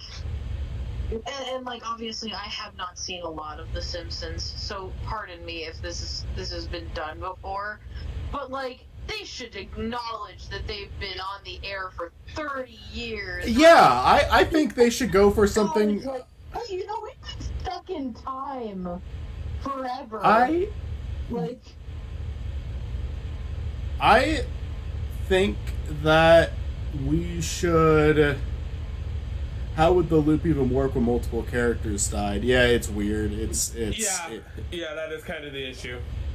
Right. I do think they should acknowledge, like, they should acknowledge that, like, hey, we've been kind of stuck in time for 30 years. Like, what the fuck happened? I think it should be an emotional ending, because The Simpsons has gotten very emotional before. I mean, oh my god, some of the season 1 episodes are heartbreaking. I love it when The Simpsons was able to do that, and I think the finale should be like that. Go ahead. I think The Simpsons should just end. I don't know. There is in no way an ending that'll make everybody happy, and I know, yeah, that's how it happens. But I just think The Simpsons should start as it should end as it started. Just kind of something mundane, you know. Because I have argued for a few years, for probably a decade now, that like more than half the Simpsons is not. So I'm like, nah, go for broke. Keep releasing seasons long as you can. But at this point, I'm like, let's let the voice actors off, man. Yeah. They are struggling. I think maybe if I could have it my way, end it, but maybe give us a movie at least. A movie would be cool. I think for me, I just want something that really, like, focuses on the family value of it, because that was a part of the show, despite how, like, dysfunctional the family they are. There is, like, those moments, like, some of my favorite moments are from that. Like, I don't think the first season is the best season. In fact, I think comedy-wise, season 1 is kind of rough, but some of my favorite character moments are from that first season, honestly. Like, there's this... I think the episode, it's called Moan and Lisa, that's an episode everybody should watch, because that ending with Lisa and Marge is like perfect. It's sweet, it's heartwarming, it's sad, but it's also like it explains so much about Marge and Lisa as a character. It does such a good job with that. I would be okay with just a nice character moment like that to end the show on. I think it should go. I think it should play on the heartstrings, but I don't think it has to play on the heartstrings of like something massive. I think it could do something simple. I think it should focus. I think a finale of The Simpsons, if I could do the finale the way I wanted it to, I would kind of focus on what it originally was. I think that's a better way to do a loop, rather than, oh, they're getting ready for the Christmas pageant at the end. No, make it a loop where you do an episode that's more toned by the early days of The Simpsons. You know, like kind of like go back a little bit, take a few steps back, because The Simpsons... Yeah. And the funny thing is, The Simpsons has done that. Like, a few years ago, there was an episode about Santa's Little Helper, where they find his mother, and it reflects on the first episode a lot. It reflects on the Christmas episode a lot. And I think that would have been an okay ending. It's a sweet ending. It reminds me of the old episodes of The Simpsons. It recreates that feeling. And it's also not that funny, kind of like old season 1 of The Simpsons. So I actually think that would have been a fine episode to end on. Even though it's like, oh, you're going to end it with like a sappy story about the dog. But yeah, why not? The first episode was a sappy story about a dog. Like, I think that would have been a good ending to the show. Was the first episode when they got the dog? Yes. And technically the first episode is the baby... Technically the pilot is the Babysitter Bandit, but that wasn't the first episode that aired. I think the thing is, the fact that we're having this conversation about how it ends is why I don't know if we could ever have a 100% satisfying ending. Might be yeah, I think that like what's an ideal ending for me would not be an ideal ending for everyone.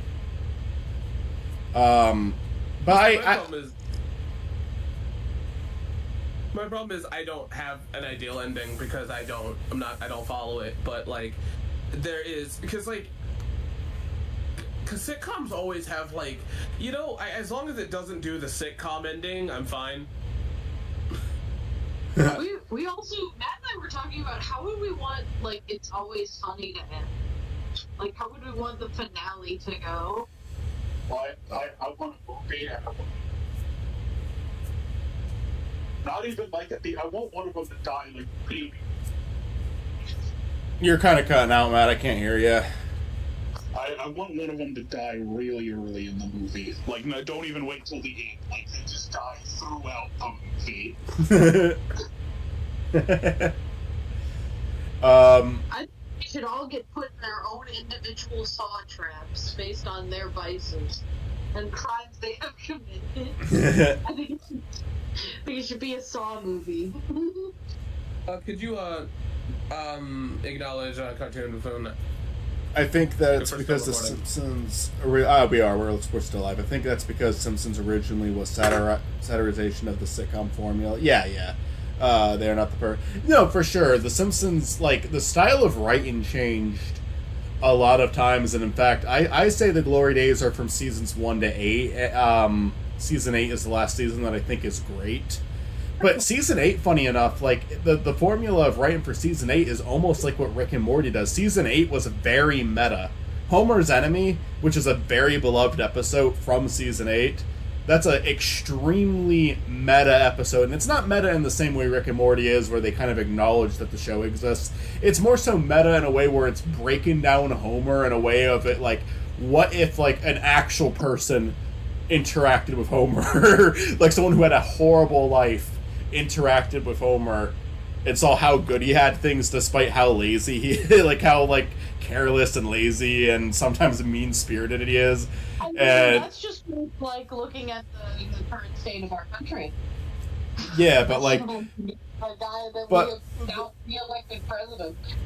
Right, but the writing style between like I think those first 8 seasons are the glory days, but they did not all have the same style of writing. In fact, season 1 is very different from the rest of the show. And, I mean, seasons 2 through 4 kind of carry a lot of that like the sentimental side of The Simpsons. I think while seasons 5, 6, and 7 and 8 really like the sentimental stuff is still there. Mother Simpson is an extremely sentimental episode that's in I think it's in 7. I might be getting that wrong, but I think it's 7.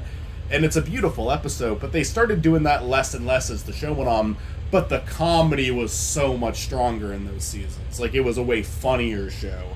So you kind of like those first 8 seasons all have like so many different strengths and weaknesses. I think after that, like, there's good episodes after season 8, but it's when the show kind of, their method for writing it is, I feel like often the comedy worked against the characters, which is something that I don't think seasons 1 through 8 did that often. Sure, there'd be a weak episode here and there. Sure, there'd be like, you know, they were producing 22 episodes a year there, or like maybe even more than that a year. They'd get a weak one in there here and there, but I think for the most part they kept a pretty consistent level of quality. I think by season 9 they started getting this idea that the jokes were more important than the characters, which led to a lot of like, they're too mean-spirited now. They're too nasty. Yeah, flanderization. They're focusing on the creation of the term. Yeah. Which I find it so funny that flanderization, it's like such a good sound. I think it works just with the way that it sounds. Flanderization is like, it rolls off the tongue well. But Flanders is far from the worst example of flanderization on The Simpsons. I think Homer has been far more flanderized than Flanders. Yeah, I think Bart has been way more. I think Marge has been. Lisa's probably the worst example, actually. Okay, hold on. I'm gonna cut this conversation. I know exactly how I want The Simpsons to end. Okay. They canonize the Bartman. And that's where we'll end that. I'm gonna keep playing the game. If you guys want to keep talking, go ahead. But I'm back to playing the game. I'm sorry about ending it there. I feel like, you know, the Bart. By the way, this fun fact: I just watched the Bartman like first time in my life. That'd be funny if the first episode, like the final episode, like gave the build up to that shit. Like, how the fuck did we get here? I also feel that the movie would be a fine, like, if you wanted to watch the show, the movie would be a fine place to end it. Because it's big and grand, it has the funny side, it has the sentimental side. It's not as good as the show, but at least it's a bigger story. So, like, I think if you wanted to, like, if I'm gonna recommend The Simpsons to someone, I'm gonna recommend those first 8 seasons and the movie. I will say that. I mean, the kind of weird thing about like early Simpsons is that like for a while they were playing on like the tropes of like the sentimental family sitcom, like the Cosby Show and Full House. But then, like, after the popularity of The Simpsons, you started seeing more shows like The Simpsons, where the families were dysfunctional and the dads were stupid, and then so The Simpsons had to get, like, more extreme to compensate. That's why the show probably should have ended, you know? It's like, its time had come to an end, but it just was so popular that they milked it into the ground, and Disney isn't changing that. Yeah, no. I will say this though, I do think the perfect sitcom ending has already happened. I'm trying to think of like sitcoms that I like that, because honest to God, most of the sitcoms that I love, I think, get weak by the ending. Like, Community has a pretty okay ending, but the finale is great, but the last season. Yeah. And then what else is there? Like, I'm gonna be honest, I really liked Scrubs, but I don't even remember how that ended. I mean, Scrubs went for a big decline before it ended. They even, like, wrote off most of the characters and then brought them back because of how badly it went. Yeah. I think the best sitcom ending or finale ever is Dinosaurs. Oh, that's a good one. And it's a sad one, but it's a good one. where they're just like fucking all the dinosaurs are dead now. I mean, like, what a way to go. Well, I mean, I here's want the us to problem, laugh right? track over that ending. Here's the problem: is the fact of the matter is that we knew it was inevitable, like that the dinosaurs were going to die at some point. It's just were they gonna fucking show it? That didn't have to be where the show. I think the thing is, from the like actual environmental messages that they've given throughout it, yeah, I think it fits. I think it fits him with the main, and it fits him with the main character a lot too.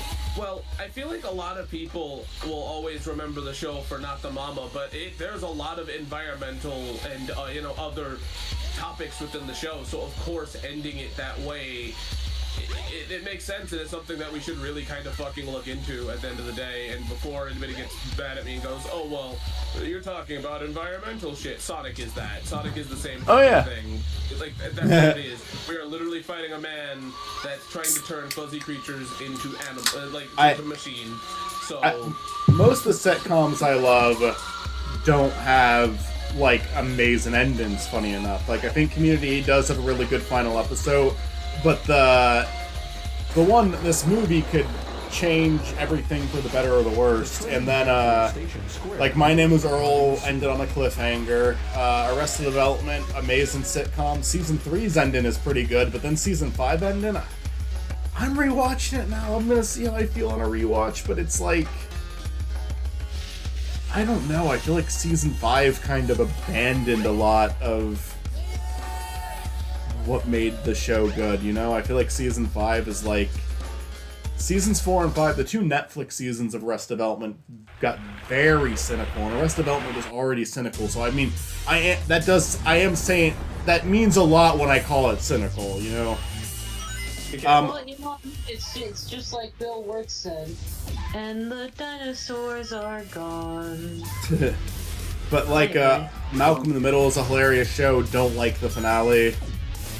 I think that's the problem, is most sitcoms don't make it to a good finale. It's kind of hard to write a good finale, and you normally need to have a clean run. I mean, here's the thing, I think a lot of the shows have the best finales are the ones that already have in mind how they want the story to end. Yeah, and oh fuck, be careful. Like, I think it is really hard to end a show that you just plan on going on indefinitely. yeah. So Story-driven shows are normally written better because they have an idea of where they want to go. Yeah, it's I think it is much harder to end something if you like don't have like the ending in mind. If you're just like, oh yeah, the show's just gonna go on indefinitely, and that's just how it's gonna be. I have not watched the reboot, but Futurama was really good at making like this could be the ending or it's something. Come on, fuck off, fuck you, I hit him. I fucking hit him. Times, and I think all of them were pretty good. They did that to Clone High. I think the thing about finales is that I'm hitting him! Fuck you! Eat shit! He's attacking you. When is the room to hit him then? You gotta make sure that he doesn't start up his animation. He won't fucking stop doing his animation. Michael, I can't remember. Have you watched? What? Have you watched? He's in the middle of a boss fight. Oh, Just the fucking final, just the first episode. Okay. There we go. You gotta jump and get it. Okay, fair enough. The question was, did you watch Clone High? And I think you answered it. Yeah, just the first episode. I mean, because I'm trying to think of a sitcom I watched that had like a really good ending to it. Because like, oh man, it's kind of hard. Because like the sitcoms I love, like it's kind of like I like them just in spite of the endings. Community has a good ending, but it doesn't have an amazing final season. No. Malcolm in the Middle has a pretty funny final season, but I don't like the last episode, and it's because it tries. Sorry. I mean, yeah, I would like a sitcom like that too, Toon Buffoon. Yeah. I'm trying to think of one that because I will say this. My Name is Earl. The creator posted how he wanted the show to end, and he said it probably would have happened in season 5. It got canceled in season 4, and he said it probably would have ended like season 5 or 6. And I think if he got to make his ending, I think his ending for My Name is Earl is brilliant. I would have, if that show actually got to end the way he wanted it to end, I think that would be a great sitcom ending. But it also sounded like he had a plan, you know, like that, and that's kind of the issue of a lot of these sitcoms. I do like the Office finale, and I like the Parks and Rec finale. The Office final 2 seasons are rough around the edges. There's good episodes, but there's a lot of bad ones too. So I can't really give it to The Office, even though I like the final episode. Because I feel like a good finale needs good build. Like, it needs a good season to go with it for me to say, like, oh, they ended strong, you know? I've just realized something. I have work tomorrow. Yeah. I have to go. I'm also not gonna do. I'm gonna do Sonic. Maybe even tomorrow. Because I'm a little tipsy now, and I do not think it's smart to do the hardest mode. But I will say this though before you go. I'm not a person that watches too much TV, but I remember at a very young age, not at like a super young age, but it was like as a teenager, I've come to the conclusion that I will die before my favorite franchises ever conclude. I will say, I can't deal with that. I've come to the conclusion that I will die before the last Zelda or the last Mario. It will not. I will not see the conclusion of it. Metroid maybe, but I definitely the franchises are just too goddamn big right now, and I definitely will not see the end to it. Yeah, video games you can keep doing forever. like some shows that I think ended really strongly, but I just can't call them a. I don't know if I can really call them a sitcom. Is like, you know, BoJack Horseman ended super strongly. F is for Family ended super strongly. You know, Gravity Falls, Avatar: The Last Airbender. I mean, even Steven Universe to some extent, although that might actually come back eventually. It's not guaranteed, but Rebecca Sugar's interested. Like, those are all shows that I think ended incredibly strongly. You know, like I think that there are. I mean, you know, like Breaking Bad, Better Call Saul, both ended on very high notes. So it's not that I don't think a show can. But F is for Family is the closest one that out of all of those that I would call a sitcom, and I wouldn't. You know, like. In fact, I actually think that the comedy is the worst part of it. F is for Family as a comedy sucks.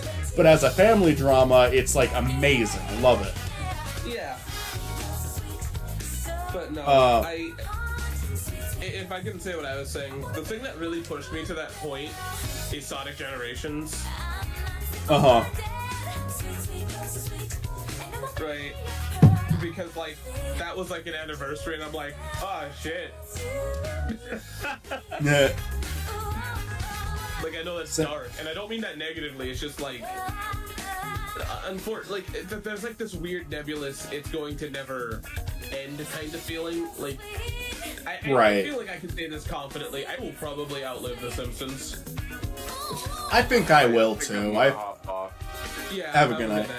I'm gonna. Well, the stream is almost over. I'm gonna go a little bit longer, but yeah, we're pretty close to getting one to the death egg here. Yeah, let's not play though. No, yeah, I think it's time to call. I'm gonna let the credits finish, otherwise it won't count Amy as finished. I know. I'm just saying, like, let's be careful here. Yeah, no, I agree. I agree. We are entering the danger zone. It's time to call it.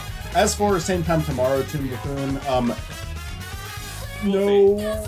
no promise. I'll make.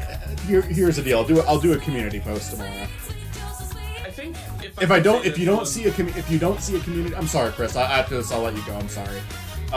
If you don't see a community post, it's canceled. I'll make a community post if we're doing it, and I'll make a community post a decent bit before. So just check in. I would like to do it tomorrow. I don't really know what tomorrow is.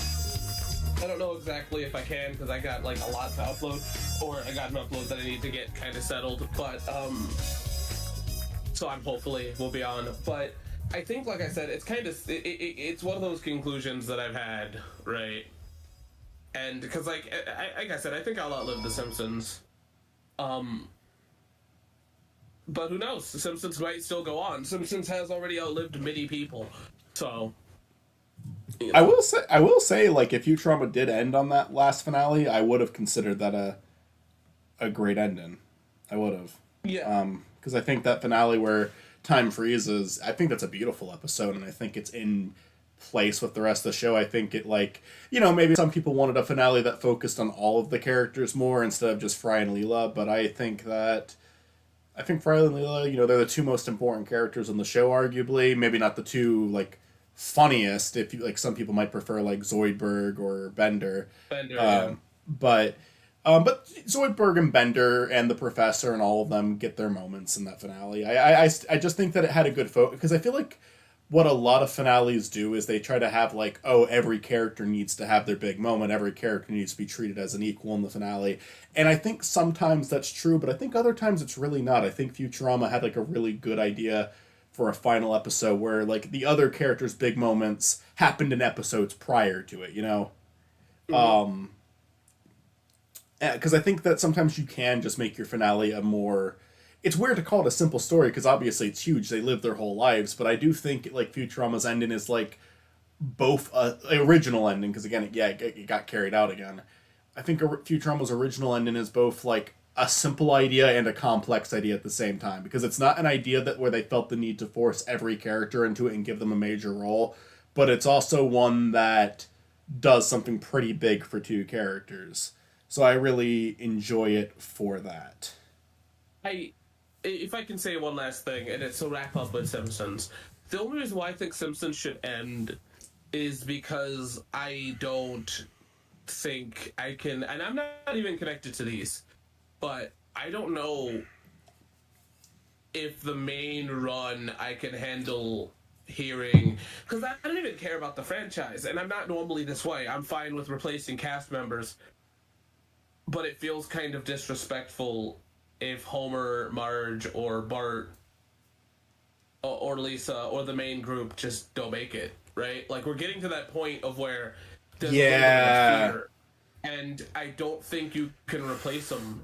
I agree. They should. I don't care how good and you know me. We've talked about this. I'm not this way. I normally am fine with replacing, but it feels disrespectful at this point. Right. Because now, and somebody, you can disagree with me. Not you, but if you're listening, you can disagree. But I think that there's a difference with this one because the legacy is so important. And to wrap that legacy up would be great. And I definitely think that ending it, like what you said, in a very sentimental way would be great. But, I think... go ahead, sorry. But I think maybe, realistically, I think Simpsons should start as it ended, which is with a simple story. And that's about it. Yeah, and the simple story can be sentimental, you know? Like, it doesn't have to be this big, grand gesture. I think that kind of remembering its roots would be a cool way for it to end. And what scares me is that it's Disney that has Simpsons now. So I definitely do not think that it'll end until Simpsons is less profitable, which means that, unfortunately, if Disney knew us better, they would end it. But unfortunately, knowing Disney, they'll run it into the ground, and it could be its worst version of itself, and then it'll be over. I forget which animation YouTuber said this. I don't think it was Toonrific Tariq, and I don't think it was Johnny Two Cellos. I think it was someone I watch a lot less frequently. But I forget which animation YouTuber it was. But I feel bad for not remembering, but their quote, and I like this quote a lot because I agree with it. Don't you think the people who have been voicing these characters for 30 plus years deserve to see the final episode? Yeah. Don't you think they deserve to voice in the final episode? Yeah, I'm kind of just like using their quote to repeat what you said, but yes, I agree with that full-heartedly. I think that, you know, I'm not against a reboot one day, like kind of like how Mickey Mouse had new shorts. Yes, but I also don't think a reboot has to happen immediately. I think that you can let time pass by because I feel like just give us the give us the official finale, and then you could even hear me out, right? Give us the official finale, and then give us shorts. I don't give a shit. Yeah. And before you do this, can I talk to you about something? I want to talk to you about something off stream because it has nothing to do with this, and it kind of is a weirder subject. Okay. That I do not want on the internet, but I do want to talk to you about it. Yeah, Because absolutely. It has something to do with cartoons, but it's something I cannot say here. So. Will do. No. I'm gonna end the stream very briefly, very momentarily. I'm thinking about that idea of like a sitcom that had like a really solid ending, because every single sitcom I'm thinking of, it's like, oh, this one had a good ending, but like I'm having a hard time pinpointing one. I will say the one show that I can think of right now, and it's not a show that I like. The ironic part is I do not like the show as much as the other shows I've named. In terms of sitcoms, obviously I mentioned F is for Family and BoJack, and those are kind of its own category for me. But for just the standard sitcom, the one show I will say I think held a consistent level of quality throughout its entire run and had a really good finale for that show would be Parks and Rec. I think Parks and Rec was very funny, very thoughtful, very emotional, and it had a finale that wrapped up the show really well. But I don't like. I like Parks and Rec, but it's not a show. I watched it once, and I have no desire to ever watch it again. It's one of those like but I will give it credit for that because Community and Arrested Development both have the fucking Russo brothers on it. By the way, are two stellar sitcoms. I love them so much. I will rewatch them so many times. Both of them have a drop-in point for the quality. Both of them hit a point where it's like I don't like the show as much as I did when I first started watching it. Where I can at least so it's kind of like that. Like Parks and Rec never hit the highs, but it also never hit the lows. It's something that we say a lot on this channel when we talk about things. Like I think I used that example for Chaos and Triple Trouble earlier. But yeah, that's kind of. I think we should definitely end it on that note. Yes, thank you so much for watching. This was a long one, almost 5 hours. We're only literally a minute away from 5 hours, but we're ending it here anyways. Excuse me. Have a good night, everyone.